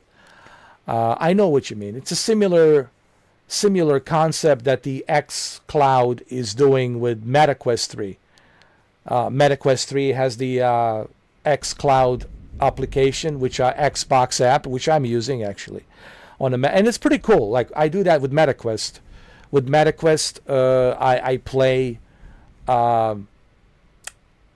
xCloud games on there. Now, speaking of the xCloud, now they got 1440p. They just recently said that 1440p, it's like the new resolution that they're implementing on the xCloud. But what I find is so funny, the 14, and I know, Kemi knows this. What I find so funny, PlayStation streaming has been doing 1440p and 4K for a long time.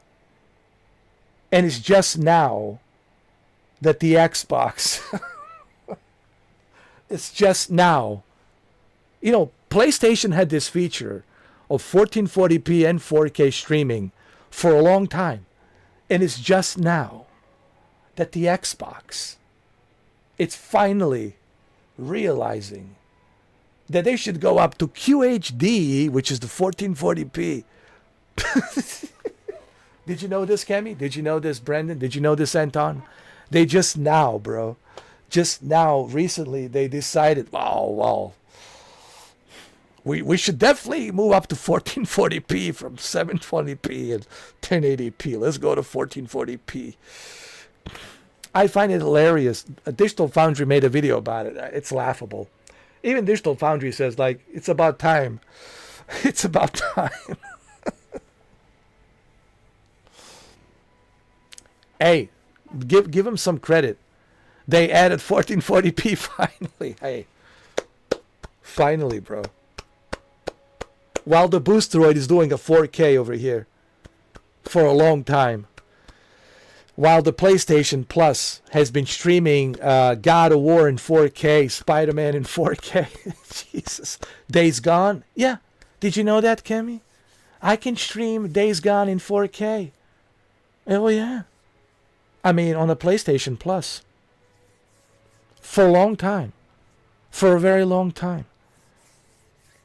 And it's just now that Xbox...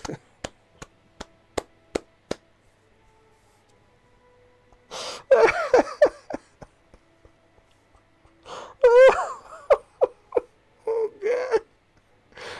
I love you, Microsoft, but come on. It's just... Yes, they raised the price again.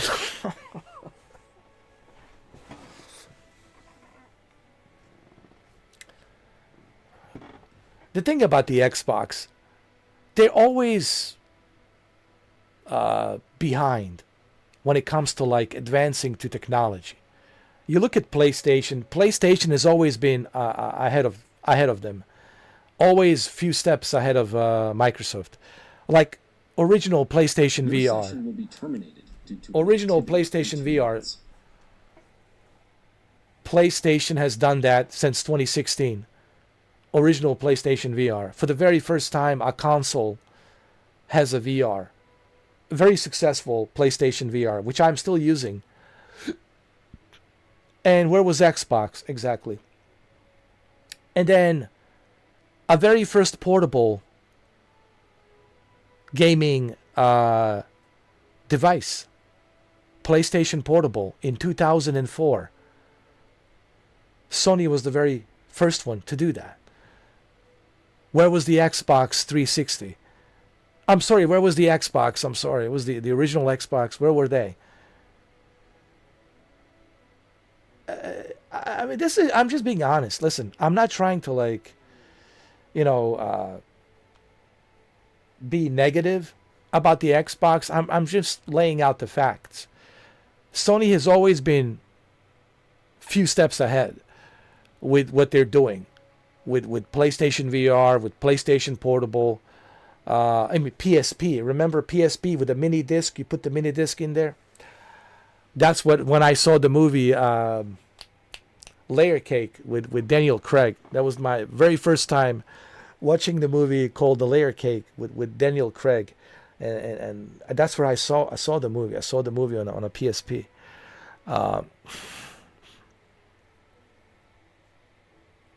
Don't forget to pre-order your Xbox Raw ROGLIX. How much is it? $900? You mean Asus? Kemi, no.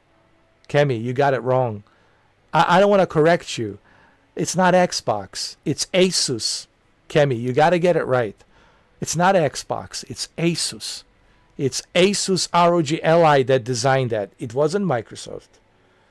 Microsoft just paid for the logo to be put on there. Microsoft paid Asus. We're going to pay you a little extra money. Just put our logo. Put our logo on there, please. Same thing with the MetaQuest. MetaQuest Xbox Edition. No, it's a Facebook edition. It's a Meta edition. It's created by Meta. It's not created by Microsoft. Microsoft only paid Mark Zuckerberg some money so they can put their logo in there. That's like me paying Sony to put my logo on their PS5 Pro. Hey, could you guys put my logo, Mr. 4K edition PS5 Pro, signed by Mr. 4K? It's no different. It's no different. I know. I gotta be careful what I say, dude. We're friends, Me and Phil Spencer are friends, so I gotta be careful. That's right. Thank you for reminding me. Gotta be careful.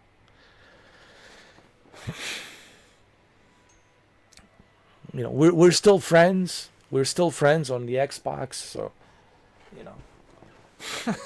I don't want to upset him. You know how much he loves his Xbox ROGLI. He loves his Xbox ROGLI. It's $1,000. Jesus Christ. Jesus Christ.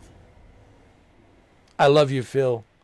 I do. I love you, Phil, but I love you, Phil. I really do. But come on, man.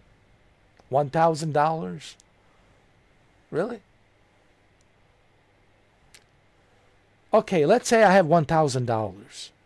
What am I going to do?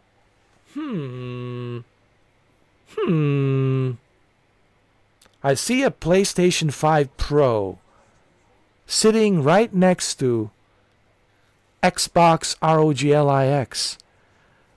And I'm thinking to myself, what should I buy? Should I buy PS5 Pro? Or should I buy Xbox ROGLI? I think you know the answer, Cammy. But don't tell Phil. Don't tell Phil Spencer. But I think you know the answer. You know what I'm going to buy. Really now. You mustn't shirk your duty. Bingo! Brandon, you got it right. Bingo. I'm well aware of PS5 Pro, of course. I have 560 games on a PlayStation. On a PlayStation 5. That's how many PlayStation games I have. 560. So, of course, I'm buying a PS5 Pro. Wow, 60 FPS. Wow, I can't believe it, guys. Hallelujah, I can't believe, finally. 60 FPS. A treasure chest. Shall we see if we can't make our way over to it? Oh, look at all. Oh, hello, Diamond Fresh. Oh, God. Hey, Diamond Fresh. Good to see you, Diamond Fresh. How are you? I overheard some of the soldiers standing guard outside the palace discussing a curious rumor. Oh, did it pertain to the Queen Regent and an important personage, perchance? I am attentive and loyal, and prefer to remain by your side. In battle, I shall follow your lead. Oh, this is part 2. Oh my God. Yo, dude, the memories. This looks exactly like this one chick that I met. Oh my God. Diamond Fresh. I met her in a Meta Horizon world. And it's funny how I met her. Oh, Pedro knows this story. Oh, God. I think even Renee knows about this story. Anyway, she's from... she's Scottish. She's from Scotland. Scotland. A good-looking Scottish chick. But what happened is... I can't even listen... The story is just too funny to say, man. It's anyway. There's this place, this world in a Meta Horizon where you go in and everybody's advertising themselves. It's like this huge museum of people advertising themselves, right? They're posting their photos, they're advertising their social media, their photos and everything, and you can just walk around and look at everybody, and maybe you'll find some interesting people to follow, blah blah blah. Anyway, so I'm walking, as John Wick Returns, as my character. I'm walking, through this place, and I see this chick, and she got these, giant, I mean, they're like giant watermelons, like freaking huge, man. Like a 44 double D, or like freaking huge. And she's good looking and all that, and she got a nice curves and everything, right? So I was like, wow, dude, who is this? So I go in there, and when you go in there, it's like this, like a circular cube, and you see nothing but her photos surrounding you. Her photos are surrounding you, just like rotating in this cube, in this pod. It's like this, think of it like a pod.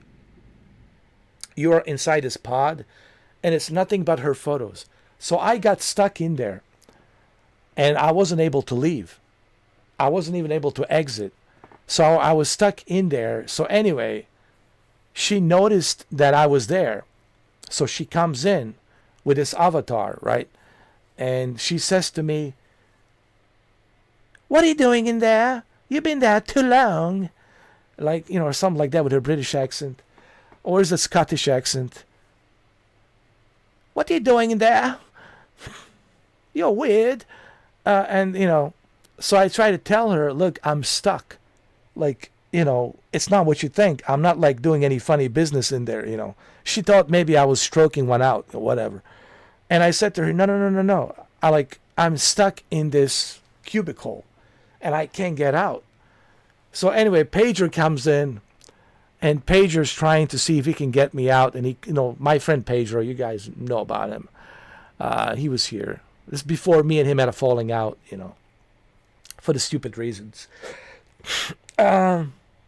Anyway, so Pedro comes in, and he's like, "What the hell, dude? What's going on, man?" And I said, "Pedro, man, you gotta get me the fuck out of here, man.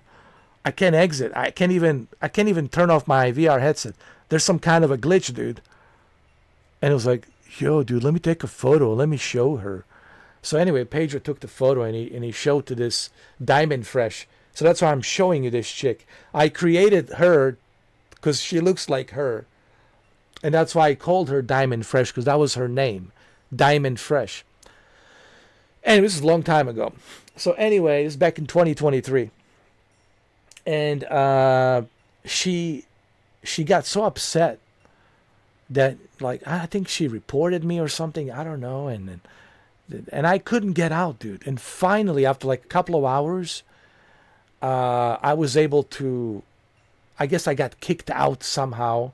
Somebody kicked me out. I guess the Meta Horizon kicked me out or something. And I was like trying to explain to everybody, like, listen, I got stuck. It's not like I was in there like trying to, stroke one out, whatever. It's just I was in there like because I was curious to see what this, individual looked like, what she's all about, right? And then I got stuck in this cubicle. Man, guys, I'm hopefully you guys can visualize. I know it's hard for you to visualize this, but if you guys were there, you would know what I'm talking about. It was so hilarious, dude. So anyway, that's the name of this chick that I created, Diamond Fresh. It's based off of this. No, really, Diamond Fresh really exists. She's still there in the Meta Horizon. Okay. She's very attractive. She's beautiful. But I think she's a little bit of, kind of full of herself a little bit, because she knows how hot she is, right? So she's kind of like, look at me, whatever. Anyway, so that's where the whole Diamond Fresh, the whole thing came about. I know it's hard to explain this story. You would have to be there in the Meta Horizon. You would have to be in that world to understand. People who know this story, they know. But for you guys, for you, Kemi, and you guys, I don't expect you to understand this. You might have to talk to Pedro. Pedro maybe will tell you. But I was stuck in her cubicle for 2 hours. And in her cubicle, there's a bunch of photos of her. Very provocative photos, her cleavage and everything. And then Pedro took some photos the way it kind of looked like I was like hugging her, watermelons or something. And then she got so upset about it. Like, am I doing funny business in there? Am I stroking one out? It was fucking hilarious, dude. But anyway, there's so many stories of John Wick Returns adventures. You guys don't even know the half of it, man. You guys don't even know. I wish that you guys were there just to see the whole thing, man. It was just hilarious. But anyway,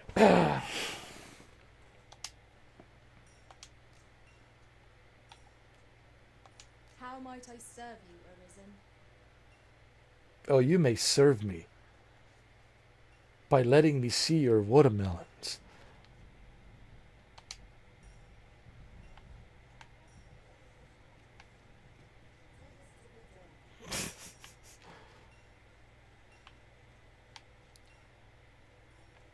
There's look at all look, I'm surrounded by a bunch of babes. Bunch of babes, dude. These are all my babes. This is my potsy. They're all my babes, dude. Isabella, Melly. They're all my babes. And of course, Diamond Fresh.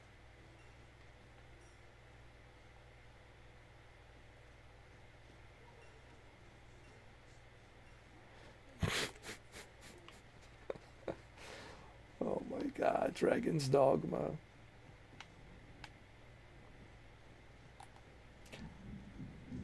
I purposely decided We have found a material. that my companion is going to be a bunch of babes. Combinations of materials result in different creations.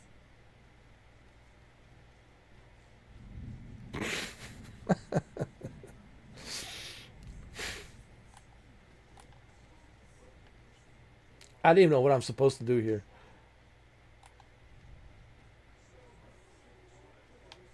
This might be worth a read. Shall we take a closer look? Hello. Can't say I have any tidings to share.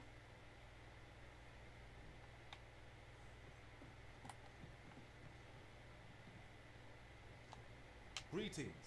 Welcome to the Guild Hall. Here we conduct all manner of procedures pertaining to vocations.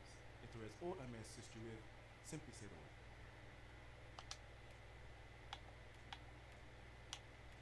I can equip skills. All right, what kind of skills can I get?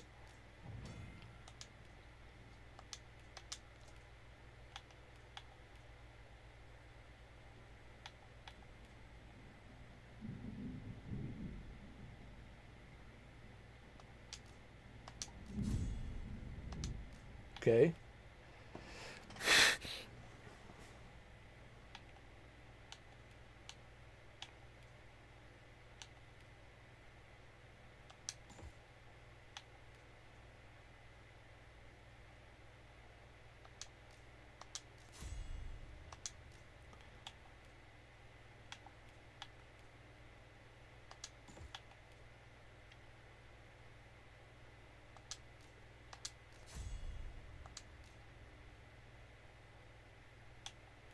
All right. That's good enough. What about Diamond Fresh?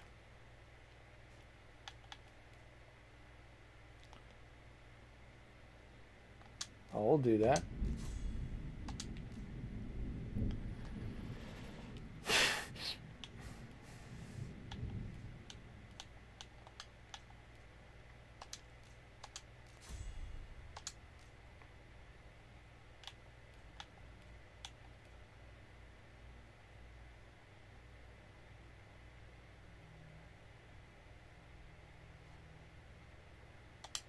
All right. Forgive me, but I'm afraid we are not accepting registration for warriors or sorcerers at this time. You see, as we currently have no archer staves or greatsword, and we cannot simply purchase more, as the delivery of arms intended for the local armory and other guilds in this domain was plundered by goblins. So regrettably I cannot. Let me see. What else can I tell you about it?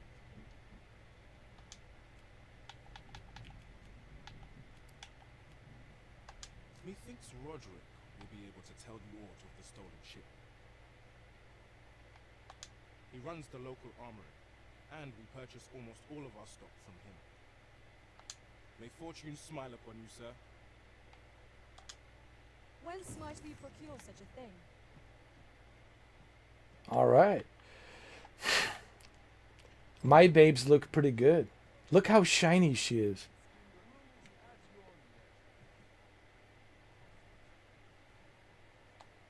I'll carefully conserve my strength. And What do you guys think about my babes? battle Huh? by way of They look sound pretty strategy good, my and babes. defensive tactics.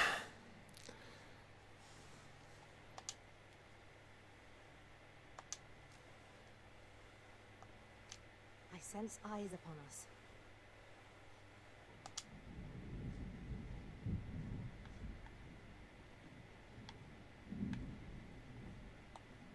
You so eager to chat with me? Thought we did enough of that on the road. Methinks we've earned a brief repose. What say you, Arisen?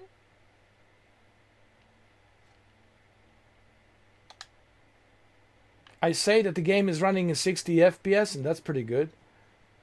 Impressive. But let's check the settings. Hold on.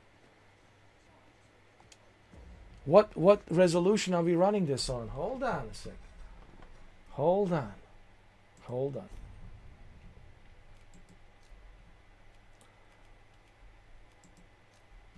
Oh, 1080p. I mean, come on.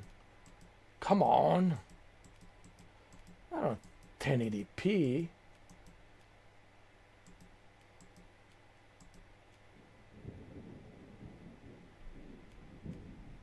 All right. That's a little bit better.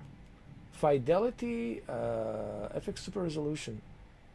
Okay. Okay. All right. Okay, let's see.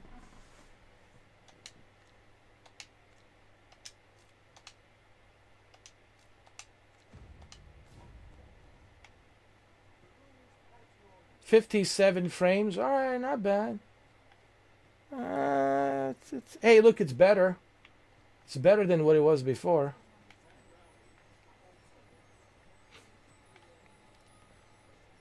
Certainly better. Not the greatest, but certainly better. It's 56, 54 frames. It's not a steady 60, but it's still good.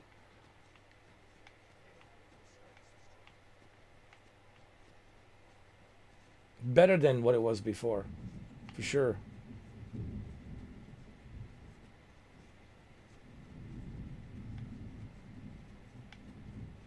Nice.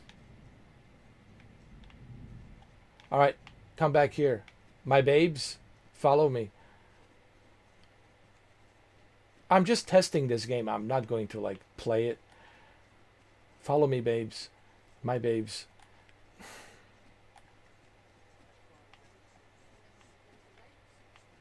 That's pretty good. 59, 57.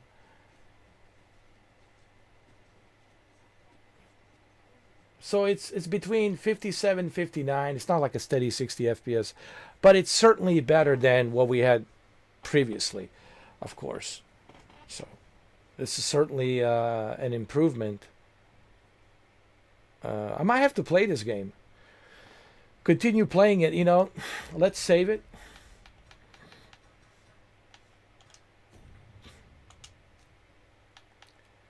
Save and return to the title screen. There you go. There you go. Save and return to the title screen. Save and return to the title screen, my friends. Did you return to the title screen? Yes, I am. I'm returned to the title screen. Okay, let's end the mission. You know what I like about the cloud? It's so easy to like test all of these games, click on all of these games, and I like that.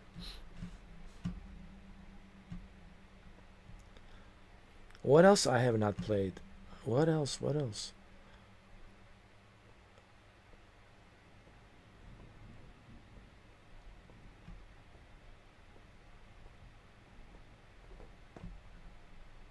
There has to be something. Has to be something else. Tony Hawk Pro Skater. I already played that.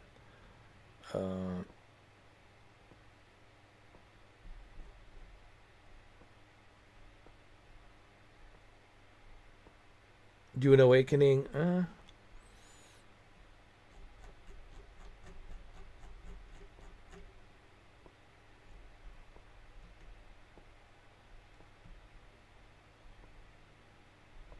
Borderlands 3. I played that.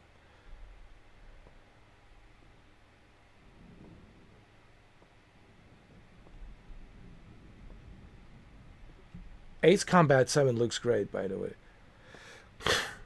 Well, what about the Oblivion? I want to play what I haven't played. That's what I'm trying to pick and choose. The games that I already played, I already, play those games. I have videos of them, on my YouTube in 4K. Games like Red Dead Redemption and Grand Theft Auto and, Test Drive Unlimited Solar Crown and many other games. Ace Combat, I already played that. Tekken, already played that. Tekken 8, Mortal Kombat 1, all of that I already played. So I'm only focusing on the games that I have not played. God of War, I already did that and already played it. Spider-Man, I did couple of videos on Spider-Man 2. No, not Spider-Man 2, the Spider-Man remastered. Played Halo Infinite. We did Halo Infinite. The Evil Within 2. How many games? A lot of games, dude. I've tested like bunch of games throughout this entire month.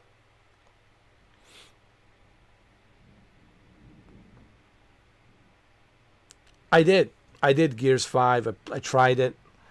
Ultra settings. Maxed out with everything. It looks amazing.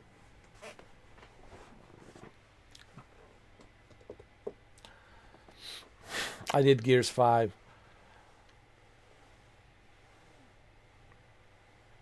And maxed out everything, dude. It was just running so great. On the 7900 XT.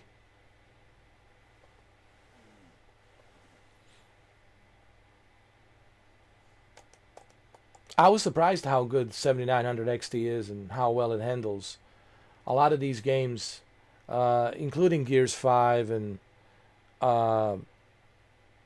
pretty much every game that I have tested, man. Even Grand Theft Auto 5 Enhanced, Red Dead Redemption 2, man, everything just runs solid,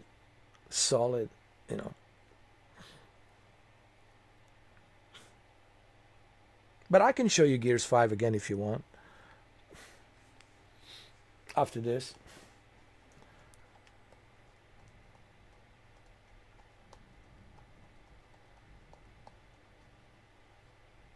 What really surprised me is how well it runs a lot of these games. Because my gaming laptop cannot really do that, Kemi. Because, my gaming laptop, it's good for portability to play it on the gaming laptop screen with 1200p and 165 hertz. It's good for that. It's designed for portability, but it's not a desktop replacement.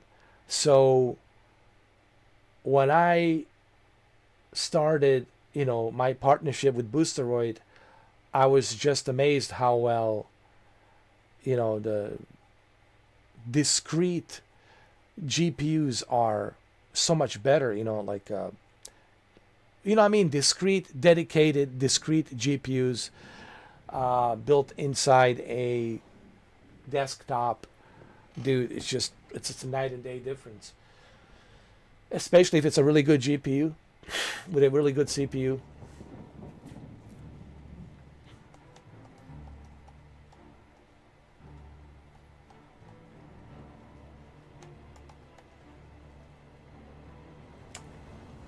And 7900 XT has that, 20 gigabytes of GDDR6 RAM. I think 7900 XT is very underrated, honestly. I think 7900 XT deserves more recognition, especially with what Shuki was able to achieve. I know the Shuki has a XTX. He has a little bit better version of the 7900, but it's pretty close. He's got like that extra 4 gigabytes of GDDR6 RAM. So he's got total of 24 gigabytes of GDDR. Is it GDDR 6, right? Or it's GDDR 6 RAM.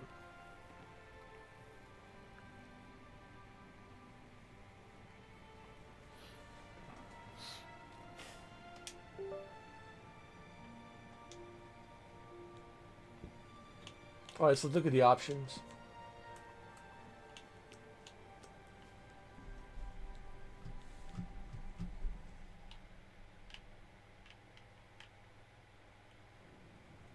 Yeah, GDDR. Hold on.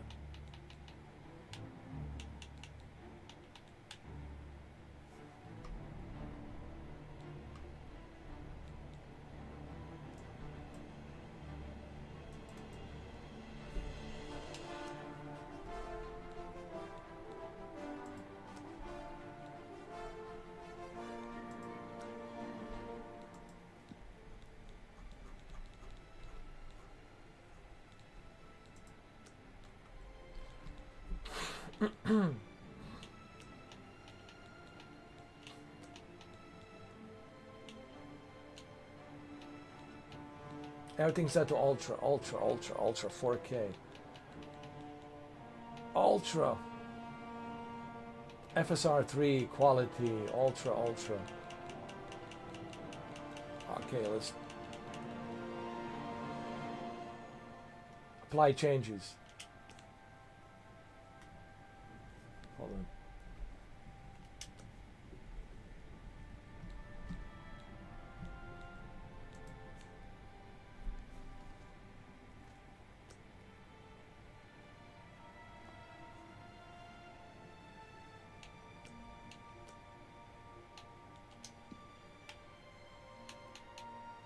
What the hell? It won't let me do what?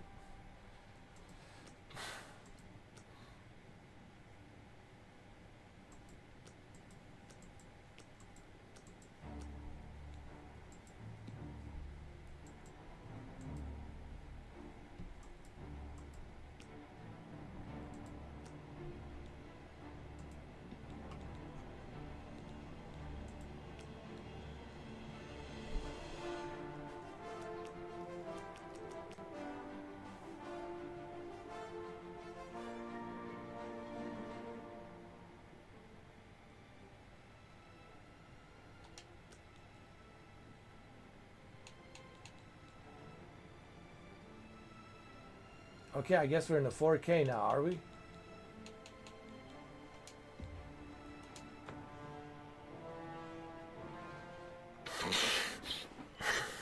I think we're in 4K now.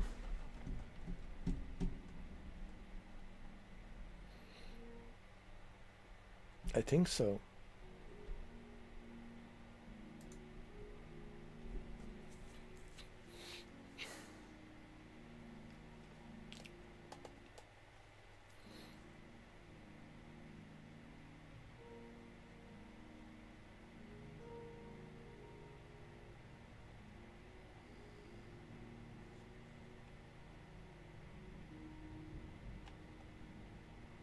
I selected everything to 4K. Let me see. Oh, 60 FPS. Nice. Oh, man.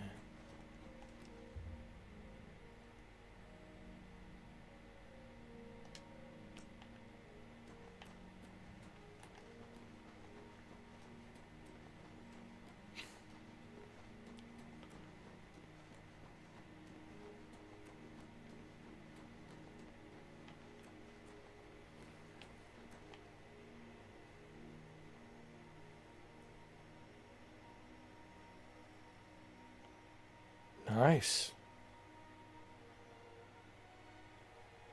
Holy shit, this looks really good. 60 FPS.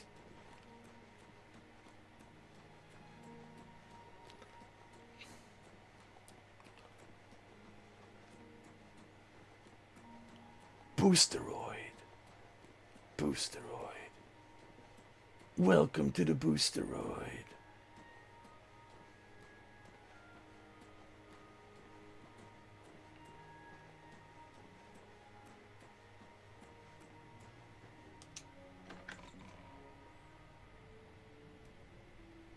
There goes that music.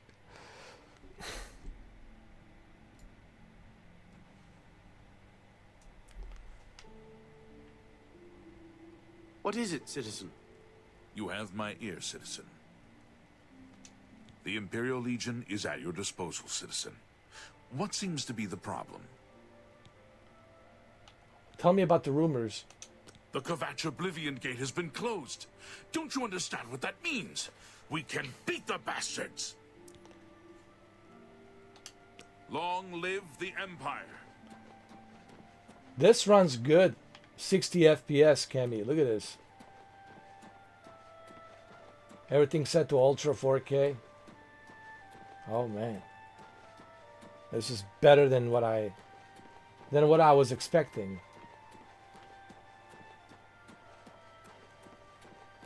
Good evening. What is this? Speak. Speak.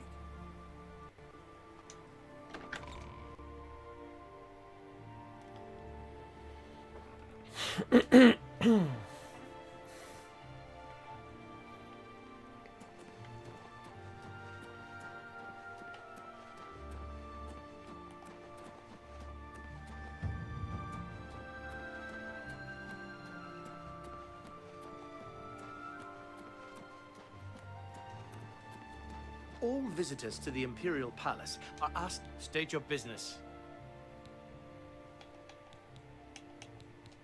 Chancellor Okato isn't seeing any visitors. The Elder Council chambers are closed to the public for the duration of the emergency. Truth is, the Legion doesn't know who was behind the Emperor's murder. We've already ruled out the Dark Brotherhood, so is this something worse? Move along.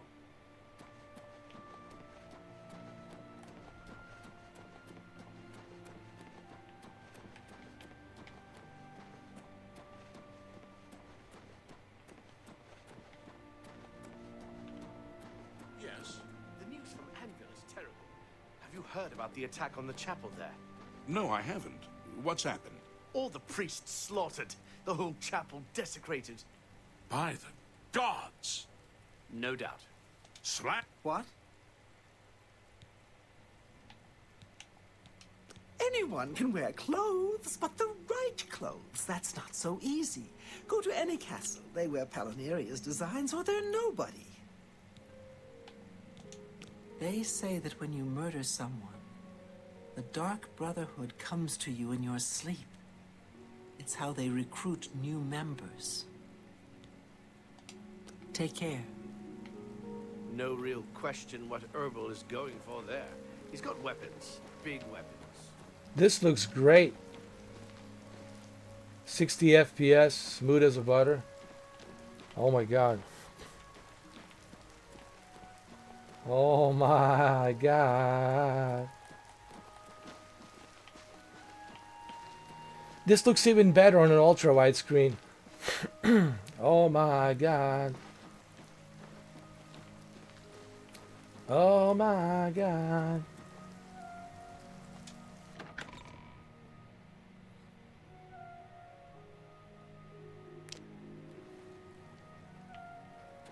Oh my god.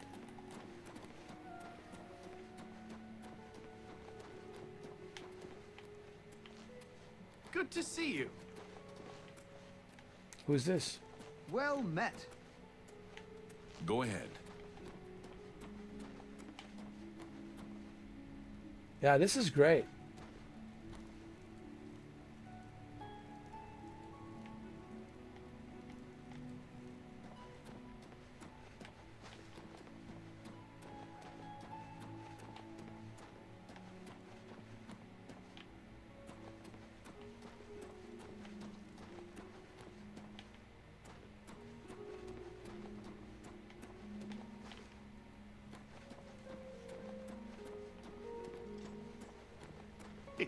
It's you, the hero of Kvatch. This is truly an honor.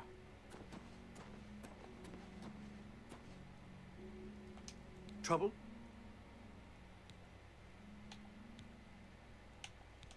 What are you looking for? Merchants Inn in the market, King and Queen in Elven Gardens, the Tiber Septum in Talos Plaza, and All Saints in Temple District. There's also the bloated float on the waterfront, but that's not a very nice neighborhood. Stay safe, citizen. These are dark times. Impressive. 4K 60 like this, bro. At ultra settings. My God. Look at the way it runs this game. Hail, good citizen. How can I be of service?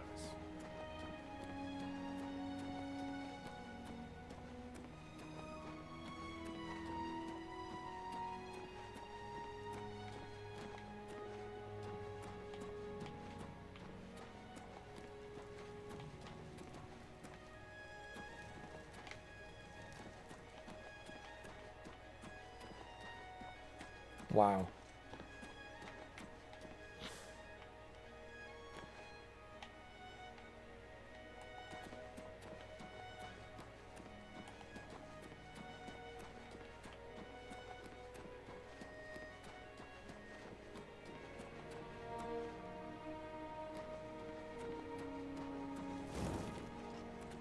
Hail, good citizen. How can I be of service?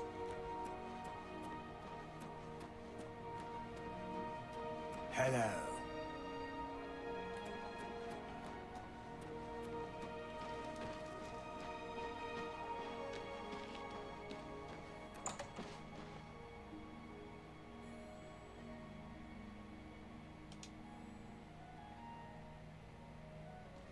I'm so hungry. Thank you, kind sir. I heard that the Kvatch Guard is driving back the Daedra. Maybe there's hope after all. Blessings of Mystara upon ye.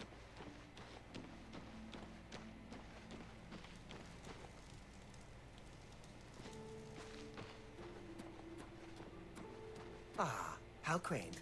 Aureldo, we don't have any business, do we? Then perhaps, will you excuse me? Anvil is all in an uproar. First the chapel attacked, now the prophet ranting about the end of the world. I'm not in the habit of answering questions for strangers. No offense intended. Bye. What is it, citizen?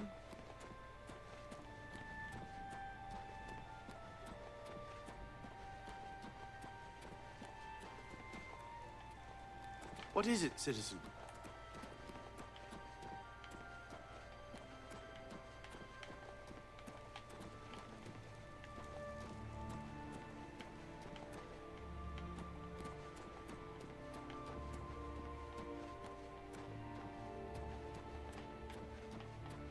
Well, it's pretty impressive. I mean, yes, we are using FSR 3 quality, but still, even with the FSR 3 4K quality with the ultra graphics settings, man, 60 FPS, this looks amazing, dude. Boosteroid, guys, Boosteroid.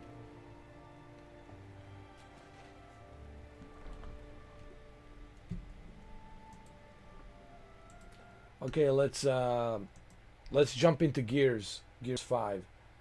I think the last time I played Gears 5, I selected everything at ultra settings.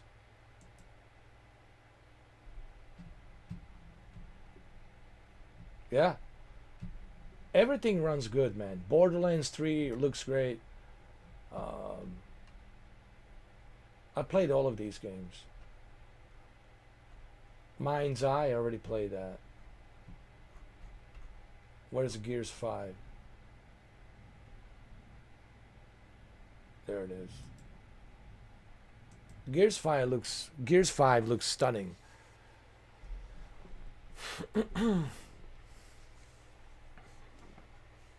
But that's because, you know, we're using a PC version.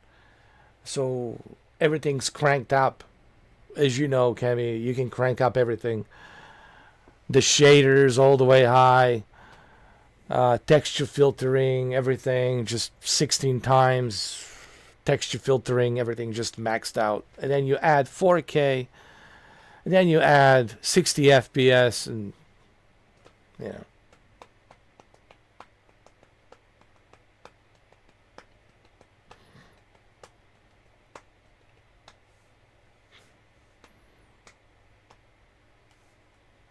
That would be nice.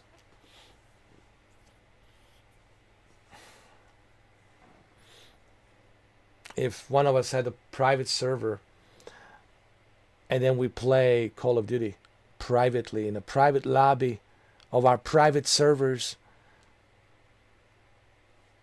and it's just us friends playing together, man. Like earlier, I played a Call of Duty and I hated it, man. I hated it, man, because everybody's just cheating and camping. You should see this, man, Kemi. They're camping on the smallest map called the Nuketown. There's a guy sniping on the smallest map called the Nuketown, dude. The map is so small, it's ridiculous. Like 2 houses right next to each other. And the guy's sniping, hiding. Oh my God.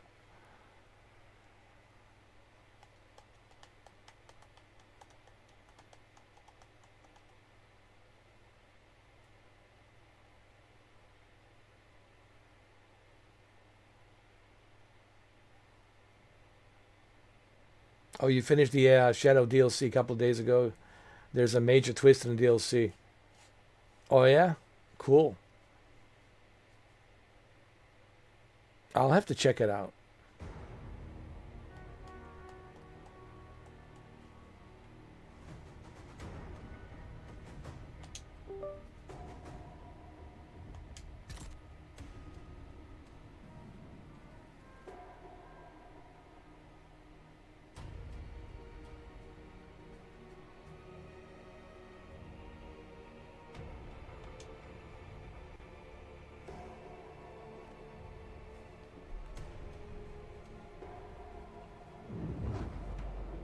Wow, look at the quality. Holy shit. Looks amazing. No, I'm not playing multiplayer. Hell no.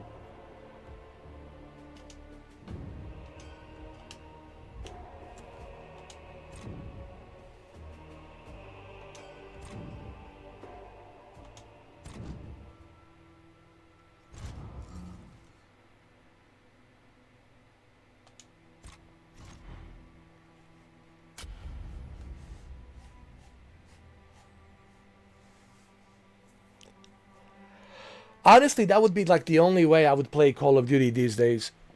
It's a private lobby or a private server. Because, man, I can't stand, like... You saw earlier, man, I hated it. I just hate the way multiplayer in Call of Duty has become, dude. Everybody just, like... cheating, man. Everybody just... So much for a silo.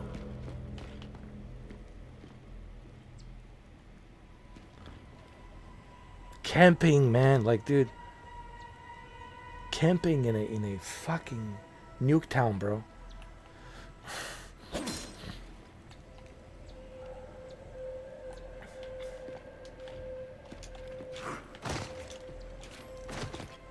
Under here.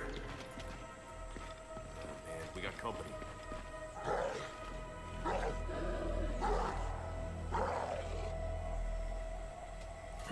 So what do you think about the Alien Earth TV show? We can provide support from up here if things get hairy. Just tell us who to target. Okay, now, open fire!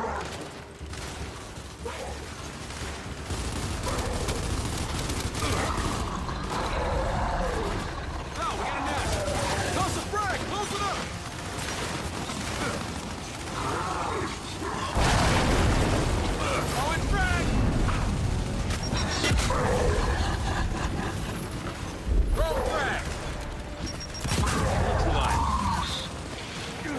Yeah, man, if you can establish a private server, that'd be great, Anton. Because...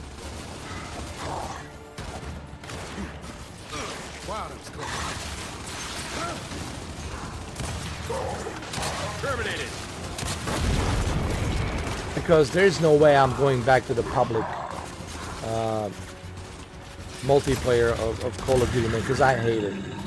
Dude, it's so disgusting, dude. Like earlier, dude, we were playing it. I was just like, man, fuck this shit, bro. Like,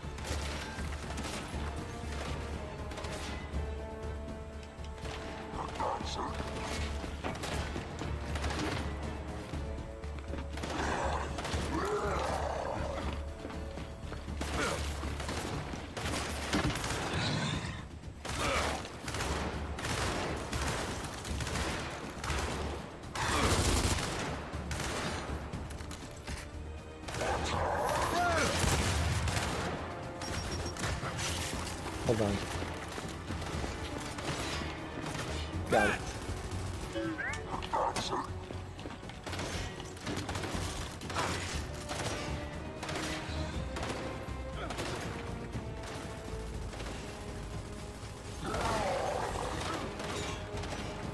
So far, it's good. Okay. I don't know, man. Like, some people complaining about, like, the story is confusing. Like, people are confused. Like, when it's taking place, is it before Alien, the first Alien? Is it before Prometheus or after Prometheus? So it's right now, this whole Ridley Scott universe of Alien, it's so confusing.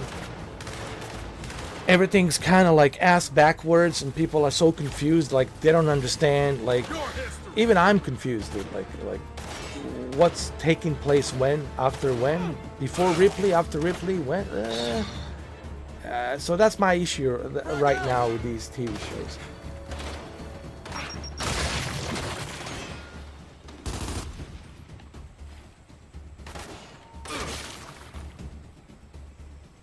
Years 2130. Now I have to look at the timeline.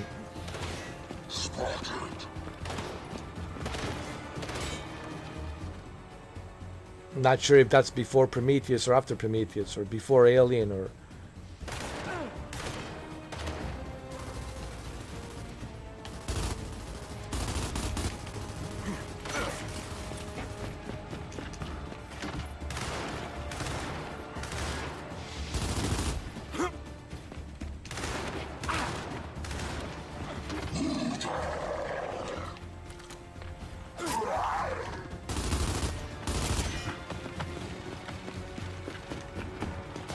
Man, this runs so good, bro.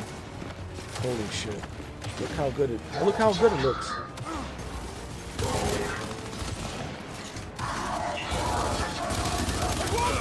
Get over here!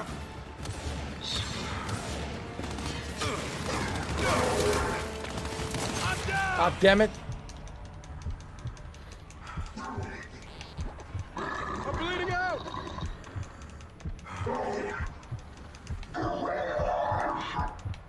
I'm down! Hang on! Damn it.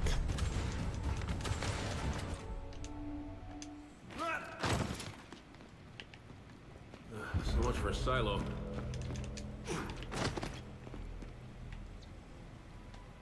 Under here. Oh, man, we got company.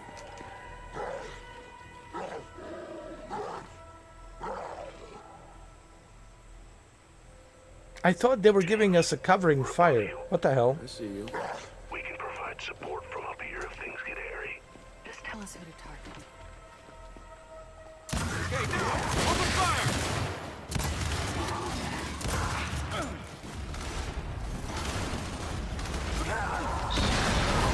Now, we got a nest! Toss a frag! Close it up!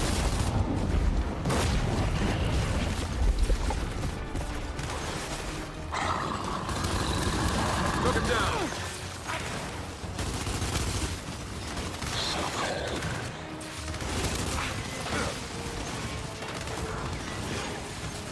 There we go. Give me that boom shot.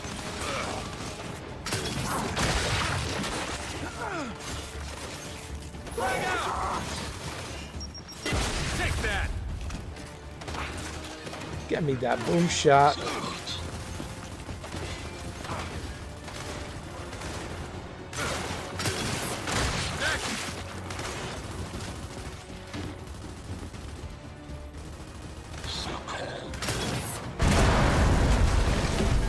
Hell yeah. Hell yeah. This'll work.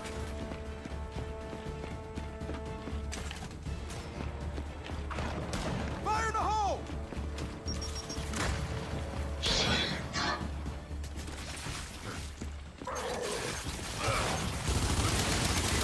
Check your aim!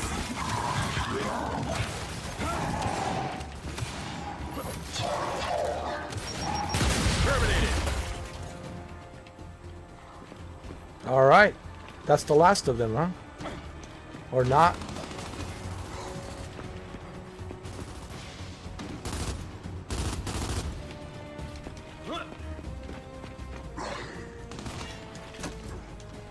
Is that the last of them? I don't know. Maybe, maybe not. I think so.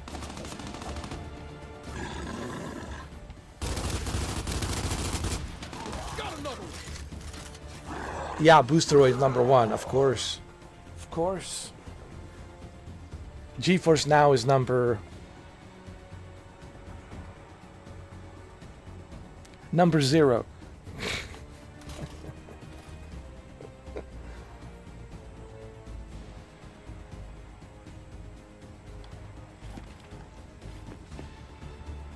Cool. Give us an invite one of these days.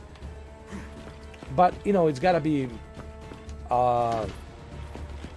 like me, you, and other people, friends.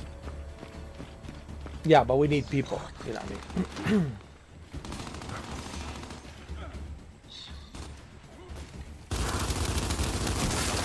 Because this is the only way I can play Call of Duty, man, because I cannot, dude. I hated it. You saw earlier, dude. I couldn't stand it, bro. I even quit, bro. I quit the game. I was like, man.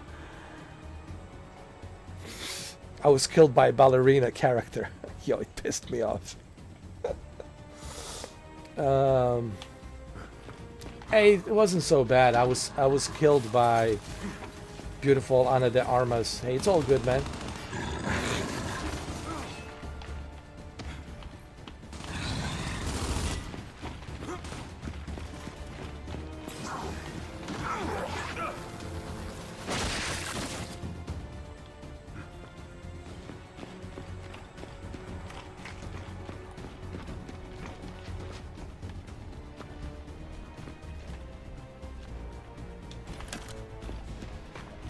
Oh, you created it? Yeah, I'll join you. Let me just play this a little bit. Here. You two push ahead. Copy that. Watch it, swarm.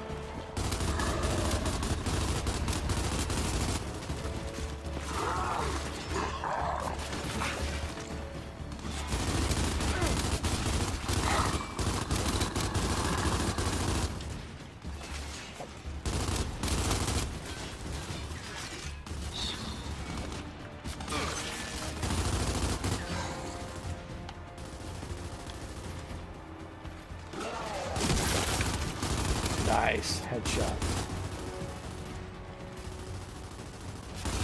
Oh, another headshot. Ooh.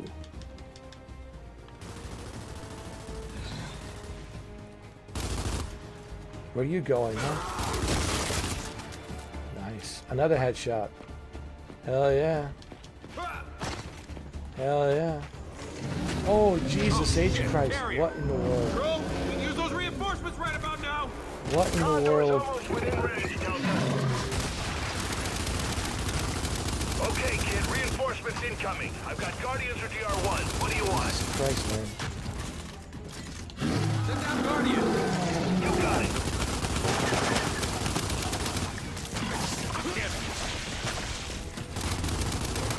Oh my God.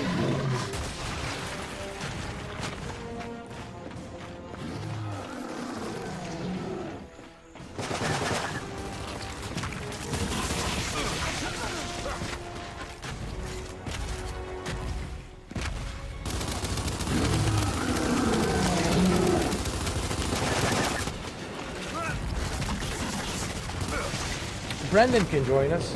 I don't think Kemi is much of a Call of Duty guy.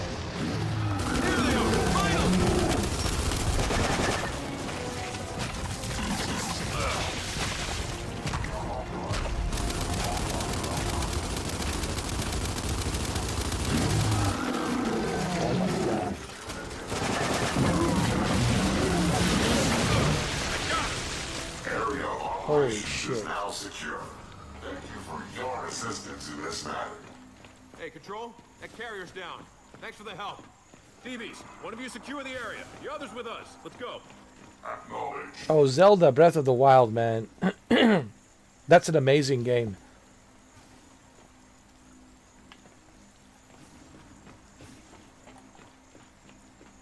No, not Shuki, man. No, dude. You got it wrong, Kemi, dude.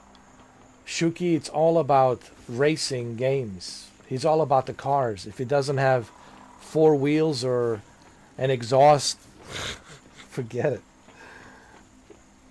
Okay? Dominic, it's all about flying simulators because he's a pilot. Shuki, it's all about cars. Kemi, it's all about Elden Ring. Brandon, it's all about whatever. He'll play anything. I'm like about whatever. I'll play anything. Anton, it's about Call of Duty Warzone. Jose, it's about Crisis. He loves Crisis. Jose loves playing Crisis. Let me see. Andrew Guds, he loves farming. He just loves farming games, bro. God bless him. God bless him. He loves farming games, dude. I think he sent me a gift, like a farming or rancher simulator or something. I have to check it out.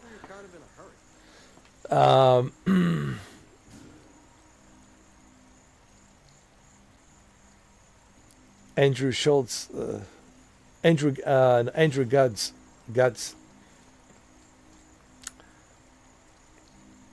He might join. Andrew, Mr. 60 FPS might join us. Mr. 60 FPS. Mr. 60 FPS Gaming. Old Man Vaza? Nah, I think my friend Wayne, he's like kind of retiring from first-person shooter games. Like, he's getting tired of first-person shooter games. But Brandon for sure. Hold on, I'll join you. Let me just save the game here. Let me just move forward and, you know.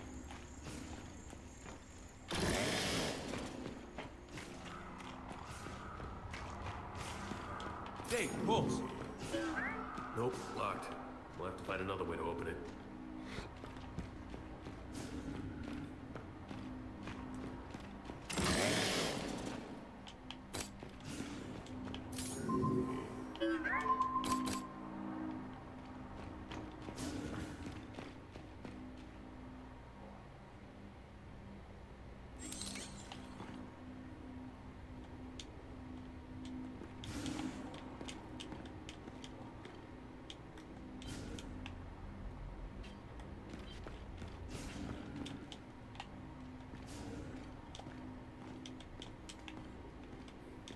Hold LT and X.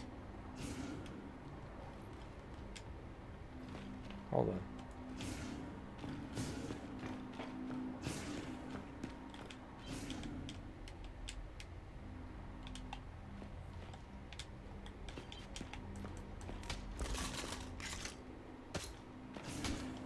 Dave, pulse.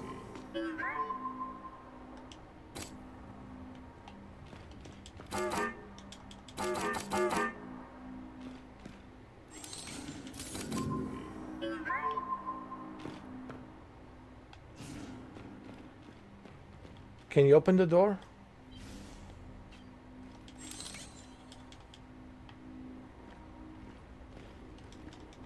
Dave, pulse. Hold on. Ah, there it is. There it is. I see. Dave, check that panel.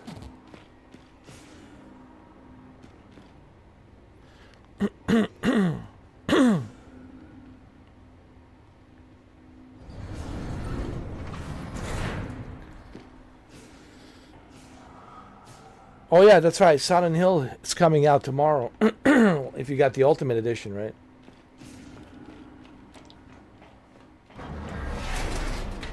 Whoa, Delta.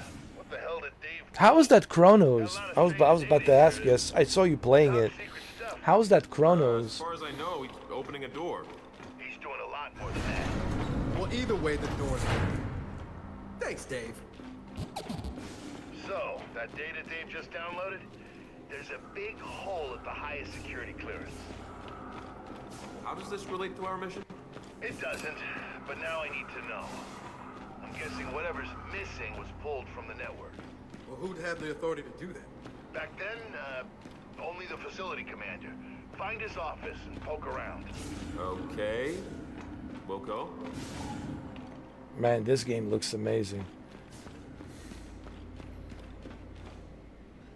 Scanning immediate area. Detecting all inferior comm technology. Oh really? Oh, that's good. That's good to know. Come on now. So what's it like? Is it like Dead Space or Silent Hill or what's it feel like? Is it like similar to Dead Space?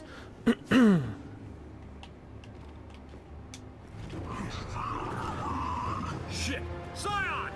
DB, take it out!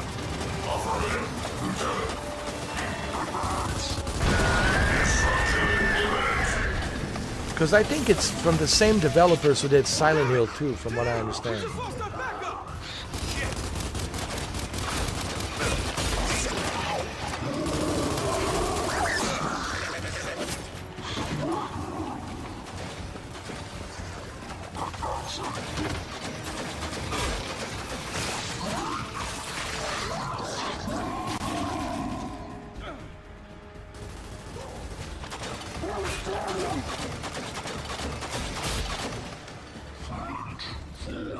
I will have to check it out, you know, when I get a chance, one of these days.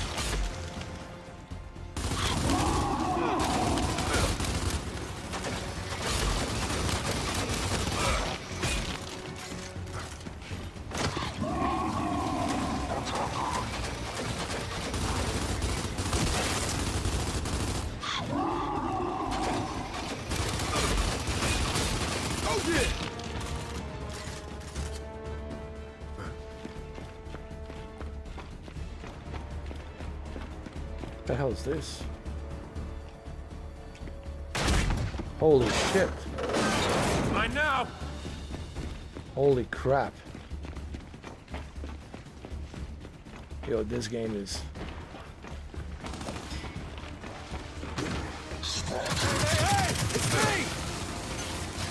This game is legit badass.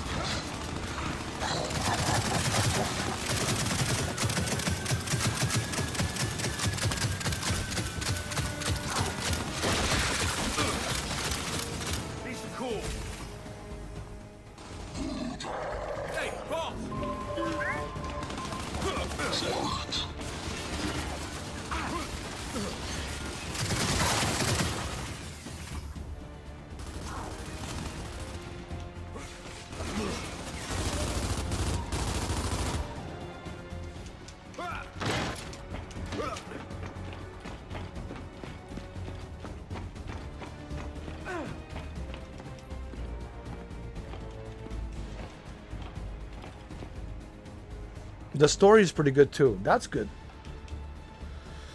I also have a game to recommend for you if you haven't played it. The Evil Within 2. Oh my god, dude. I just recently finished The Evil Within 2. Oh my lord, dude. The story, it's... I don't want to spoil it, you know, because if I talk about it, then it will be spoiled. But The Evil Within 2, man, oh my god, dude. I was so pleasantly surprised how good The Evil Within 2 is. You certainly should check it out.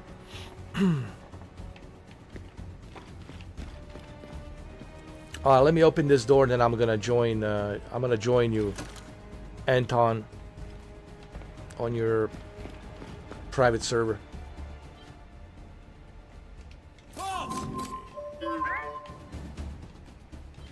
Dave's not ready yet.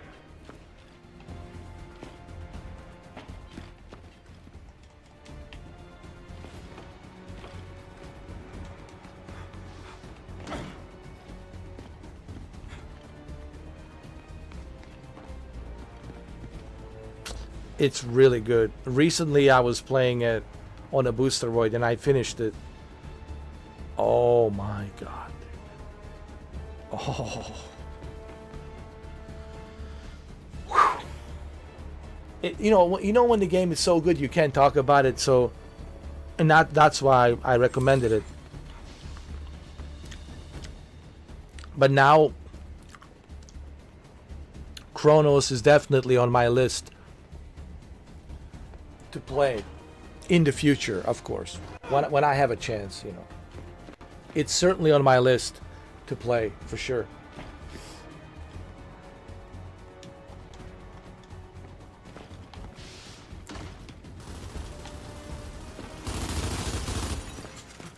Ah, there. Del, Commander's office is through here. This door is locked.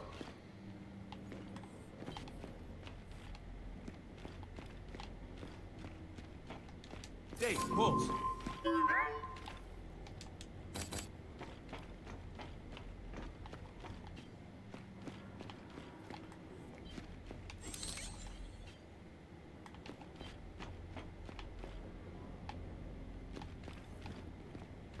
Maybe there's a door release in there. Just gotta get Dave inside. Dave, try that vent. See where it goes. So, Baird once lost data, huh? What does it even look like? Well, I mean, if it got pulled from the network, it probably got stored on some kind of external drive. Nice one, Dave. Wow, dude. It's amazing how good this game looks.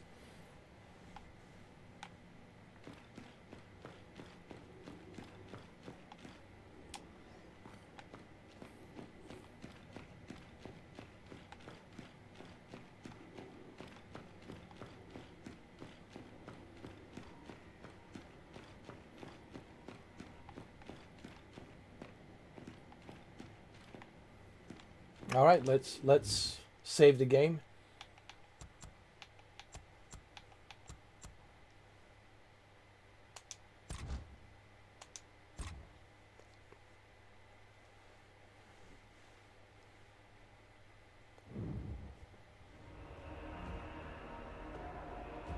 Is that Linda Hamilton? Oh my god.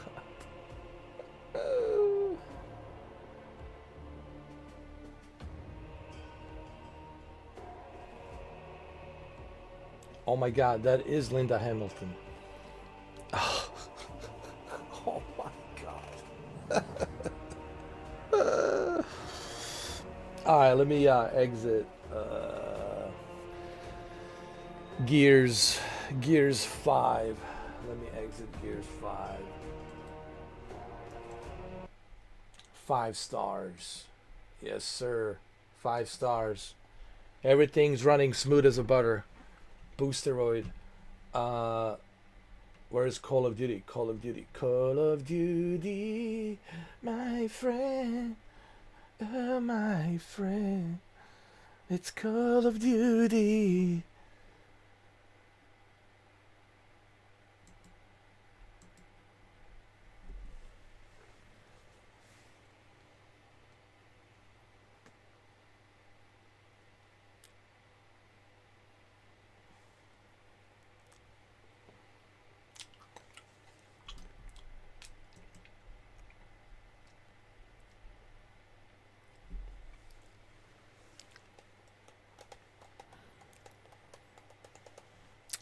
Speaking of Call of Duty, Black Ops 7. Black Ops 7 is it's having an open beta October 2nd, Anton and Brendan. October 7th. So don't forget. Not October 2nd. October 2nd. Not October 7th. October 2nd. But I don't know if you have to...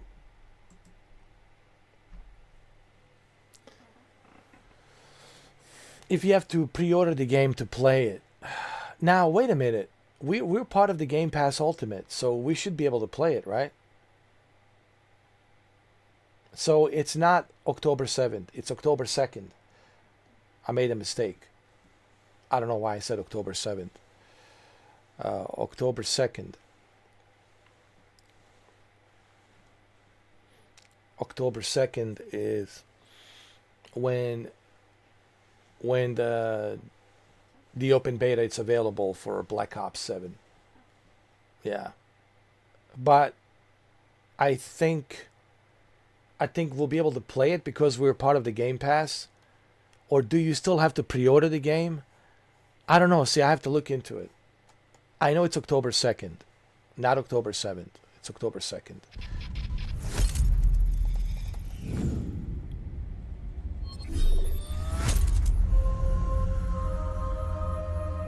October 2nd, I believe. Yeah.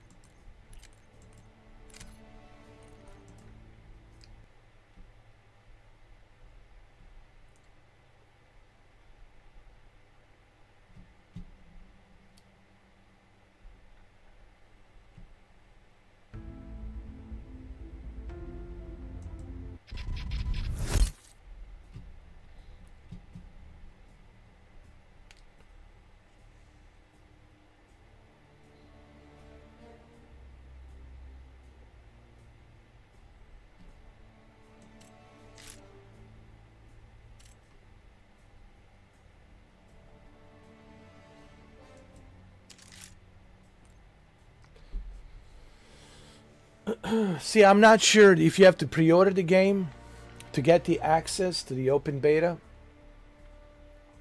or do you have to not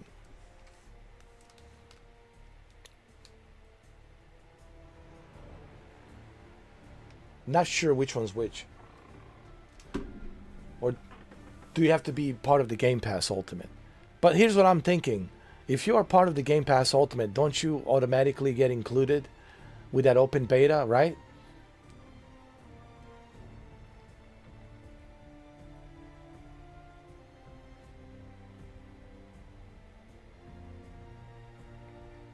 Nah, don't waste your money, dude. If you have a Game Pass, just take the advantage of the Game Pass. It's on the Game Pass.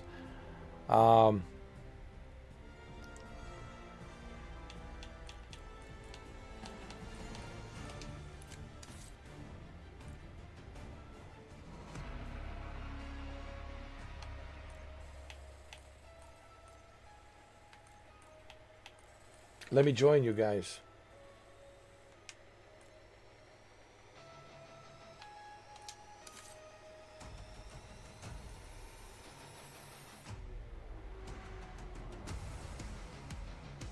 All right. It's me and Brandon versus you.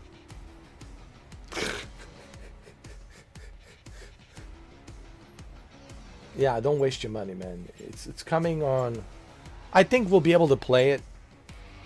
It's I think the open beta will be included.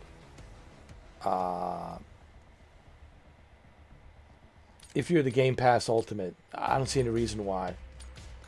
And it's October 2nd, not October 7th. Just to clarify, it's October 2nd. I'm pretty sure it's October 2nd. Team deathmatch. You know what Langley expects. Get it done.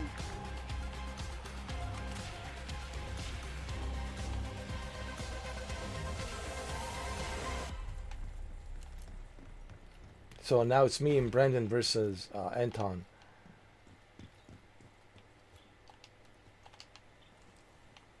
We gotta find him.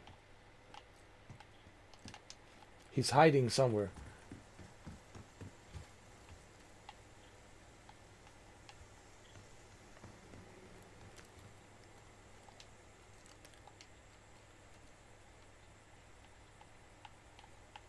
Target appears hostile. Oh, I see him. There he is.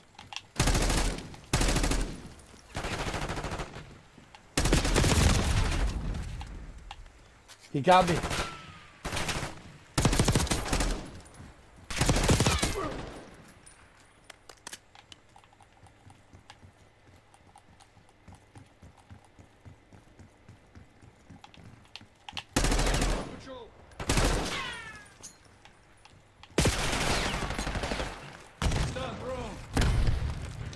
All right, here we go.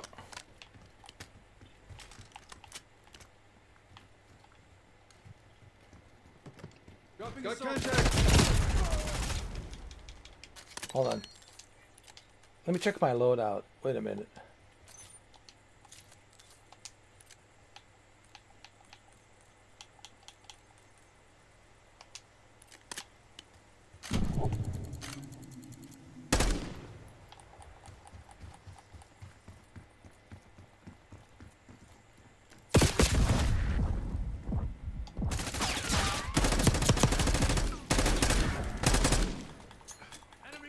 Concussion grenade out.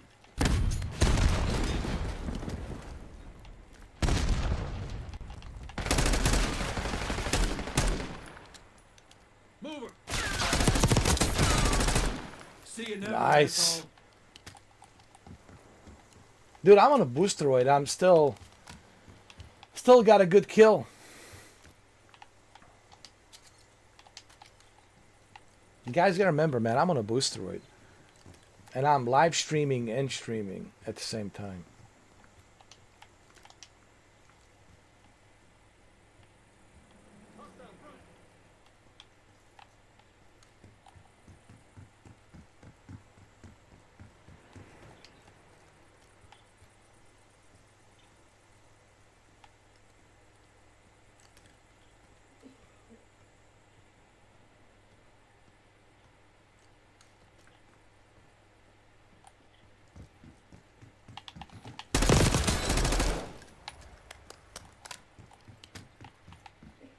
I already got him. Anton, come on, man.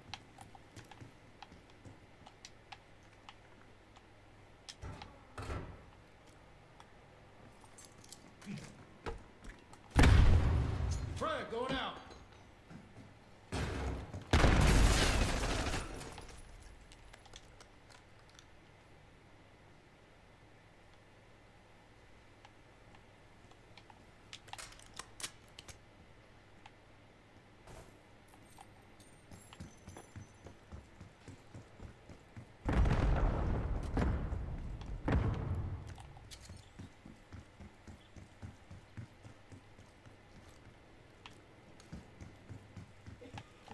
Okay, I'll watch this way.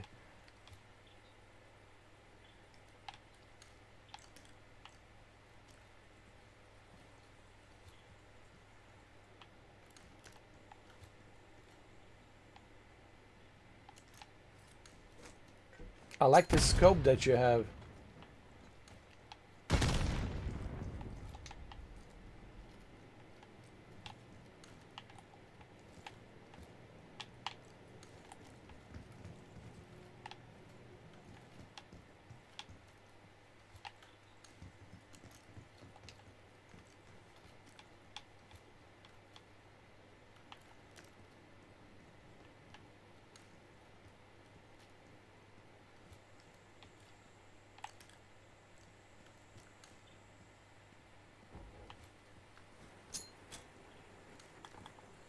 Sending stun.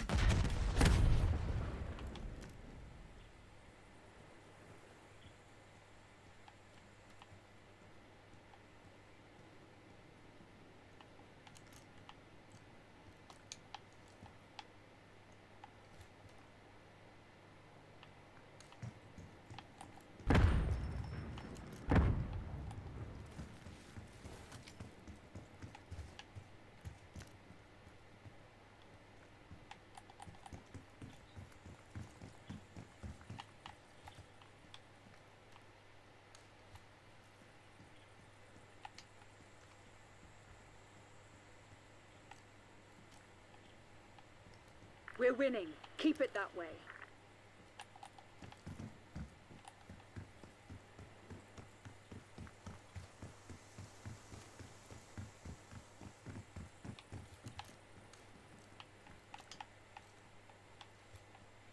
Taking a shot.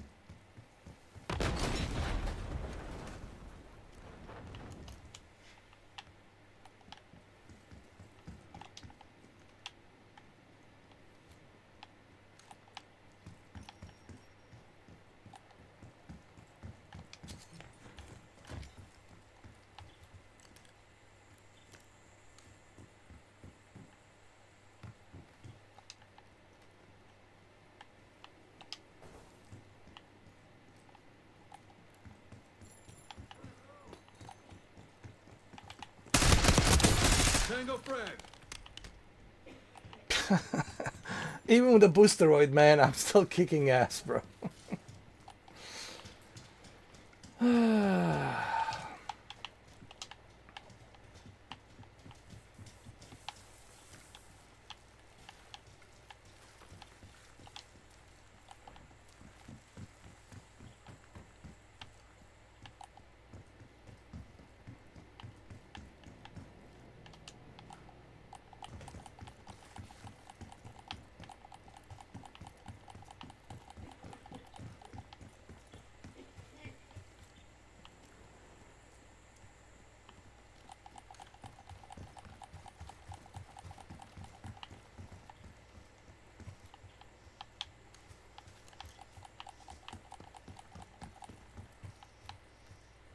Located Tango.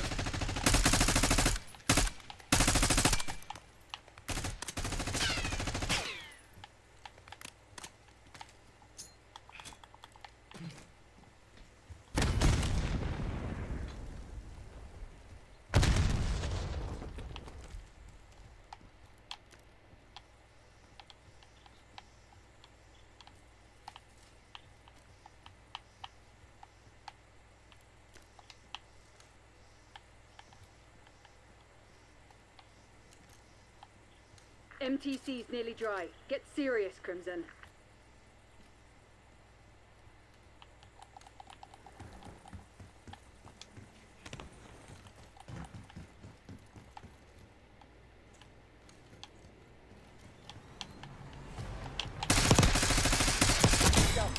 There you go.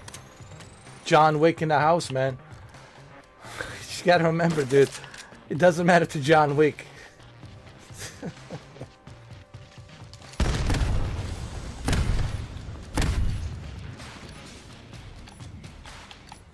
Stun thrown.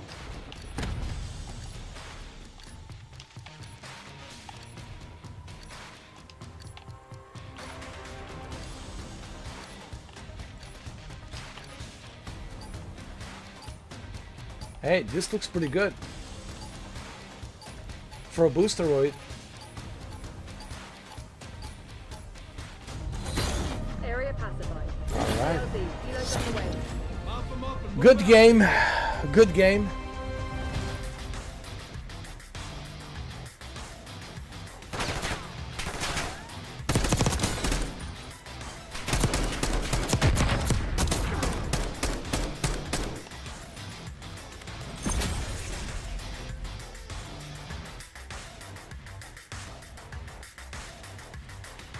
Yeah, go ahead, change it.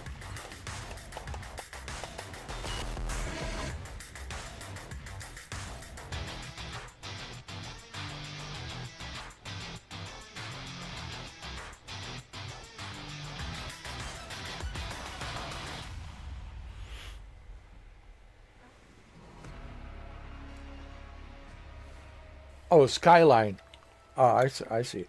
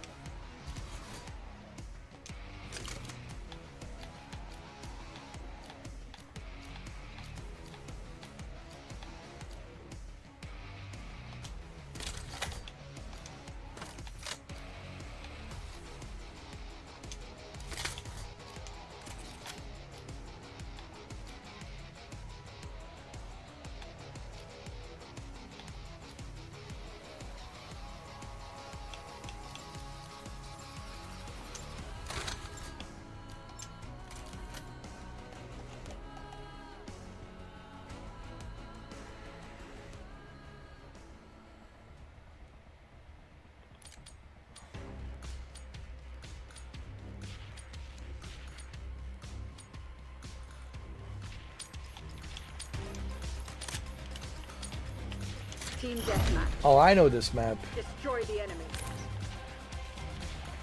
Everything's about that elevator shaft and that pool area.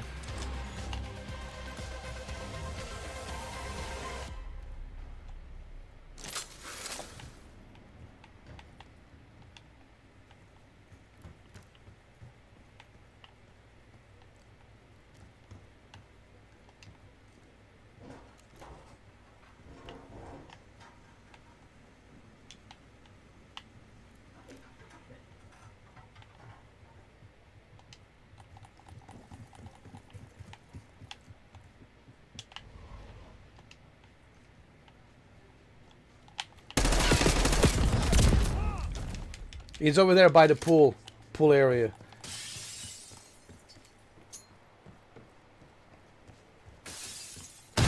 Oh no! I forgot to release the grenade.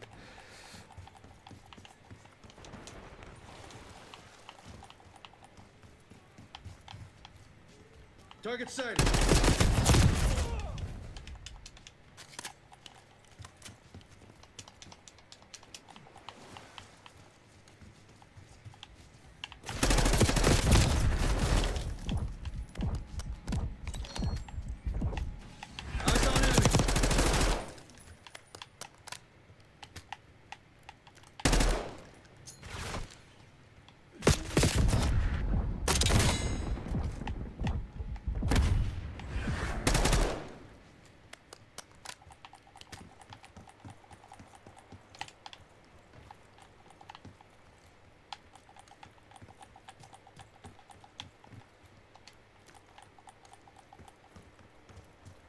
No, this way, this way.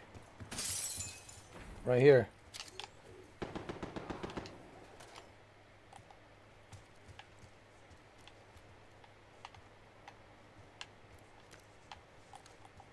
Tossing frag.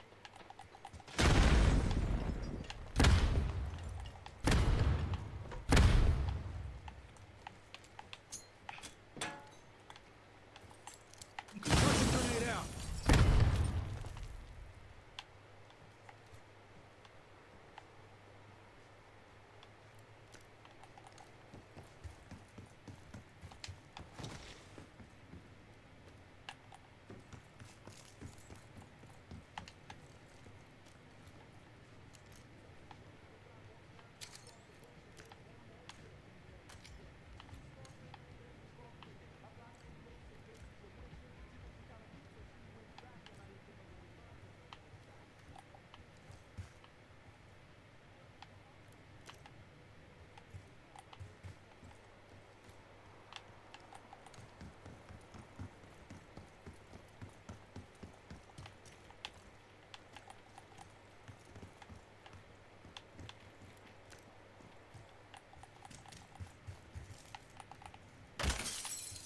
He's probably in the elevator. Hold on. Elevator shaft.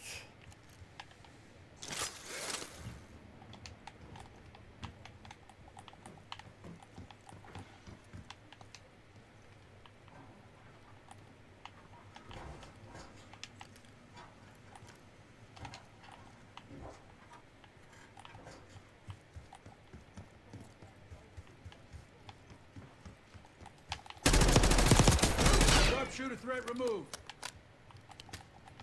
All right, we're all tied up. 3-3.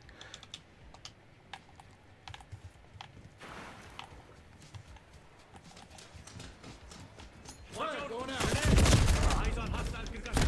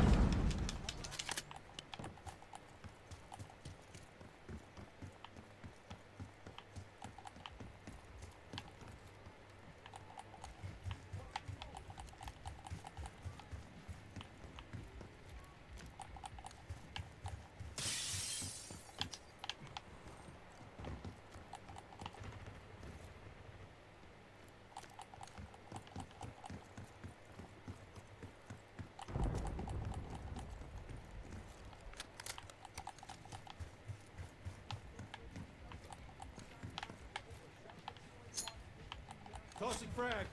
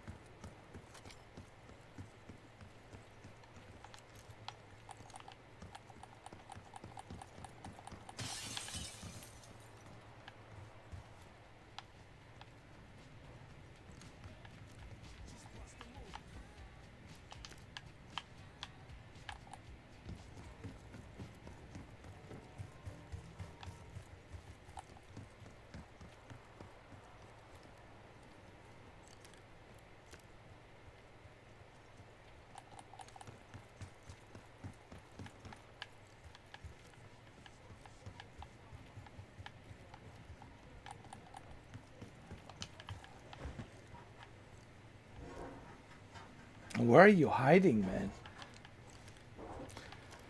All right, let me do something here really quick. Hold on.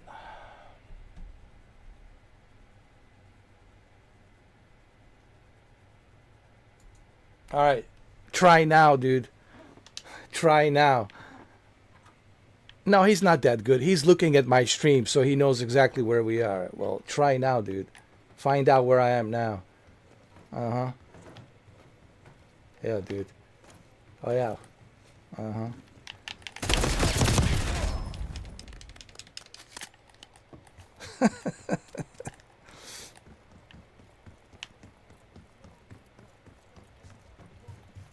He's in the elevator shaft.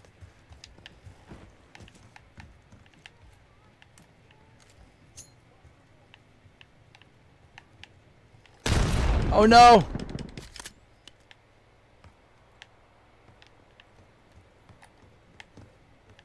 So how do you know there's a delay in my stream? That means you're looking.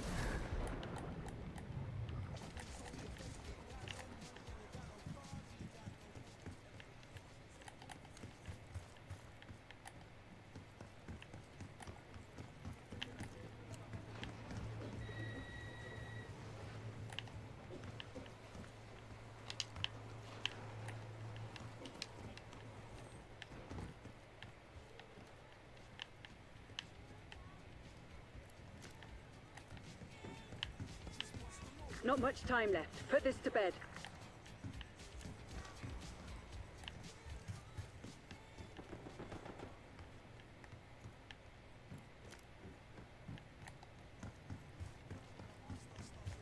Dude, if you're hiding, you got plenty of time to look. If you're camping, dude, then you're just looking. What are you talking about?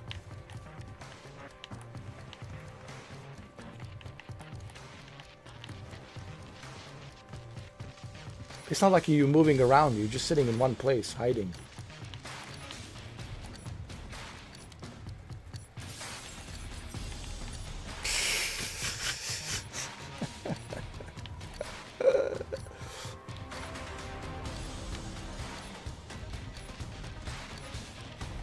Wait.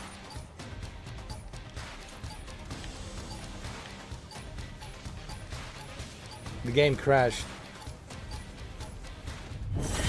Underwhelming effort, Crimson. We're outmatched. Pull out. Fugitives remain at large.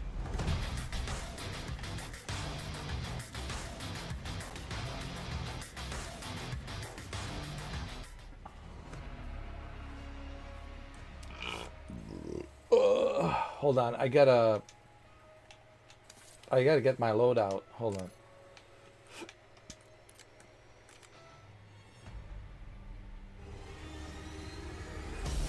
What the hell is this?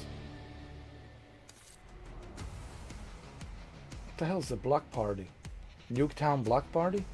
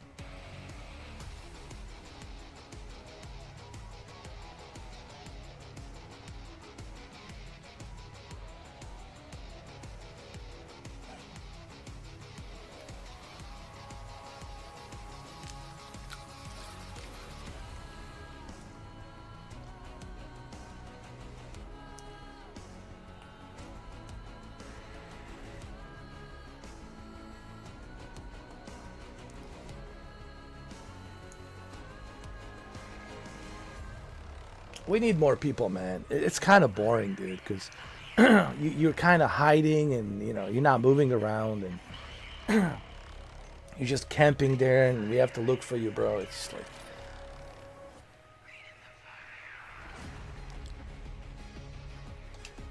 It's alright, dude. It works. It's good, but we need more people, man. We need to have more people. It's more fun when there's more people. Like, it's just kind of like... you know, hide and seek, and we just have to look for you, man.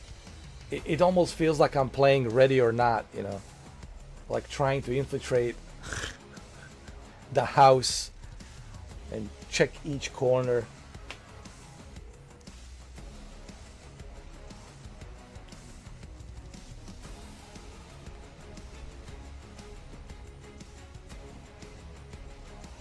No, I want to test some other games.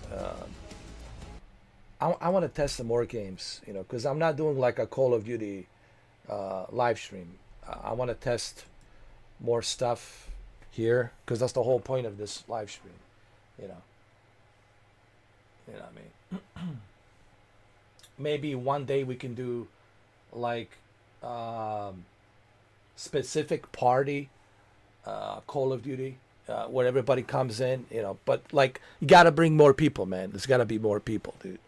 That's the fun aspect. When you got more people, you know, like 4 versus 4 or something like that. It could be me, Andrew, and maybe Shuki, and I don't know who else we can get. Maybe Mr. 60 FPS Gaming and some other people, you know. Then we can have Sir Galahad. I don't know. We can get maybe Sir Galahad. Sir Galahad can come in and join us, you know. And we can have like 4 versus 4. Yeah, just a test. We just want to test it, you know. And look, it works good. It works great. And it works great on a Boosteroid as well, surprisingly, man. It works good. I was surprised by that, how well it works, you know. And this again, it's a testament to the Boosteroid, considering that I'm live streaming and streaming at the same. You guys understand that, you know. I'm live streaming and streaming at the same time, you know.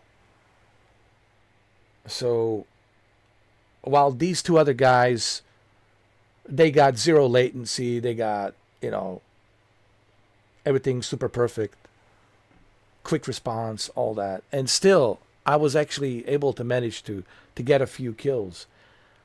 Even though with my shitty internet, with the latency that I have, this really gives you the testament of how good Boosteroid data centers are and servers are, how reliable they are.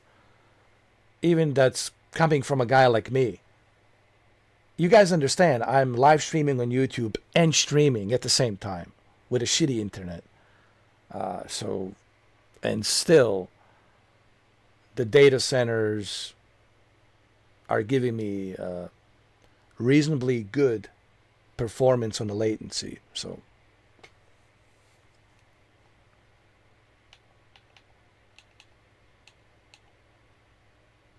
all right, Kemi, thank you, man. Appreciate you stopping by. For sure, check out The Evil Within too, man. I really enjoyed it.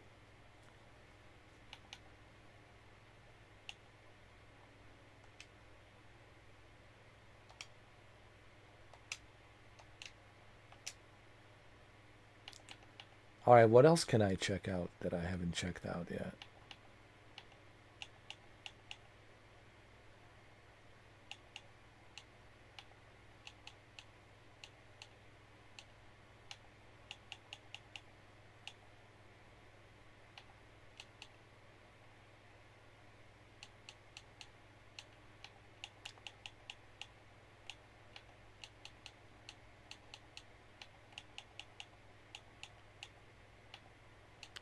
What do you mean, not so easy to get a shot? Yeah, but that's because, hold on a second, dude. Now, first of all, you didn't even let me choose what weapons I wanted to choose.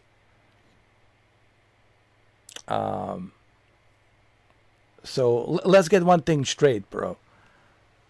You didn't even let me use my weapons. You used some super sophisticated weapons, bro. You just set up a server where I, didn't even get a chance to set up my weapons. If I set up my weapons that I have, dude, you wouldn't stand not even a second with me, bro.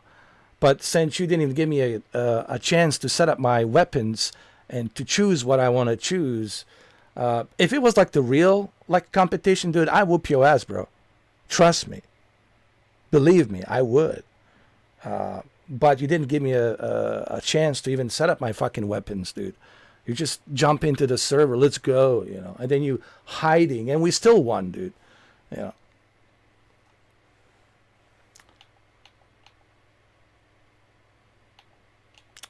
Yeah, but dude, you were looking at my stream. You can see where I'm at. You can see where I'm going. It gives you a little heads up. I know we were playing, but if we're gonna try to talk about who's a better player, dude, you've seen me play. You know my level. I'm level 56, And if I had my weapon that I customized, bro, it would be a one shot, one kill. Trust me.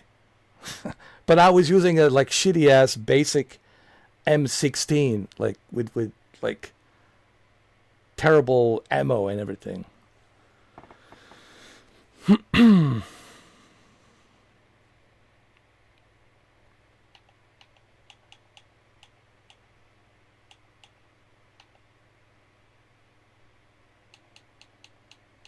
Oh, we'll play it some other time, but we should play with more people, dude.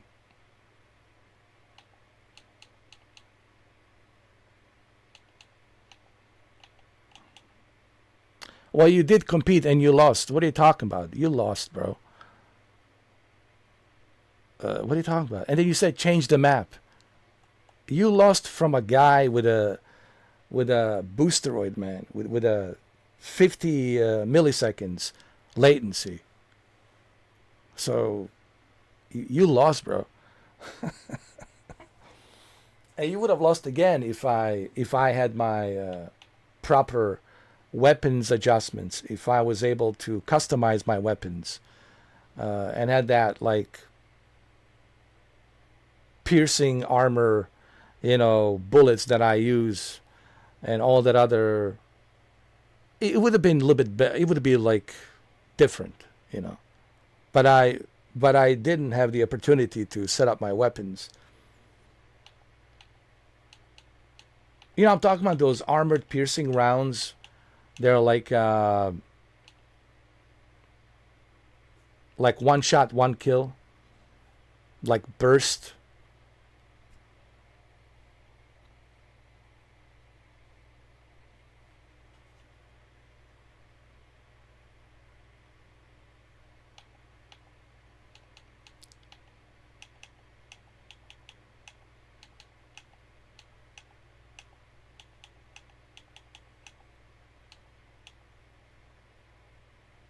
I want to play something that I haven't played.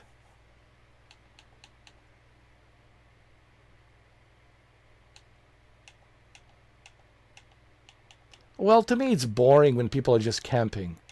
I don't like that. If we're gonna have like a real competitive, then we gotta do a real competitive, like 4 versus 4. I get to choose what I get to choose. I get to choose the weapon that I get to choose. The perks, the customizations, everything I get to choose. No limitations. And then we can compete, But it has to be done, properly.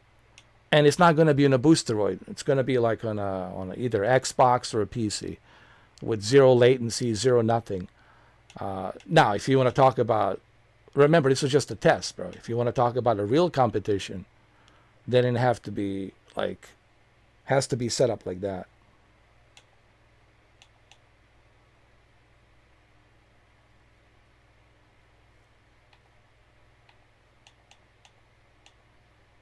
I know, but it's boring, dude. It's boring, like,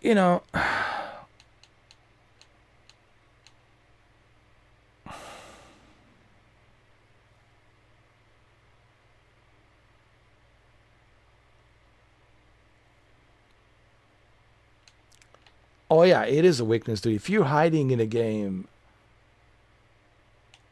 yeah, but that's boring, dude. If you're just camping and hiding, like, what's the point of that, dude? I can hide and camp. You're never gonna find me, dude. So what's the point? Like, the idea is to, like, let's go out there, man. Keep running. Let's keep running and gunning. Let's not hide. Let's, if you want to test something, then test it, But when you're hiding in a shaft, bro, in an elevator shaft, and and then I finally found you. You were there, and I think it crashed after that. You got kicked out. You think your server crashed, but I just don't like camping, dude. Like, I like running and gunning. Like, that's one of the cool things about the Nuketown. People used to run and gun, but now even in a Nuketown, everybody's just hiding and just sitting in one spot and just waiting and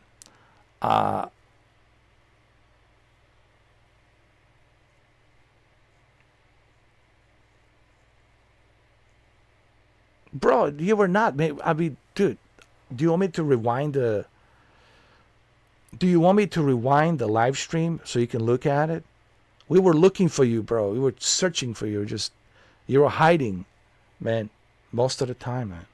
You were not moving around, bro. No.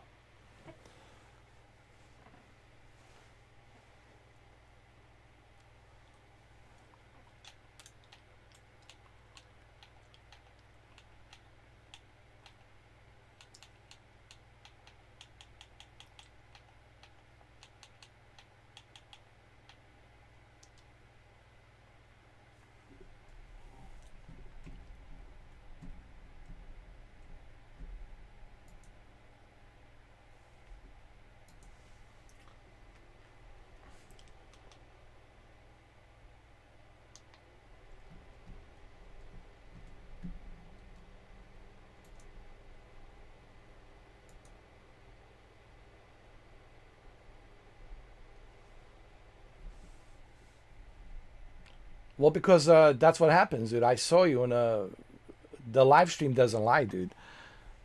We were looking for you. We were searching for you, bro. You were nowhere to be found.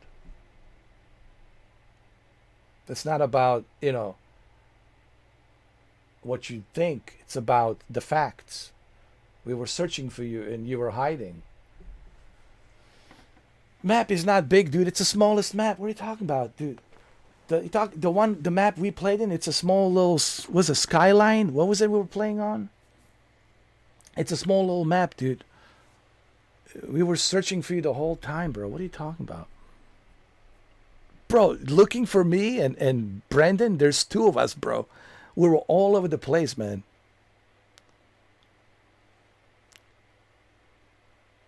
Dude, we were searching for you. Well, if you weren't hiding... Dude, now you're being just ridiculous, bro. You're just being ridiculous now, man.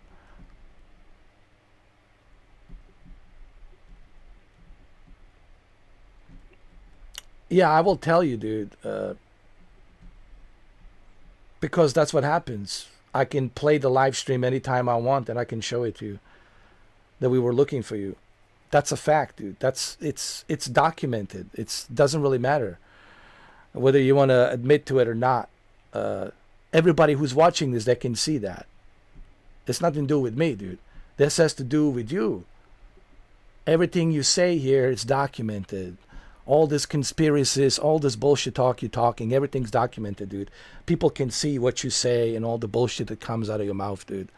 And quite frankly, I'm tired of you, bro. Seriously, man.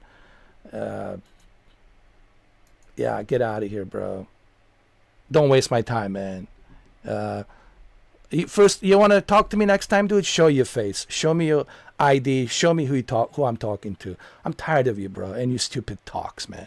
Spamming the entire fucking chat with all the bullshit, Nobody gives a fuck about your Call of Duty.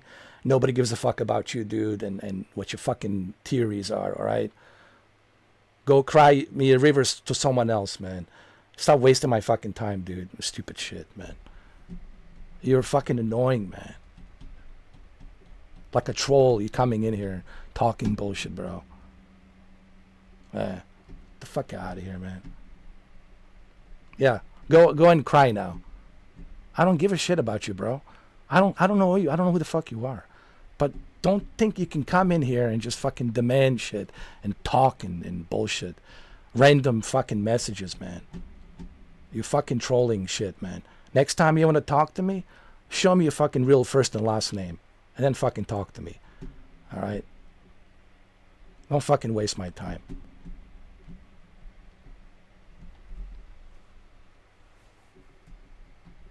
Yeah.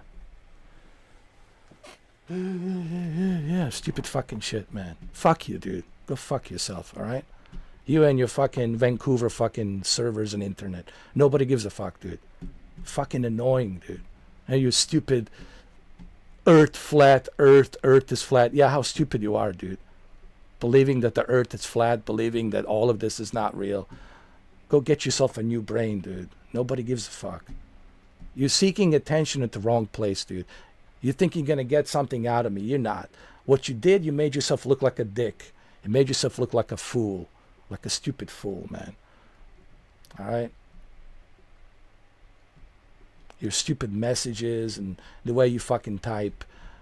I knew that you were a troll, but I was just trying to give you enough time to see how much of a fucking troll you are. I knew all along, dude. You think I'm stupid? You think I know what's going on? You don't think I know what's going on, dude. I know more about you than you know about me, dude. Okay? Because I'm that fucking smart. But I don't care. But I'm just letting you know, dude. Don't think you can come in here with your fake-ass profiles and your fake-ass fucking emails and talking shit. Fuck your server and fuck you, dude. All right? I don't give a shit about you or your fucking theories or your fucking server. All right? I'm not your fucking bro. I'm not your fucking friend. All right? Get it through your fucking stupid schizophrenic head. All right? And don't bother getting in touch with me, dude, with your stupid emails. All right? Nobody gives a fuck.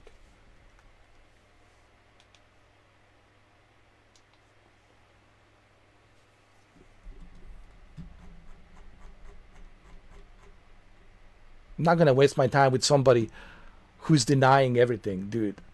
Like, you're so fucking butthurt that somebody whoops your fucking ass with a 53 milliseconds on a Boosteroid. And you're so butthurt that you don't want to admit anything. And you're just talking about random shit, spamming my chat, talking about random shit, talking about random crap. I don't care about your theories and your conspiracies and all your bullshit, dude. You wasting your goddamn time with me. Maybe someone should have given you a fucking memo about me. Don't waste my goddamn time, dude. Go waste your mother's time. Go waste your sister's time. Don't waste my fucking time, dude. Go find another fucking goat to squeeze the testicles. And get the fuck out of here, alright? And go fuck yourselves. I don't give a shit about you, bro. Don't waste my fucking time. This goes for everybody. Don't waste my goddamn time. Alright? If you're gonna come in here, be some fucking jerk, don't waste my time, dude. Alright? Talking bunch of stupid nonsense. Kissing my ass and all this shit. It's not gonna work with me. Okay? Go make some videos about me. Don't waste my fucking time, dude. This goes for everybody. I don't give a shit. I'll gladly refund your goddamn $2. But don't waste my goddamn time. Alright? Don't waste my goddamn time. Let me block you on my fucking Xbox as well. Yeah, don't waste my goddamn time, dude. Please. The stupid ass fucking trolls, man.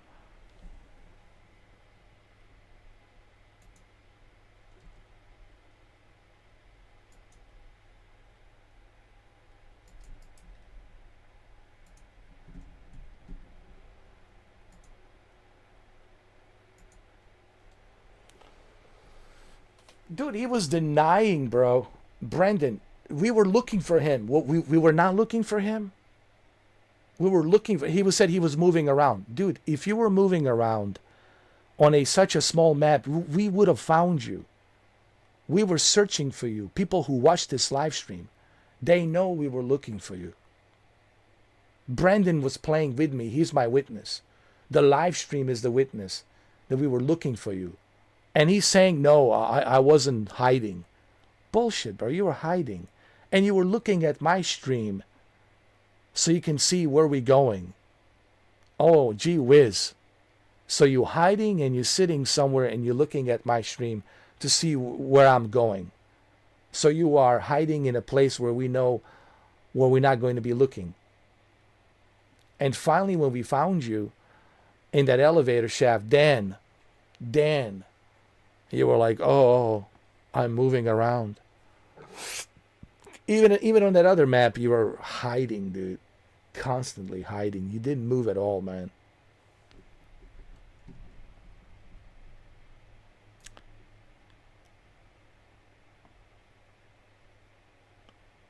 Dude, I knew he was a troll, but I don't give a shit. He paid $2 for my ass. He came here. And I made money off of his stupid ass. How about that? I won. I got your money. I got you $2 All right? You came here to me. And you gave me $2. How about that?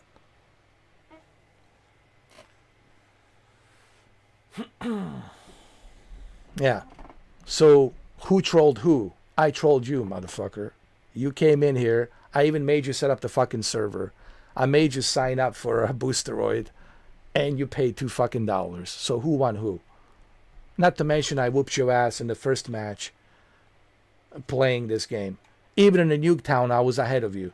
You were way down below.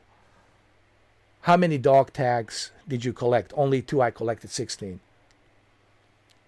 And then you all of a sudden you start talking about all this stupid nonsense about the earth is not real. You know who talks like that? A fucking troll. That's right. A troll like you would talk like that. And that's what you are. But I knew you were a troll. But I was just waiting to see how far you're willing to go. And I took your fucking money. $2. But I'll gladly refund the $2 fucking to you, bro. You can have it. Shove it up your ass. Nobody gives a fuck, dude. I certainly don't. But just understand this. For those of you who think you can just pay $2, become a member, and then just come in here and talk a bunch of bullshit. Did you guys not understand what I said yesterday?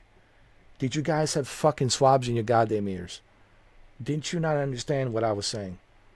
My channel, my rules, bro. So think about what the fuck you're saying. Think about what you're typing. Because I don't give a shit, man. It takes me less than fucking half a second to block your ass and remove your ass. And will not hesitate to do that. Not for a second. And then on top of this, you can't even admit, even though you are on the live stream, everybody can see it. People can watch this live stream as many fucking times as they want. And they're going to see what kind of liar you are, dude. You were hiding. We were looking for you. Brendan was here with me, looking for you. So if you were moving around, and if you're so fucking slick, we would see you moving around on such a small map. But you were not moving around. You were hiding. You know who hides? A coward. A pussy. And that's what you are, dude. You're not a real player. You're not a real gamer. You're just a pussy. Hiding. I saw you how you play in Nuketown. You sucked at Nuketown. We can go rewind that Nuketown and we'll see who got most of the kills. I did. Who collected most of the dog tags? I did. Come on, dude. Don't waste my fucking time, man.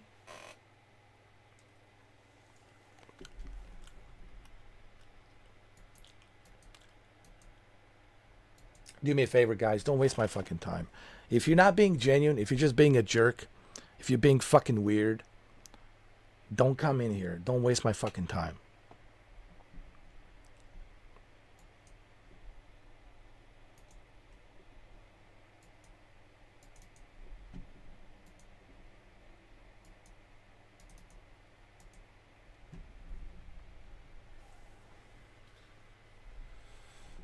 Alright, let me get this guy. Let me fucking block his ass.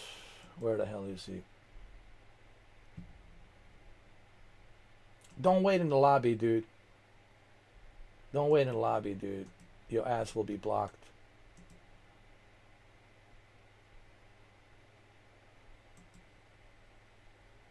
Yeah, here we go. There you go. Don't waste my time, dude.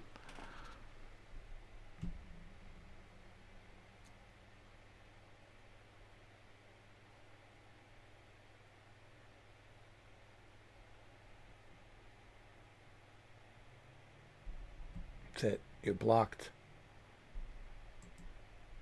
Blocked. Blocked.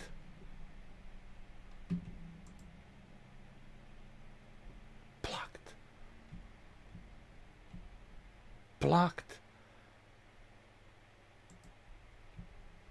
Just like that. Anyway, let's move on. It's a waste of my fucking time, dude. Let's play a little bit of Borderlands. I hope people learn their message, man. I've been doing this for 11 years. Don't think you can sneak in here with your stupid nonsense, all right? Don't think that I don't know what you're doing. Don't think that I don't know what's going on. All right? And don't call me a brother. I'm not your brother. You have to earn that shit to call me a brother. I'm not your brother. I'm your complete fucking stranger, all right? And I'm certainly not your goddamn friend, all right?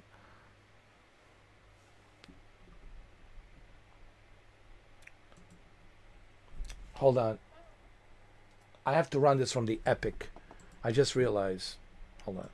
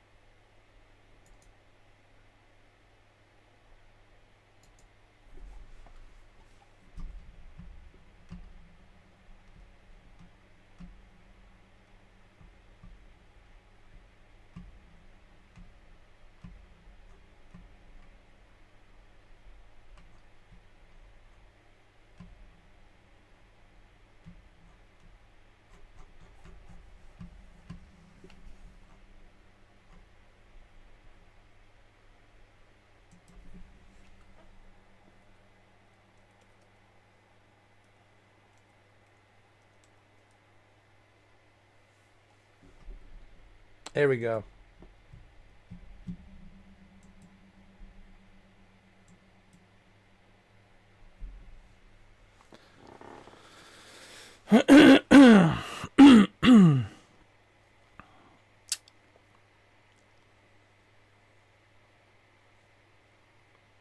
I know, Brendan. It's been about 11 years, right? Yeah. I mean, I know my regulars.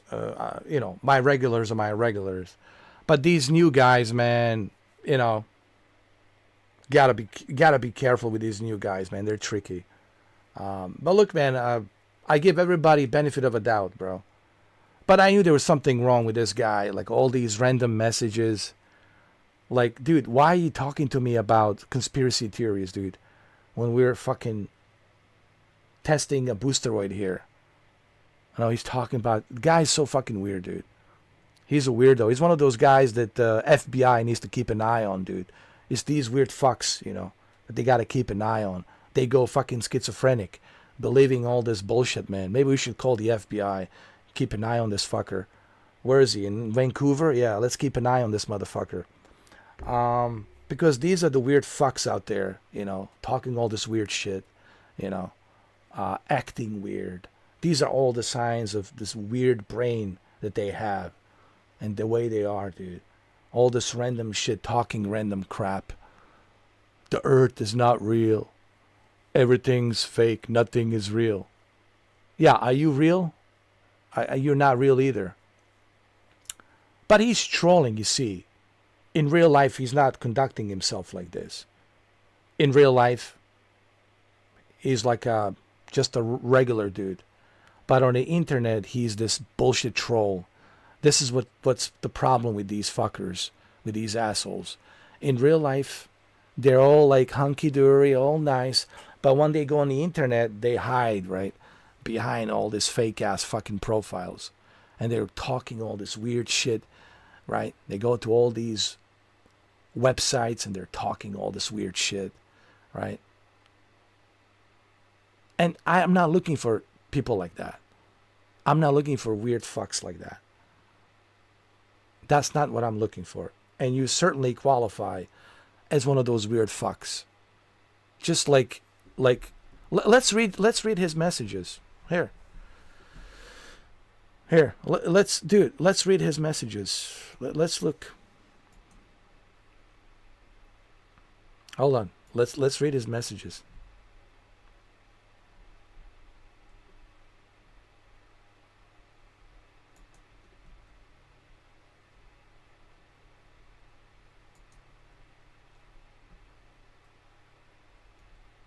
Here. These are all the signs of the weird trolling messages. But see, he's not weird. He's just trolling. He's a troll, dude. That's what this guy's doing. A troll from Vancouver. Why am I not fucking surprised?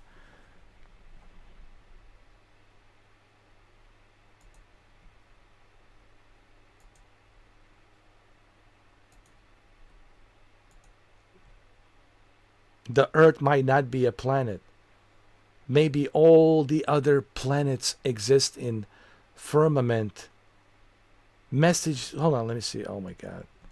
We can't go past Antarctica. Humans are not permitted. Humans are stuck on this Earth. No one can escape it because there might really be a firmament. You know who talks like that? Like some cult fucking leader. Some lunatic cult fucking leader. Like Charlie Mason. Some shit like that. That's who talk like that. Alright? That's who fucking talks like that. And that's you, my friend. That is you. Do you want me to expose what you said? I'll be more than happy, dude. I'll be more than happy to expose to what you just said. Here, we can look at your... I'll gladly look at your... Hold on. Where is it? It's right here.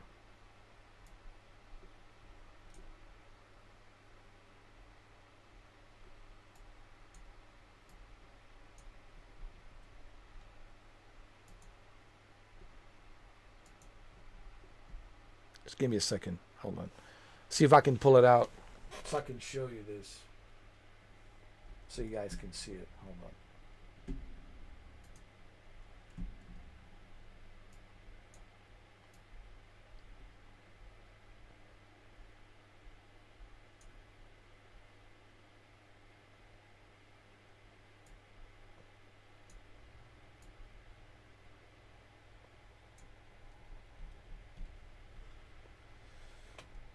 Weird. Just weird beyond belief, bro. But here, let me show you. Here. Here.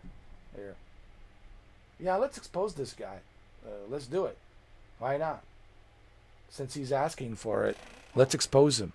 Yeah, let's expose these weirdos because they're out there, bro. We got to keep an eye on these weirdos, man. They're out there.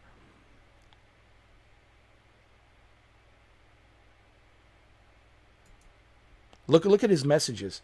Bro, I am playing Boosteroid. What does it say on my live stream? Testing variety of Boosteroid video games. And what are you talking about? Earth might not be a planet. This was your message. Right here. All around Earth, it's Antarctica. Covered with giant ice, and we never went outside of this Earth, never. Out of nowhere, dude. Who the fuck writes this shit out of nowhere? Only a weird person would write this random shit out of nowhere. A normal human being would not write like this. Especially since we're talking about Boosteroid. And the subject at hand, it's Boosteroid. We're testing video games. And what are you doing? You're bringing in some bullshit. Injecting some nonsense bullshit. Now, I don't think this is you trolling. I think this is really you being weird. For real. I think this is really you being weird. Like you truly believe this shit. You're that weird. And all around the Earth is Antarctica covered with giant ice. And we never went outside of this Earth, never. The Earth might not be a planet. Maybe all other planets exist in a firmament. We can't go past Antarctica. Humans are not permitted. Humans are stuck on this Earth. No one can escape it because there might be really a firmament. Which cult party do you belong to, bro? Let me know, please. Which cult party you belong to. Bro, no picture we can see our Earth from. Out. This means that we are stuck. We can never skip this place. If this is not weird, even Camby came in and he was like, this guy's fucking weird. He didn't say it, but he's like, I certainly take this guy fucking seriously. Yeah, sure.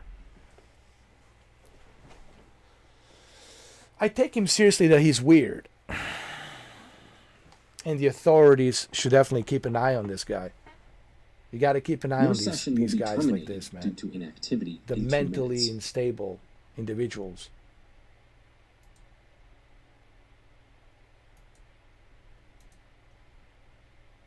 We got too many fucking mentally unstable people out there as it is.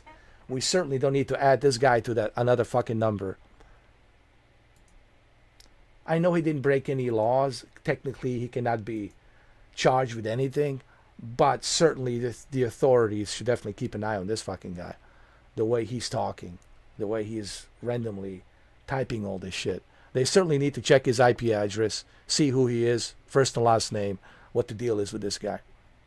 Just to be sure. Because there's some weird shit that this fucking guy is saying, dude.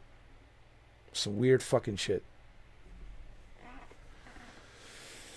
Look at this.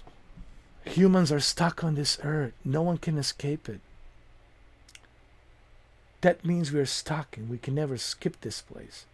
System, it's a big lie, my brother. He keeps calling me a brother. I'm not your brother. Dude, you don't know me. And I'm certainly not your friend. You're just some guy that decided to join my member chat, and you got all cozy thinking, oh, if I'm a member, I can get all cozy. No, wrong. I put you in a probation period to see what you're made of. I like to give everybody a probation, to see where you go, to see what you do. And you certainly did not disappoint. Okay? You're exactly what I knew you were going to be. All right? So that's how good I am. Okay?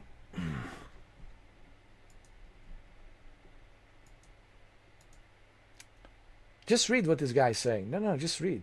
Just read this shit. Just read. If this is not weird to you, then you guys certainly don't understand what schizophrenic, bipolar, weird is.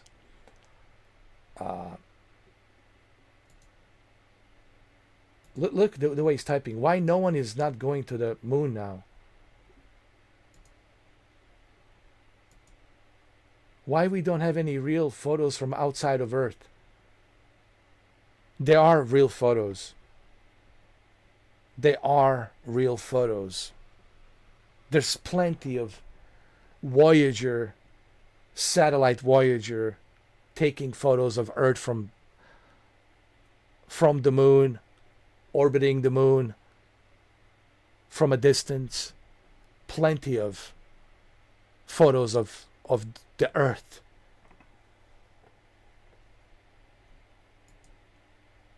And he says it's CGI. It's CGI. Now, I know what you're thinking. Maybe this guy is just trolling.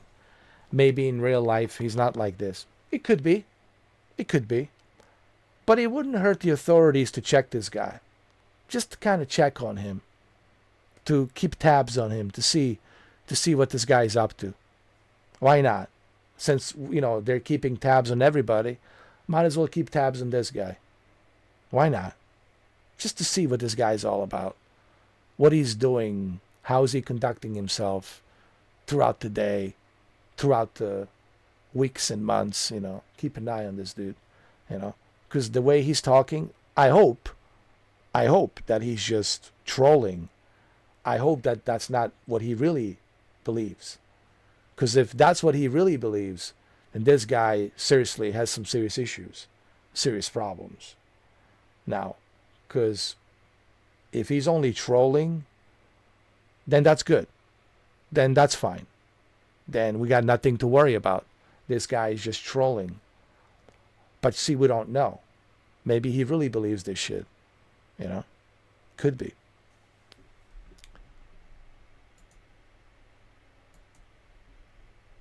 But I think he's trolling.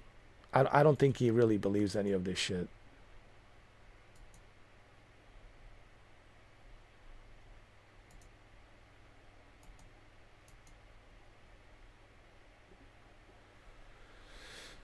Man.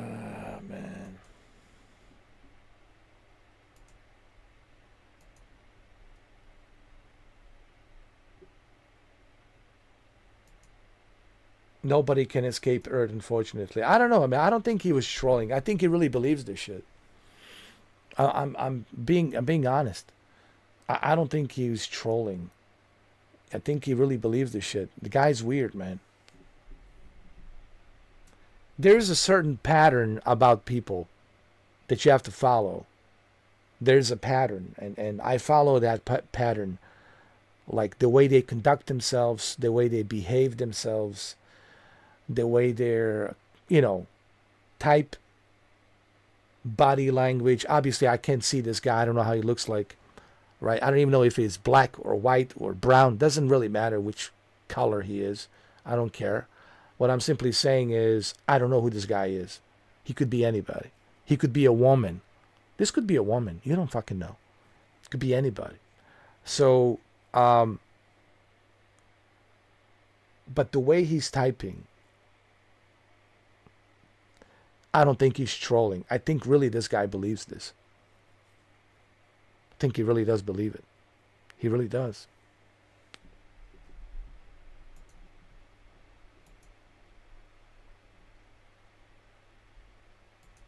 And he keeps going on and on. Going on and on. There's no proof. He's telling me there's no proof. And I'm telling you, well, where's your proof? So if there's no proof, then it's just a theory. But he's going on and on about the theory. That the theories are, his theories are proof. Because he believes it. You know who believes that? A person who has schizophrenia and psychosis. This is a perfect example of someone who has schizophrenia, psychosis. No, I am mentally strong. Don't worry about that. No, you're not. You're not mentally strong. You're not. If you were mentally strong, you wouldn't be typing all this nonsense.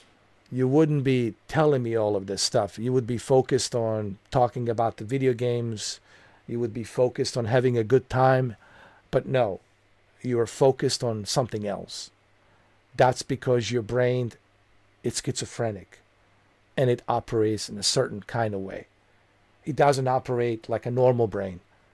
Because you're hearing voices, and the voices are telling you that, yeah, your brain is convincing you that the earth is not real. Your brain is convincing you that none of this is real. My friend, that's a psychosis, schizophrenia. That's what that is. You need help, bro. Like, for yourself. You should definitely check yourself in the clinic. For sure. Do us all a favor, dude. Do all of us a favor. Do every single one of us a favor and check yourself in as soon as possible.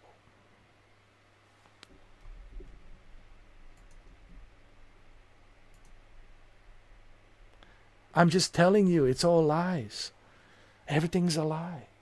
Nothing is real. Nothing is real.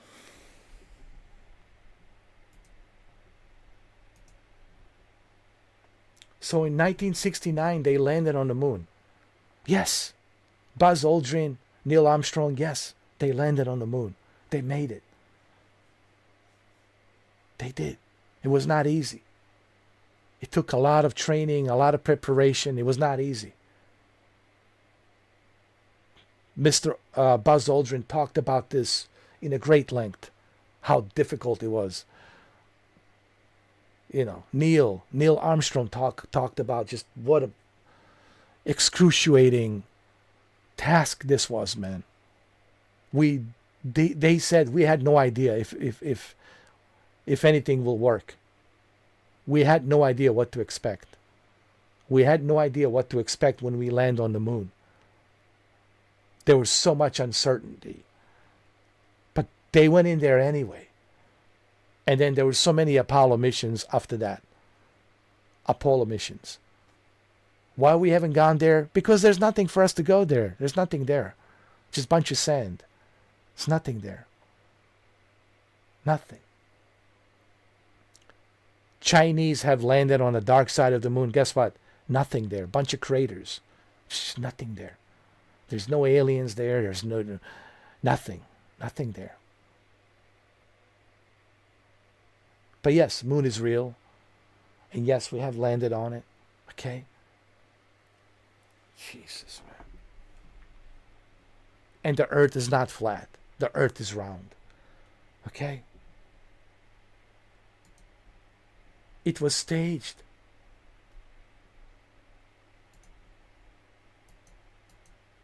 And proof was what? You heard from the news? Yeah, the news.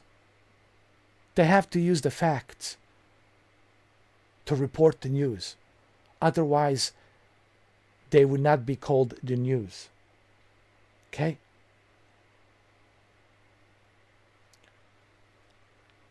You can't stage something like this and keep it a secret for such a long time. It's impossible. It's impossible, dude. Simply not possible.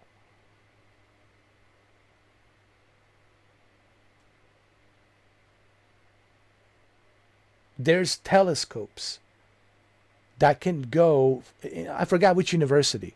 There are telescopes that actually have zoomed in on where the flag is, where the yeah, it's kind of it's in a rough shape. It's not in a good shape, but the American flag, it's still there, buried with sand, but you can still see it through a telescope. It's still there. Who put that American flag there? Huh? By itself, it appeared there. Okay? There's too much evidence. But the problem with you is you believe that everything's fake. You believe that everything's lie. Nothing is real. And this is the issue with these lunatics, man. They're so indoctrinated. This is the problem we have in on the internet society. This is the issue we have with today's generation. They're so brainwashed.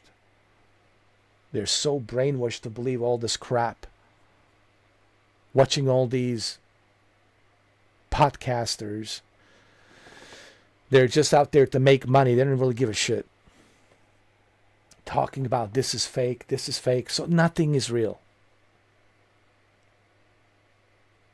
That is your notion. That nothing is real. Seriously, dude. You got serious problems. So are you real? Are you trying to tell me you're not real? Am I real? Am I not real? Are people real who are watching this? Is this real? Listen, guys, I'm telling you, this guy, I knew from the beginning there's something wrong with this guy.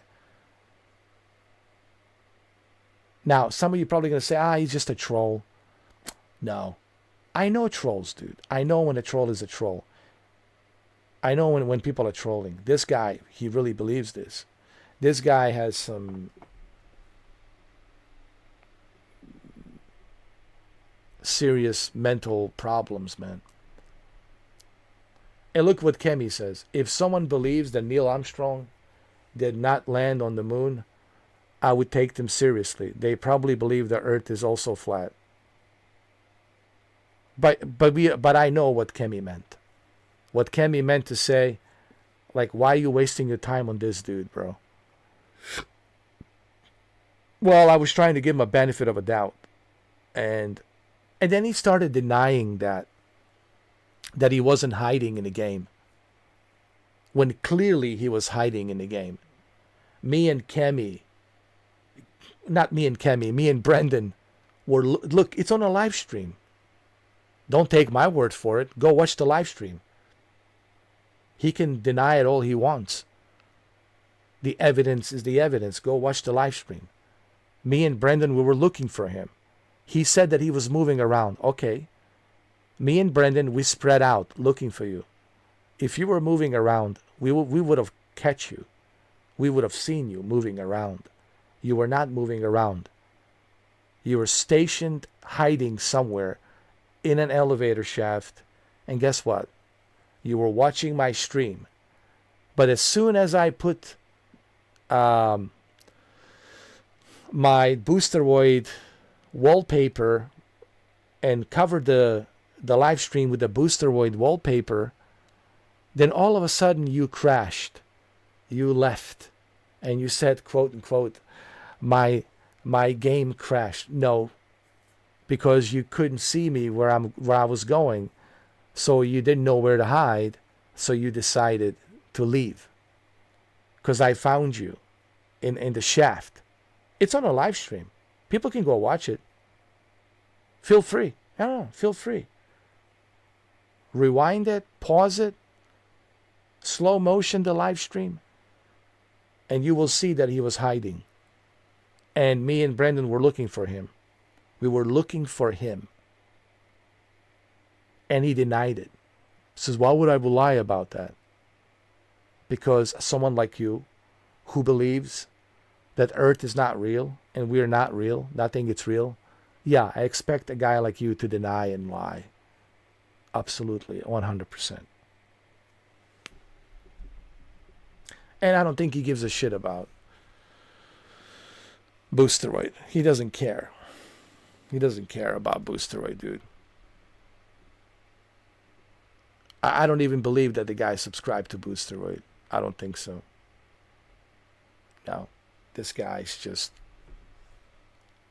Because when you check his profile, what's there on his profile? Nothing. Him measuring his internet speed. That's all. The guy's measuring his internet speed. That's the only video he has. Oh, whoopity doopity doo. Big deal, bro. You only have the video of you measuring your internet speed. Oh, God.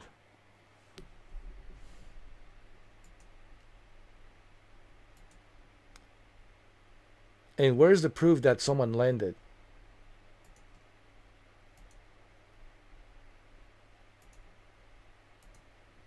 News can tell you anything, sure, but that doesn't mean anything. News can tell you anything, sure, but that doesn't mean anything.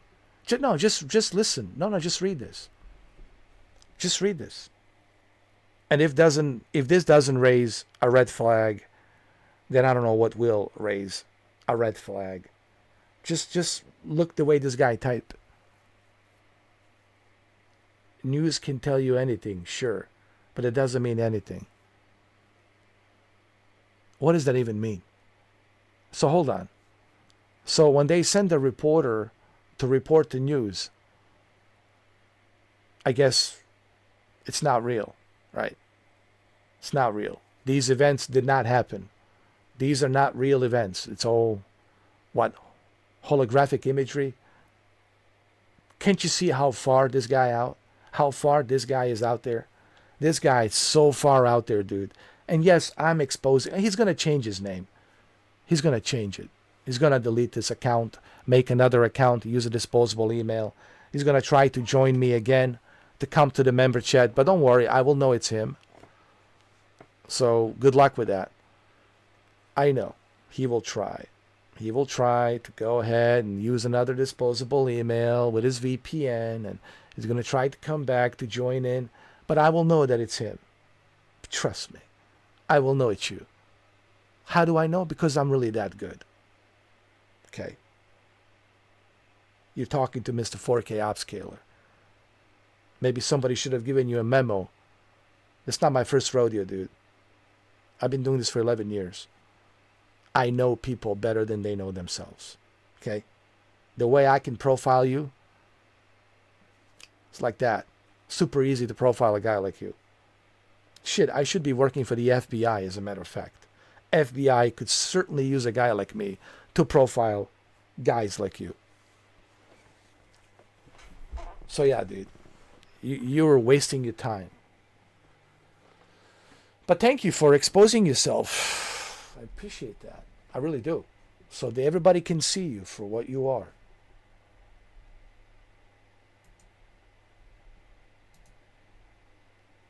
Not a single photo captured from the outside of this earth. Should we disprove him immediately? Should I go ahead and show him some photos? Maybe I should. Should I? Should we do that right now? Not a single photo captured from the outside of the earth. Really, dude? Really? Really, dude? Okay.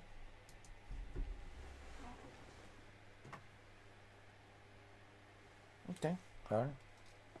All right, fine. Let's disprove him.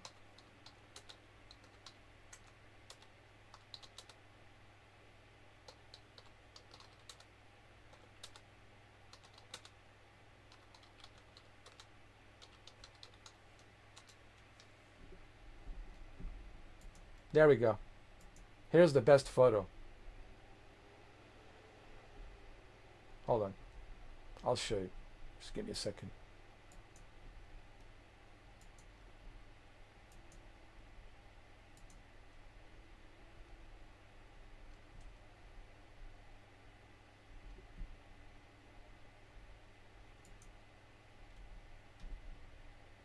And I know what he's going to say. Oh, but that's not real. That's photoshopped. Of course, he's going to say that. Right here.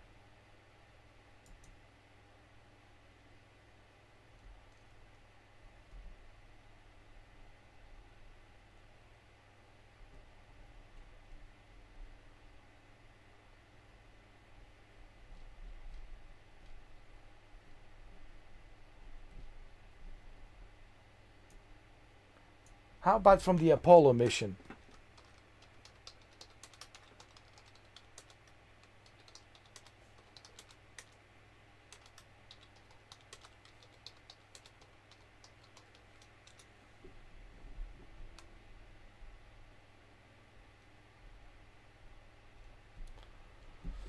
How about this famous photo right here?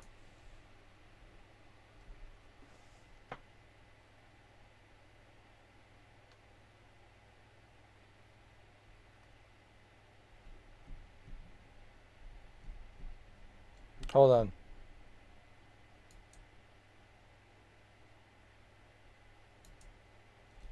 This is not real?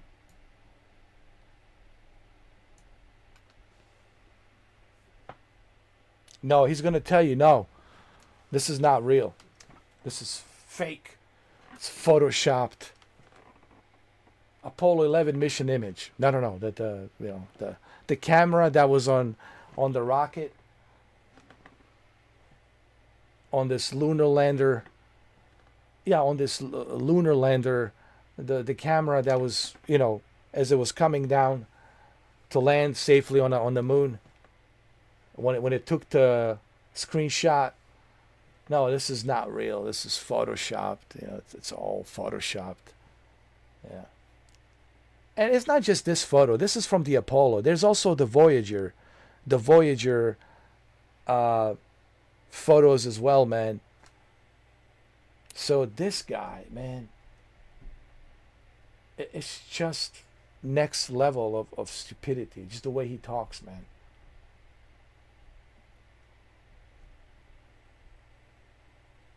Nobody can escape Earth. They can't even go now. Yes, we can go to the moon. India went to the moon. China went to the moon. There's nothing there. Nothing. Absolutely nothing. Jesus Christ, man. It's CGI. Everything's a CGI. So, if you're one of those types of weirdos, guys, I'm not looking for you to become a member. I don't want you as a member. I'll gladly refund your $2. I'll personally see to it. I'll get in touch with Google. I'll personally see to it that you get your $2 back. Please, Google, give him his $2 back. Please, immediately. I don't want you as a member here. I will personally see to it that the Google gives you your $2 refund. Okay? I'll personally email YouTube and tell them, please give this Anton Bakalian, give him his $2 back. Please refund his $2 back. Please give it to him. Because he needs that. He needs that $2 to make sure that those $2 are real. Because he doesn't believe that those $2 are real. It's weird, man. It's a weird guy, bro. Strange guy. Nobody saw Earth from the outside because no one can go out. Yeah, so what about that International Space Station? What is that all about? What about all these SpaceX satellites out there? What are they doing? Nobody can go out.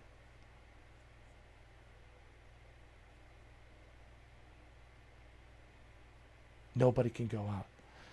Really? Even Jeffrey Bezos went out to the outer space. Even the guy from the Virgins, billionaire, and Jeffrey Bezos, billionaire, they all went out. Even those ladies, they went out to the outer space. The Blue Team ladies, whatever, I don't know who was in it.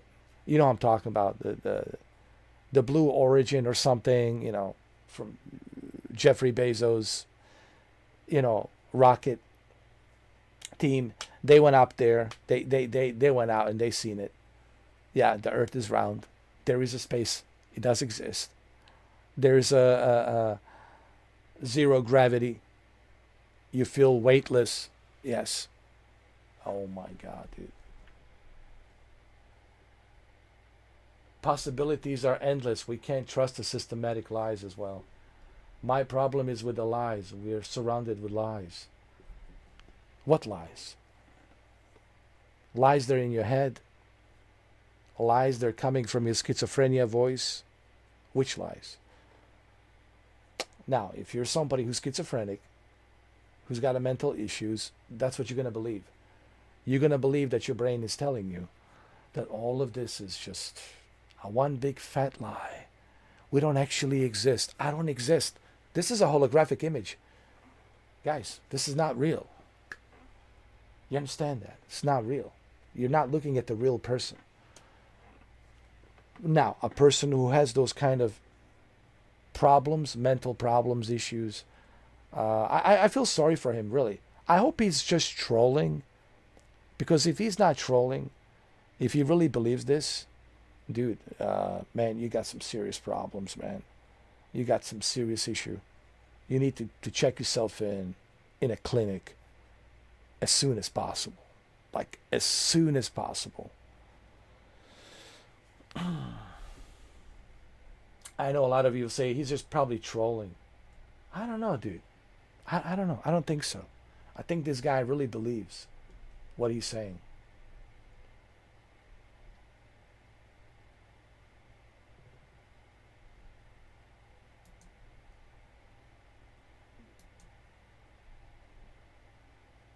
Or maybe he's autistic. I don't know. It's either or. Either A, he's autistic, or he's schizophrenic or bipolar. It could be all of the above. I don't know. But certainly this all raises a red flag that this individual certainly it's not in his right state of mind. You know, just the way he's typing, the way he's conducting himself. Clearly, there's something off about him. Clearly, there's something off. Just look at the way he's writing.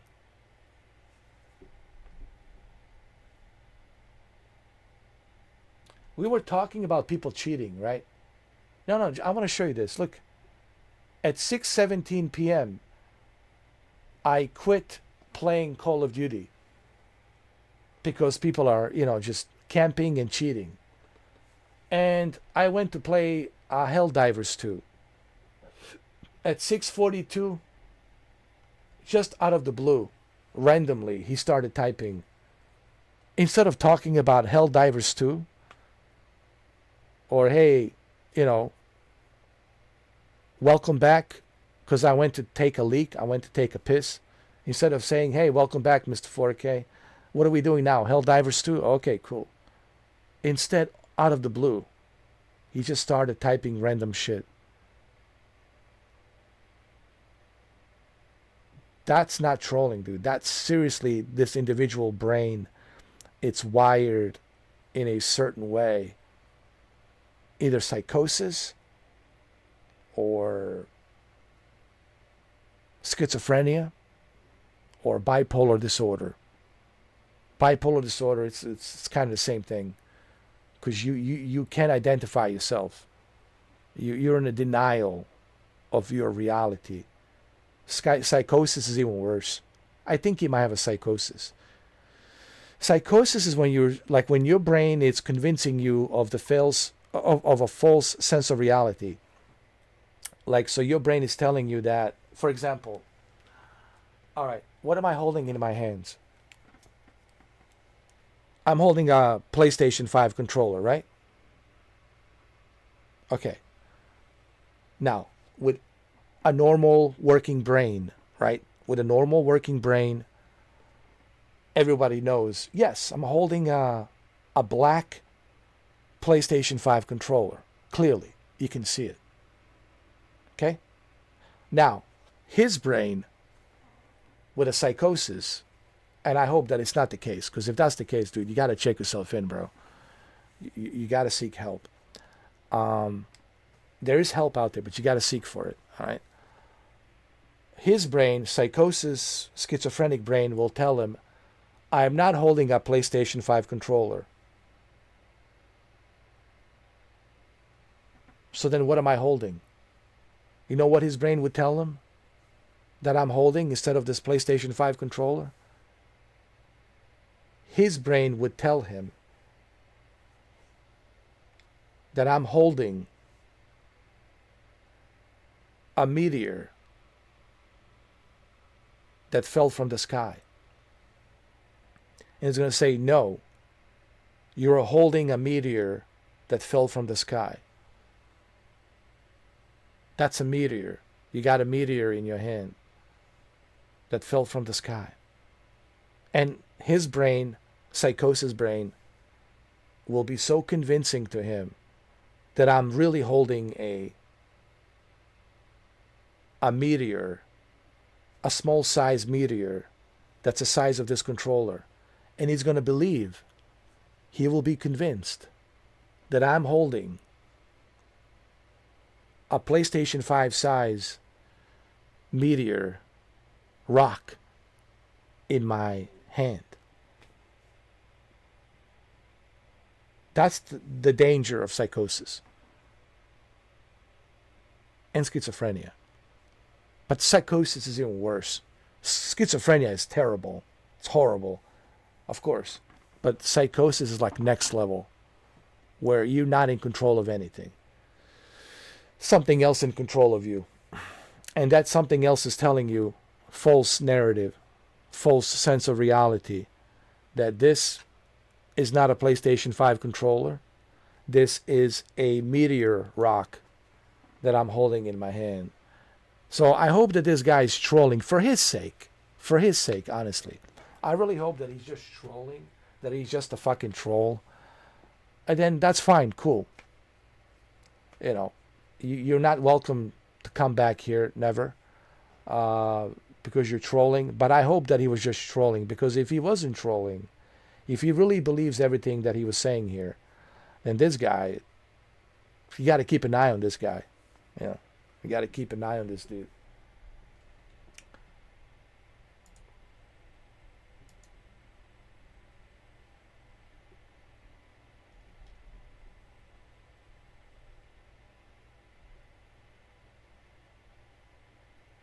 System, it's a big lie, my brother. And what's with this, my brother, my brother? What is this? You don't know me, dude. You just like met me a couple of weeks ago. I'm your brother immediately. What is this brother shit, man? You're not my brother, right?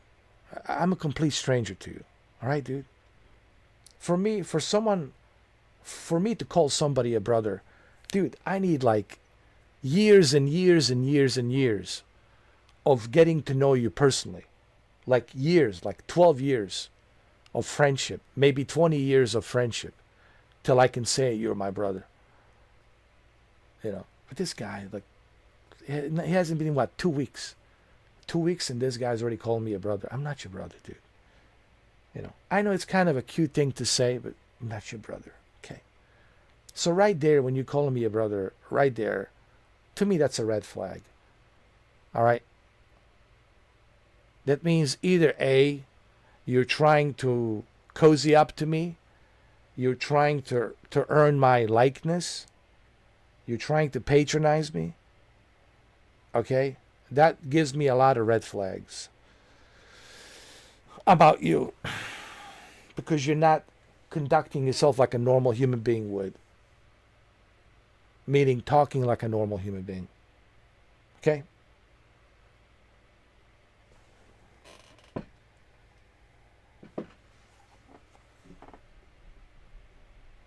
Hey, look at this. That means we're stuck and we can never skip this place. What the fuck are you on about, bro? By knowing the truth, no one can escape it. Because there might really be a firmament by knowing the truth.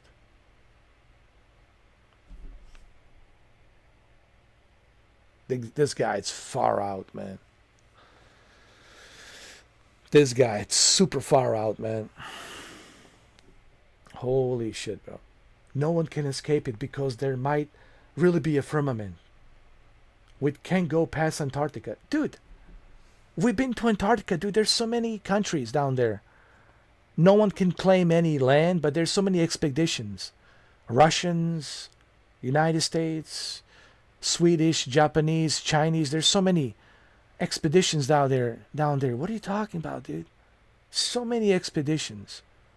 What the fuck are you on about, dude? The very first expedition, dude, was since World War II.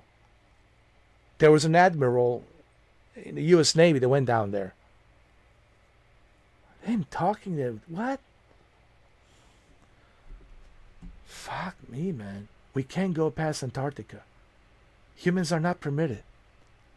What the fuck, man? But why is he thinking all of this? Because he's brainwashed. Social media is the problem.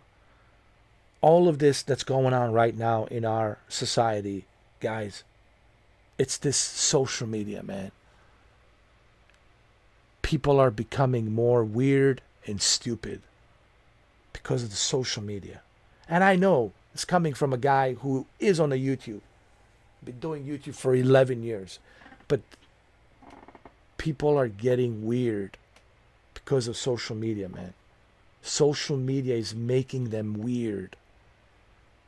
They're being hypnotized by YouTube and all of these documentaries, and they start believing it. It's like a hypnosis, like MK Ultra hypnosis.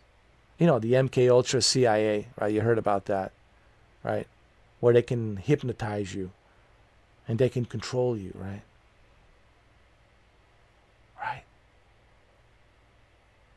There might be some truth to that. I'm not saying that there aren't some truth to that. There's secrets out there, sure. But not everything. It's a lie. Yeah, there's some top secrets for a reason. Okay? But not everything. It's a secret. According to him, everything, it's a lie. Nothing exists. Everything is a lie. Really, dude? Okay. I guess, according to you, the sun will not rise on the east this morning and will not set on the west this evening, according to you. Systems is a big lie, my brother. That means we are stuck and we can never skip this place. No one can escape it because there might really be a firmament. We can't go past Antarctica. Maybe all other planets exist in the firmament. Firmament.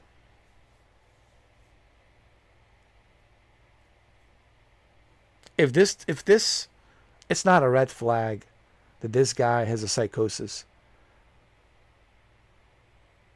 then I don't know what is. If this is not a red flag that this guy has schizophrenia, psychosis. Guys, the mental health, it's a serious problem. And I think social media has contributed to this nonsense. I'm telling you, man, social media, it's a big problem. It's a big problem, dude.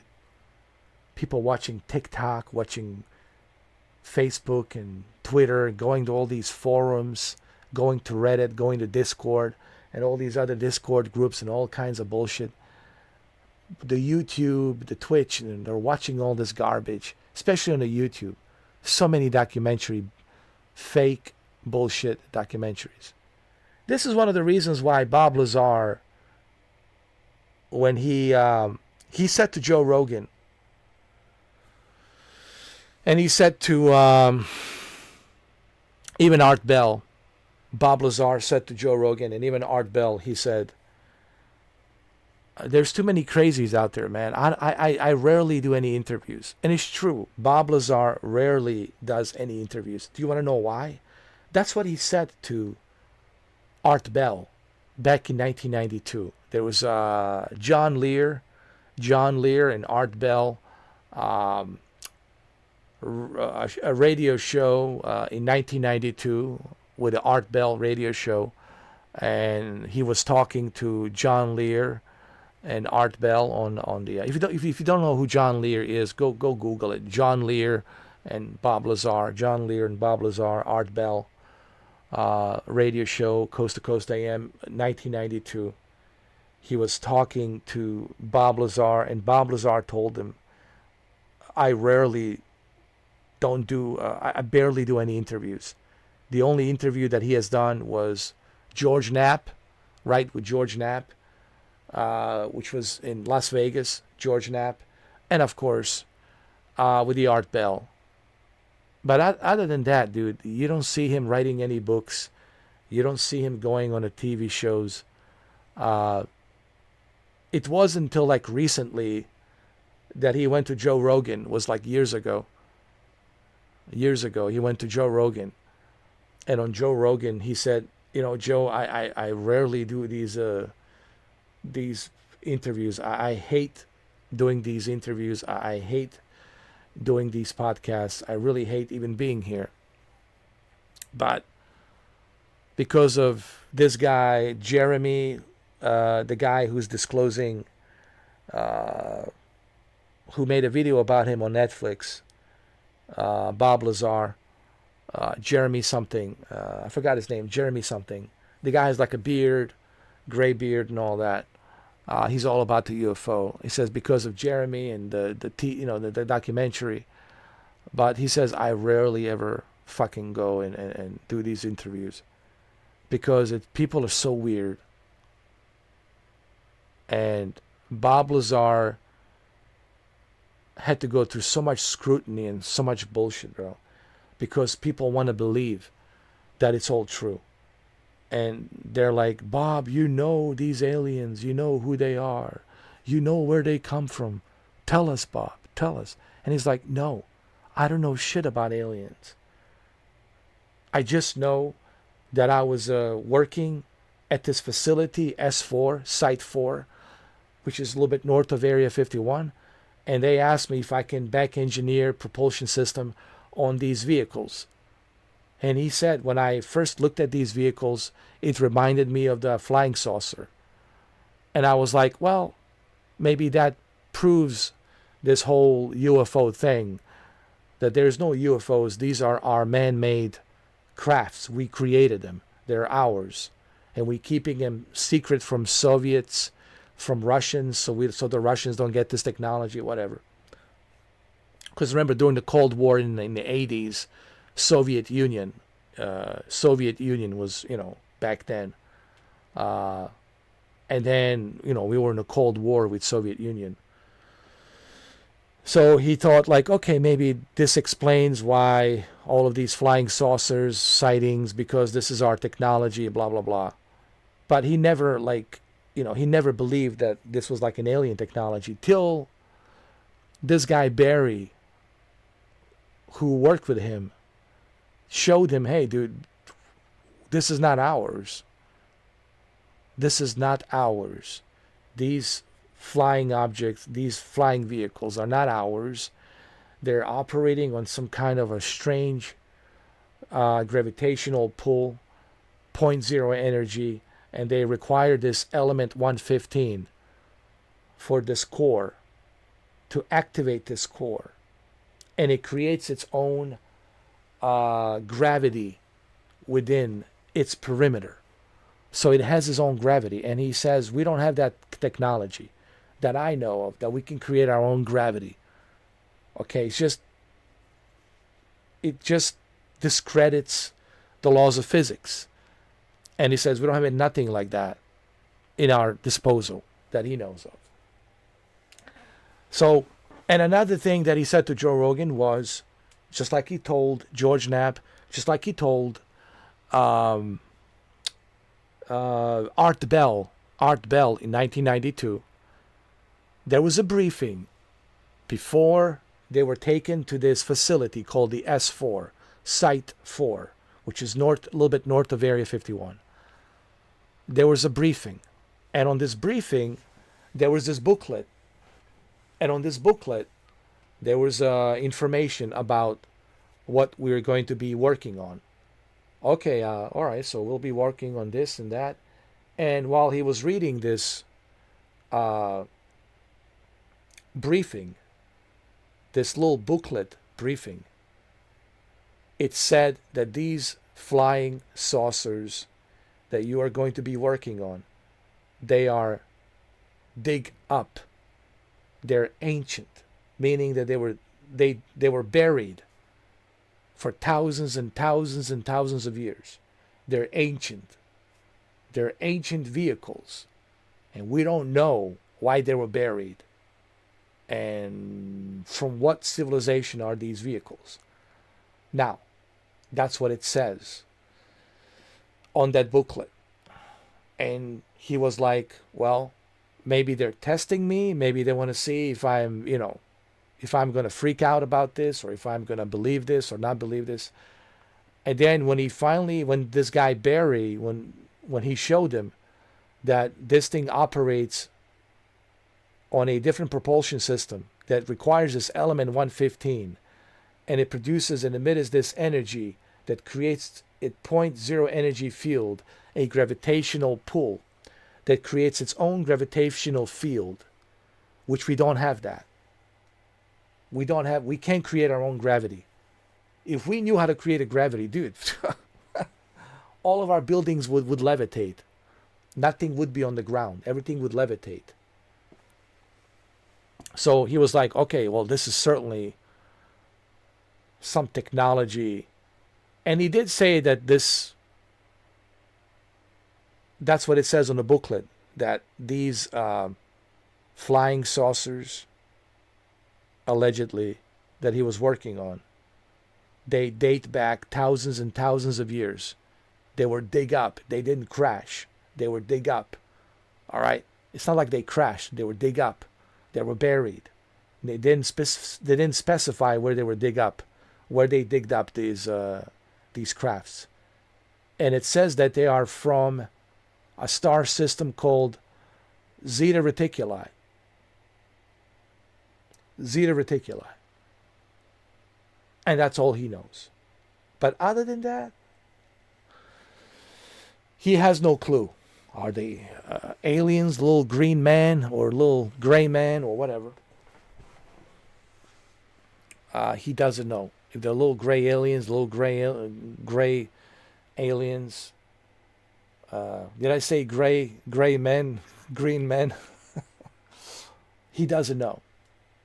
He didn't see any bodies of aliens. He didn't see any live aliens. He didn't see any aliens walking around the area. Okay? Because everything was compartmentalized. He was only allowed to go where they allowed him to go. And he was always being watched. You're constantly being watched by the U.S. Air Force. U.S. Air Force Police. Right? It's called the U.S. Air Force Police, right? Yeah, by the U.S. Air Force Police. Because that's what it was. It was the Air Force base. So there's a U.S. Air Force Police. And there's also those camo dudes. But the camo dudes are outside the base. The job of the camo dudes is to make sure nobody gets in. The camo dudes, they don't go inside. They're not allowed to go inside. The camo dudes, they stay outside to keep people from coming in. The U.S. Air Force Police is there. And they were monitoring him. They were monitoring everything that he does. So everything was compartmentalized. He only knew this one guy, Barry. He only spoke to Barry. He didn't know anybody else other than Barry. Okay, so nobody knew each other there. Because everything's so compartmentalized. So what does that mean? Do I believe Bob Lazar? I don't know. I need evidence, bro. I do want to believe him. I do want to believe Bob Lazar. But again, where's the evidence?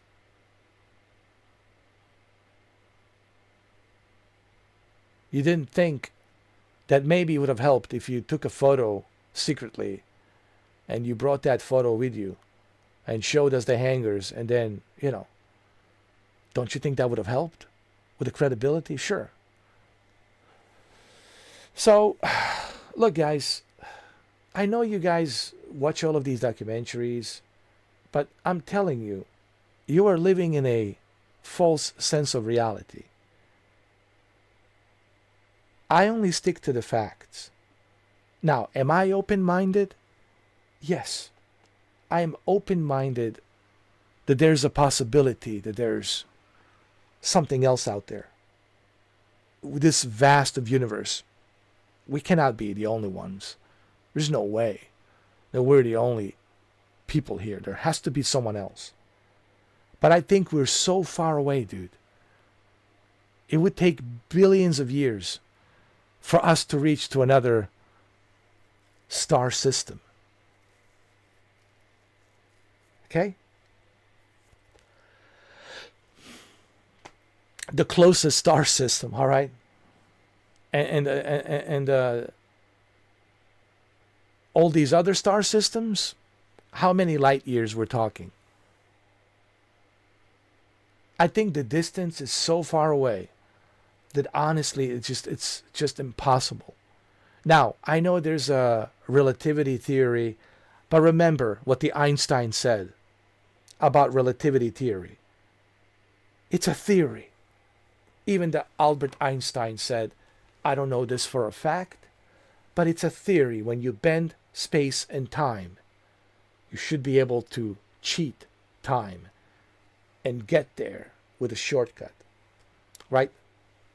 It's like this is the space, and then you're bending it, and you're making a shortcut. So for you to get from here to here, it would take so many light years. But when you bend the space and time, you get there quicker, on an instant. Is it possible?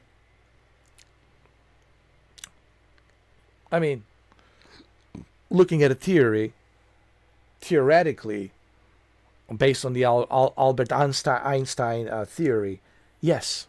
Theoretically, yes. But has it been proven? No. So it's still just a theory. Guys, theories are just theories. They're not facts. And this is what I was trying to tell this guy, Anton Bakalian. I said, dude, you have a theory. But a theory, it's irrelevant. Opinion, it's irrelevant. Because it's not based on a fact. And if it's not based on a fact, it's just a theory. It's irrelevant. No one will care what you have to say. No one won't even bother to look at it because you are wasting their time with theory. A theory. An opinion. Right there, it's irrelevant. You got to stick to what's relevant. What would be relevant? A fact? A factual information? Something where you can prove that fact? But you just using theories and opinions that the earth is not real, nothing is real. Where's your proof? Where? Exactly. This, it's a controller. Xbox Series X controller, a white controller. This is a fact. I can feel it. I can touch it. I know that it's real. I don't have to have any theories about this. There's no conspiracy theory about this. I don't have to have any conspiracy theory about this. It's not even a matter of opinion. Everybody knows that this is an Xbox Series X white controller. That's a fact. So I always stick with the facts. I don't waste my goddamn time with a theory. So this guy, it's so far out, dude. Just look at what he's writing, dude.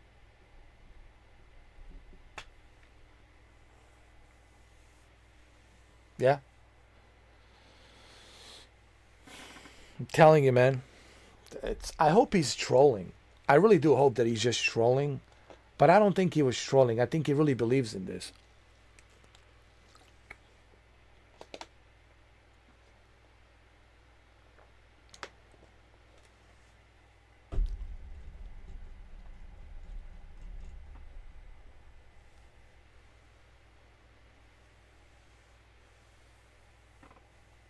So why did I block him? Did I block him because of this? No. It wasn't because of this. I blocked him because he continues to lie. He doesn't want to admit that he was watching my stream and that he was hiding from me and Brendan on Call of Duty. That's why he was blocked. Because he was hiding. And he denied that he was hiding when clearly I found him hiding in the shaft. You can go watch it. It's on a live stream. But this also, it's also another red flag that indicates that this guy's weird. So I have every reason to block this guy, you know. Like, dude, I am here to play video games, bro. I'm here to talk about the Boosteroid, and what are you doing? You wasting my goddamn time with this stupid bullshit nonsense. So, your trolling certainly didn't work. You got exposed. And the reason I'm showing this to people is not to try to be a dick to you or try to be an asshole to you. It's not about that. It's about me trying to show people this is exactly who I don't want to be part of this channel. If you're somebody like this and you're typing random stupid shit like this, you will be blocked. So from now on, anybody who writes me a stupid nonsense and you're not talking about the subject at hand, which is the video games and Boosteroid, you will be blocked. So from now on, hear me out.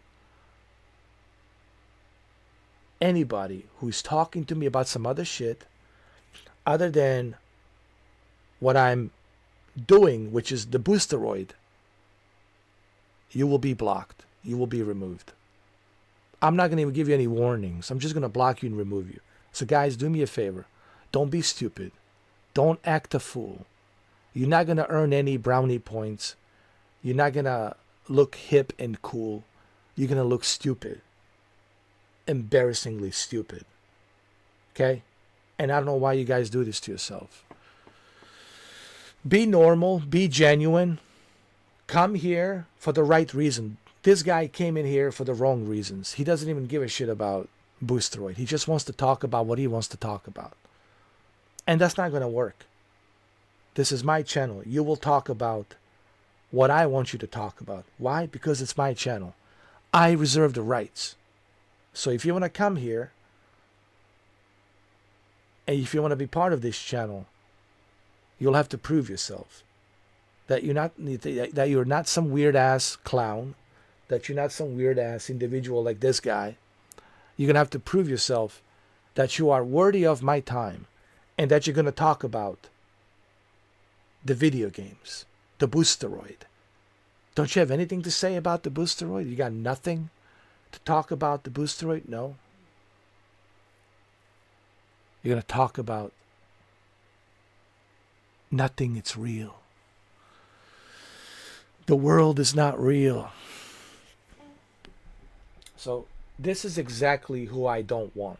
So I'm just giving you this example so you understand. Don't think just because you pay $2 and you become a member. Don't get too comfortable thinking that you can cozy up and come in here and type a bunch of stupid nonsense. Next time somebody writes me a stupid nonsense, I'm just going to block you. Just like that. Without a warning, dude. You will be blocked. You will be banned. I'm not going to even give you any recognition. I'm not going to even have a... I'm not going to even give you a spotlight to acknowledge you. I'm just going to block you. I will not even acknowledge you. I will block you and ban you in half a second. Guys, don't waste my fucking time, guys. With stupid shit. And don't be fucking retarded. Don't come in here being fucking weird and retarded. Alright? I'm not looking for that. I'm looking for genuine individuals who give a shit about what I do here. Alright? Don't be weird. Don't be fucking retarded. Don't be weird. Okay? Be normal and be genuine. Okay? Nobody's a fool. I'm not a fool. And don't treat me like a fool. And I'm not going to treat you like a fool. So if you're going to come in here and act like a normal person. Don't act like fucking weird. Because I'm getting tired of this clown bullshit. I'm just going to start banning people. Left and right. I'm just going to be banning without any fucking notice. Just going to ban. I'll keep who I want to keep. Remember, guys, my channel, my rules. You're in my house. This is my rules. You want to create your own house? Create your own house. Create your own rules. This is my channel. The reason YouTube gives me these tools, ask yourself this question. Why do you think the Google and YouTube gives me these tools? Why do you think they give me these tools? So that way I don't have to waste my time with some weirdos, some weird asshole like this guy. Okay? So I don't have to waste my time with clowns and stupidity. That's why they give me these tools. So I can block idiots and ban idiots and stupidity. All right? Use common sense. This is about common sense. Use common sense. I'm not asking too much. I'm just asking common sense. Use common sense and don't be fucking weird. All right? That's it. It's really that fucking simple. Common sense. And if you don't have a common sense, well, I'm just going to ban you. Block, remove, banned. It don't matter to me. Believe me. But it matters to you because you can't talk to me. And look what you did. Now you can talk to me. Now you can kiss that goodbye. You'll never be able to talk to me, dude. Ever. So good luck. Congratulations for being fucking weird and stupid. Because you think you know me. Because you think you figured me out. That's your first mistake. I always tell people, your first mistake is you think you know me. That's just your very first mistake. You don't. Take in consideration, you know zero about me. Zilts, nada, nishta, niet, none. Nine, nothing. I'm not a prick, but understand this. You want to come to my channel? Use common sense and don't act fucking weird. I'm not asking too much. Okay? Nobody likes weird people. Nobody. And I sure as hell don't like weird people either. Because they're fucking weird. They're unpredictable. They're fucking weird. They make people uncomfortable because they're fucking weird. Because you never know what they're going to do. Because they're too fucking weird. And we got too many fucking weirdos as it is. All right? So, there you have it. That's how I expose people. Front and center. So everybody can see. You see, and I bring credibility. Transcript. Everything's documented. Everything is documented. Everything on my channel is documented. So be careful what you say. Be careful what you type. Okay?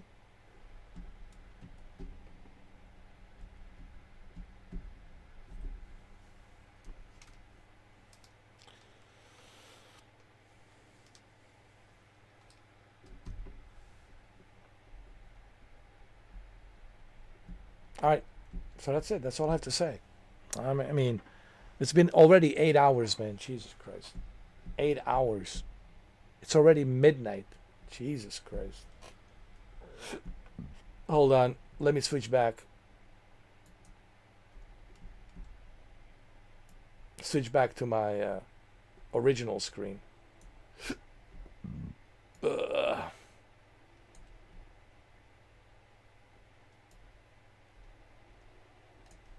My God, so many weirdos out there, bro.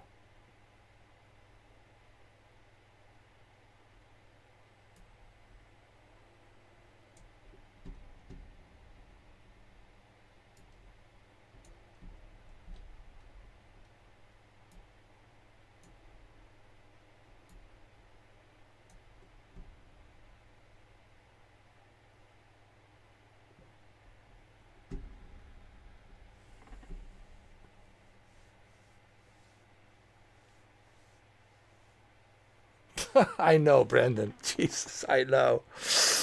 Ugh. Yeah, I don't think he believes the milk is real. The milk is not real.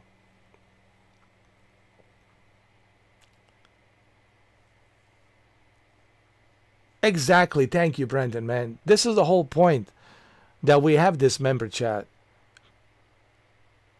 Listen to what Brendan said.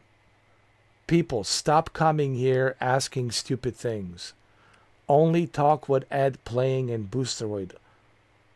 Only. Or be gone. Exactly. Like, just common sense. Be normal. Don't be weird. Like, right, Brendan? I mean, I'm not asking too much. I mean, don't be weird, man. Just be normal. We're here to talk about the Boosteroid, man. I'm a Boosteroid partner, thanks to Brendan. He contacted them, and they contacted me, and thanks to Brendan, I'm with the Boosteroid now. We're here to talk about Boosteroid, and instead this guy is wasting my time about the world is not real, nothing is real, we're all fake, everything is fake, nothing is real. None of this is real. I am not real. Brendan is not real. Nothing is real. What the fuck, man? I mean, come on, man. Even Kemi, when he came in, he was like, "What the fuck?" Even he was like, "What did I walk into?" Kemi said the best. He said, "Anybody who doesn't believe that Neil Armstrong landed on the moon, I certainly believe him, and I take him seriously." That was well said. The way Kemi said it was really well done. I mean, oh my God. I know, even Kemi was looking at the chat, and Kemi was like, "What's with this guy?" You know, Kemi didn't want to get involved, you know, which I don't blame him, because he doesn't want to waste time with somebody who believes that nothing is real. But I'm sure Kemi was wondering, why am I wasting? And he's right. Kemi was right. Ed, why are you wasting time with this guy, dude? I don't care that he paid $2. Anybody can pay $2. Why are you wasting time with this dude, bro? Talking all this weird shit, man. Nothing is real. Nothing is real. Kemi is right. Wasting my time. Wasting my time with this dude. Oh my God, bro.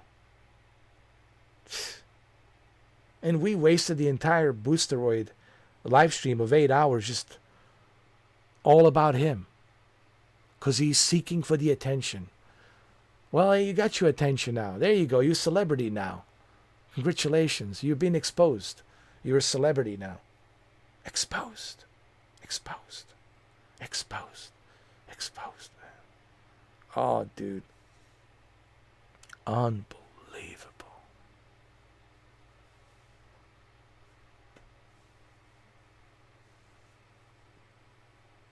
I'm so glad that I didn't invite him. I'm so glad that I didn't invite him to Mr. 4K Circle. This is why we got to be careful who comes into Mr. 4K Circle, Brendan. We got to double check people, man. You know, we got to double check people. They need to show their first and last name and the ID. No. We're gonna request an ID. Yeah? If you can't show me an ID, proof of ID, you're not coming into the Mr. 4K Circle. Photo ID. We got to see who the fuck you are, man. Because it's getting really fucking weird, bro. People are getting real fucking weird, bro. You know what I'm saying? It's really coming to that point where I'm going to have to request for an ID. Show me your ID. Yeah. Well, you tell me, how about this? How about this, Brandon? Do me a favor. When somebody joins the membership, you let me know privately on the Mr. 4K Circle if this guy, it's, you know, keep an eye on this dude or not, you know.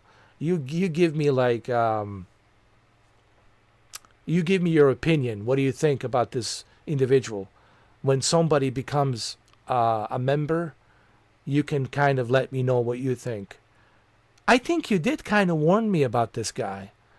I could swear you did tell me not too long ago. You said, I don't know about this guy. Anton, you know, Anton Bakarian. I'm not sure about this guy. I think you did kind of mention it to him, but I was like, yeah, let me give him a, you know, probation. Let's see. And I gave him probation to see, put him on a probation, and well, looks like you were right. I think you were right, man. You have a good instinct. You were right about this guy. I think you did tell me. But you know what? I kind of suspected there's something off about this guy because he was kissing my ass. He was constantly kissing my ass and sucking up to me and you know. And I knew there was something off about him, but I still wanted to give him a benefit of a doubt by putting him on a probation, you know, probation period. I like to give everybody, you know, a benefit of a doubt, a probation period to see if they're worthy of my time, you know. And that's what I was doing with this guy. Deep down, I kind of knew there's something off about this guy, but the part of me was like, I need to give this guy like a benefit of a doubt and a probation period, you know. Hey, what's up, Dominic? How you doing, man? You just missed it, bro. You missed the whole thing, man. Oh my God. We're just about to wrap up this live stream. We're just about to like close this live stream, man. It's been 8 hours. Oh man, dude. You missed the big one, bro. You missed the big one. But you can watch it, man. You'll see the whole thing if you have time. It's really bizarre, dude. This is one of the most bizarre live streams ever, dude, that I've ever like done. It's because this guy is so fucking bizarre, dude. Like, damn, dude. You'll see. So how you doing, man? How's the are you still flying or are you're just about to head home? Well, it's all right. You know what? When you come home, you can watch this. Watch the whole thing. Believe me, it's worth it. I know it's 8 hours, but dude, you might have to fast forward a little bit. Let me see. I think you might have to fast forward.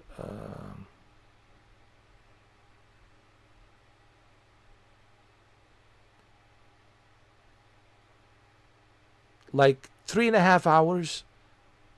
Like 3.5 hours, you might have to fast forward. That's where it gets really interesting, like 3.5 hours, because I started at 4 o'clock. Let me see, 4, 5, 6, 7. Yeah, 3.5 hours. Fast forward 3.5 hours. And dude, yo, this guy, oh my God. His name is, he's from Vancouver. Allegedly. We don't know. If it's even he, could be a she, from Vancouver. His name is Anton Bakalian. Because you don't know with these individuals, man. They could be anything. Could be a female, male, you don't know. Could be some 60-year-old dude or 70-year-old dude. You don't fucking know. But yeah, this guy was like psychosis, schizophrenia, dude. Oh my Lord, dude. Yo, this guy's fucking like.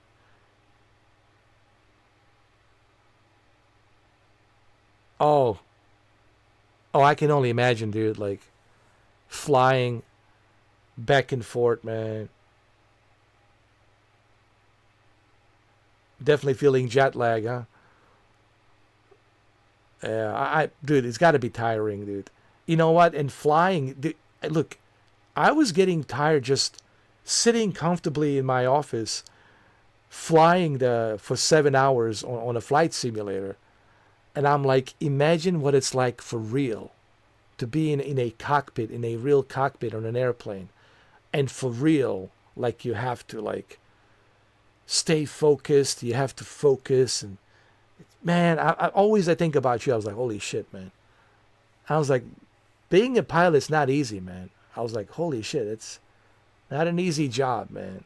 I mean, in my opinion, It's not. It's. I know you love it, but it's also a lot of responsibility, right? It's a lot of responsibility. It's not an easy gig. You know, I can only imagine. Toronto to LaGuardia, back to Toronto, and then Montreal, then back to Toronto. Oh my God. Back and forth, back and forth. I know these are not like long distances, but still. You have to wait for the boarding. They have to board. The passengers have to board, and then, you know, the maintenance has to check everything, da da da da da, and then wait for the taxi, you know, the clearance on the taxi out, and depending how busy it is on the runway, right?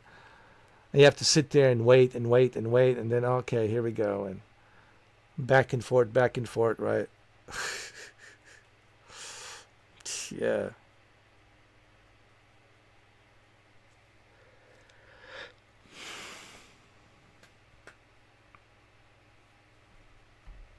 Yeah, but anyway, check this out, man. You gotta. So anyway, the live stream originally was about testing, you know, the Boosteroid games, and we did. We tested a bunch of Boosteroid games.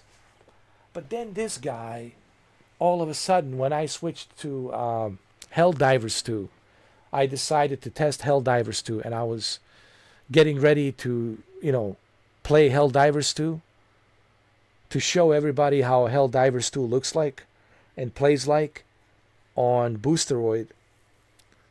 And I'm playing Helldivers 2, you know.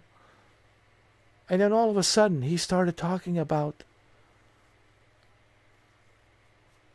Dude, this is exactly what he said, man. It's right here.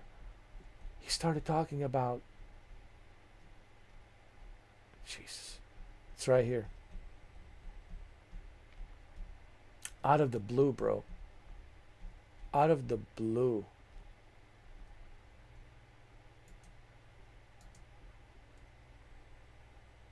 Out of the blue, he said, the reality it's now, and no one knows anything from the unknown reality, which is called future. What the fuck?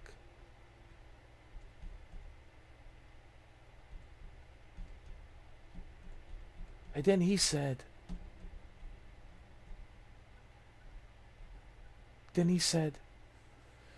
bro, no picture. We can see our Earth from out. That means we're stuck and we can never skip this place.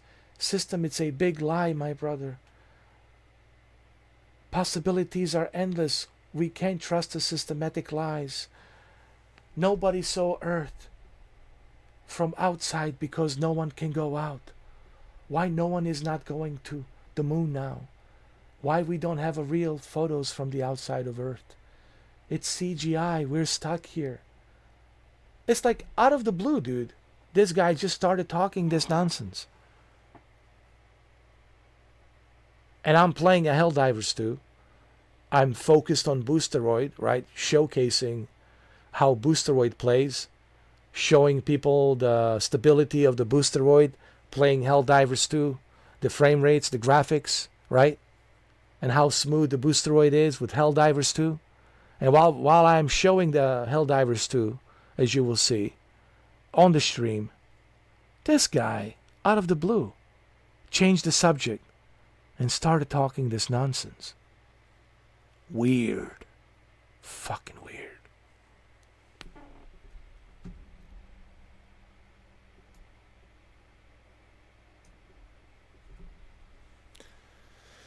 He believes that the Earth is not real. He believes that the airplanes are not real. He doesn't even believe you're real. He doesn't believe that the airplanes exist. He thinks it's all a holographic image. He doesn't believe anything. He doesn't believe that anything is real. Nothing is real. There's no international space station out there. There's no satellites floating around. Okay? There's no astronauts out there on International Space Station. He doesn't believe that the moon is real. He doesn't believe that our planets are real. Nothing is real. Yo, this guy, it's so fucking far out, bro. Oh my God, dude. beyond weird, man. He believed, no, he believed that the mothers don't breastfeed their babies. He doesn't believe the milk is real. Yo, this guy, it's so far out, dude. I'm thinking, so here's what I was thinking. And I know you might come to this conclusion. Is this guy trolling, or is he really believing all of this? Now, there's no way of me knowing that for sure. But something tells me that this guy really believes this. I don't think he was trolling. Now, if he was trolling, well, that's good, because then he's just trolling. That means he's a normal person. He just wants to troll me for whatever reasons. I don't know why. Whatever, you know, some people, they get off on that, you know. Some people get off on that. They do, by trolling other people. They do. They get off on that. So either A, he's trolling, or B, like he's really weird. Like he really believes this shit and he's really weird. But I'll let you make that decision, Dominic. Watch the... even Kemi came in. Even Kemi was like, anybody who believes that Neil Armstrong didn't land on the moon, I certainly believe them. And what is it? Something Kemi said. Hold on. What did Kemi say? It's so good. Hold on. I got to read this. You know, it's right up here. Hold on.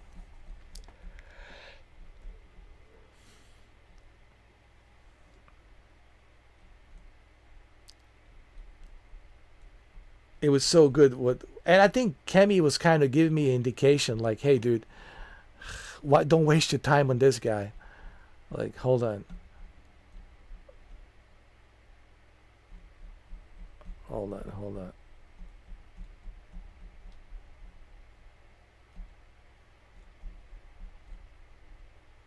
If someone believes that Neil Armstrong didn't land on the moon, I would take them seriously. They probably believe the Earth is also flat.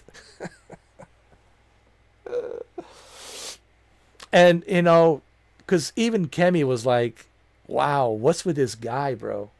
Like, you know, Kemi didn't want to get involved, and I don't blame him, but I think Kemi was giving me indications like, yo, this guy's weird, bro. Like, why are you playing ping pong with this guy? And I don't know why I was playing ping pong with him. But I was trying to give him a benefit of a doubt, man. You know. But then I realized, yo, this guy, it's so far. Look, this is a proof that you really can't have a conversation with people who are this far out weird. Like, so far out there, bro. Like, I don't think there's any psychiatrist. I don't think there's any medicine that will help them. You know, these guys are so far out, man, that you can't communicate. If you tell them the sun rises on the east, they'll say no, the sun rises on the north. And if you tell them the sun sets on the west, they'll say no, the sun sets on the south. You know, I mean, this is the kind of level of weird, man. And you can't even have a normal conversation. You can't have any discord with these individuals. They're so far out. They're so weird, bro. Just like, wow. But anyway, I'll let you watch the video. I mean, the live stream, and you can give me your opinion. What do you think? You guys had a 3-hour delay. Oh my God, on the ground. Yeah, see, that's the thing, man. It's not bad enough you have to fly, and then you have to wait on a terminal for 3 hours, and then go back and fly again, and wait in the terminal for another 3 hours, and then fly back again, and wait in the terminal for 3 hours, and fly back again, and wait in the terminal, and then come back again. Yeah, I can imagine, dude. It must be exhausting. It must be super exhausting.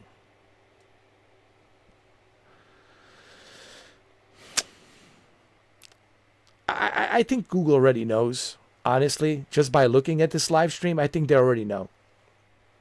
Believe me. You don't think YouTube is watching this? Of course they are. They're monitoring everything. Everything that's being said on a transcript, they see everything. They want to know, why did I block this person? Why did I ban this person? And they'll look at it and they'll see, okay, so that's why he banned him. You know what I mean?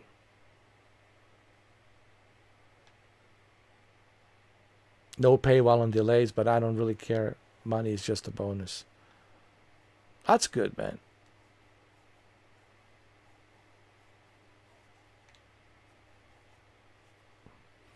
But look, you're doing what you love, you know, and you're making great money by doing what you love. So, dude, you'll never have to work ever in your entire life, man. You don't know how lucky you are, Dominic, because you're doing something you love.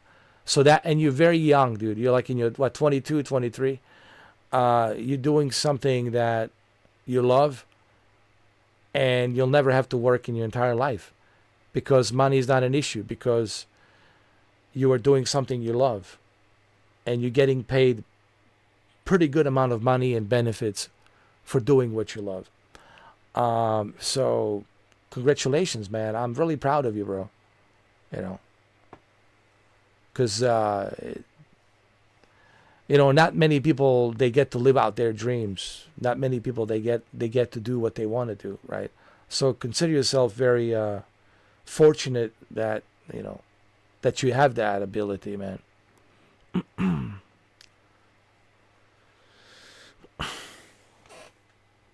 But anyway, guys, it's time for me to go. It's been 8 hours and 26 minutes, man. It's a midnight. It's been a long live stream. And it's been a weird one. It's been a bizarre live stream. Very bizarre live stream. Anyway, let me know what you guys think. Thank you, Dominic. Thank you, man. Anyway, if you have time, watch the live stream. Let me know what you think. Give me your feedback. How weird it? What's the scale of weirdness? Give me your scale of weirdness. How weird it is. Anyway, when you watch it, let me know. All right. Thank you, Dominic. Thank you, Brendan. Thank you, Cami. And everybody else who tune in to watch, thank you for watching. And guys, please, don't be weird. Don't be weird, okay? I just, you know, don't have time for weird people, man. I really don't, man. Just, there's too many weirdos out there, okay, guys? Just be a normal person, okay? Use common sense, all right? It's really that simple.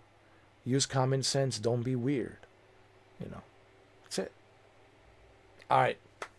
Take care. All right. And let me know what you think. Dominic, give me your feedback. The level of how weird this guy was. Jesus. Wow. I think he was definitely on that. I put him on a scale 1 to 10. 9. Certainly, he was at the 9 for me, dude. In a scale of 1 to 10, I would say 9. He was certainly a solid 9 in a weird scale measurement. I would say solid 9 between 1 and 10 scale of weirdness. This guy was solid 9. Solid 9. And I think you might give it a solid 10. I don't know.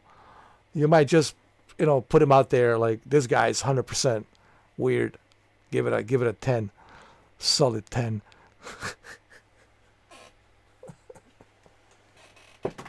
But I'll let you be the judge. See you next time. Thank you. Thank you, everybody. I'll see you guys later on today. Today's Tuesday. I'll be back later on today. Okay. I have some videos coming up. I might be doing a flight simulator today. I might be flying, with my Air Phoenix, not Air Phoenix, the Phoenix Airbus 320.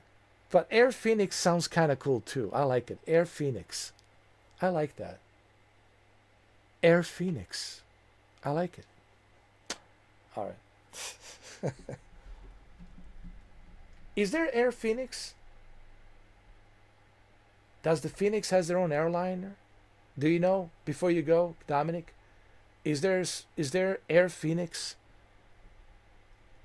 in Arizona? Do they have Air Phoenix? Or there's no such airliners like that? Anyway, I don't know. But just so everybody understand, when I say Phoenix, I'm talking about F-E-N-I-X. Phoenix is the developer that developed the Airbus 320. So it's a Phoenix A320. But maybe there is an Air Phoenix out there. Well, there you go. An idea for an airliner. Phoenix Airliners, Air Phoenix from Arizona. How about that? Air Phoenix. Huh? There you go. Some billionaire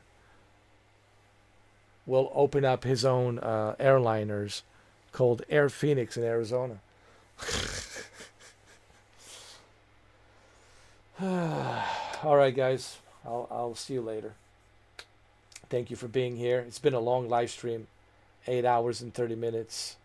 And like I said, it's been a very, very weird, strange stream, to say the least. To say the least. Okay. Thank you for watching. And I'll see you later on today. And thank you, Brendan. Good night. Thank you, Brendan, as well. Always appreciate you being here. Thank you. And thank you, Dominic. Appreciate you. Try to get some rest, brother. Try to get some sleep. I know you're tired. Try to get some sleep. And you can catch me today. I will certainly be flying today. If you're not busy today, I'll certainly will be flying with a flight simulator. So with a Phoenix, with my Air Phoenix Airbus A320, Phoenix A320.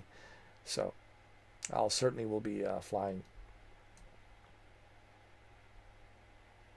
For those of you who don't know about Phoenix, before I go, it's one of the most realistic Airbus A320 on the market right now. I believe, and I think Dominic believes as well, he's a pilot, that it's pretty accurate. So if you guys want that real experience, what I mean by real experience, like a real good simulation, Airbus 320 Phoenix, it's certainly something you need to look into. It's a F-E-N-I-X, Phoenix A320. I'll talk more about it today, and I'll tell you more about the Phoenix developers and Phoenix A320. Okay. Have a good night, everybody.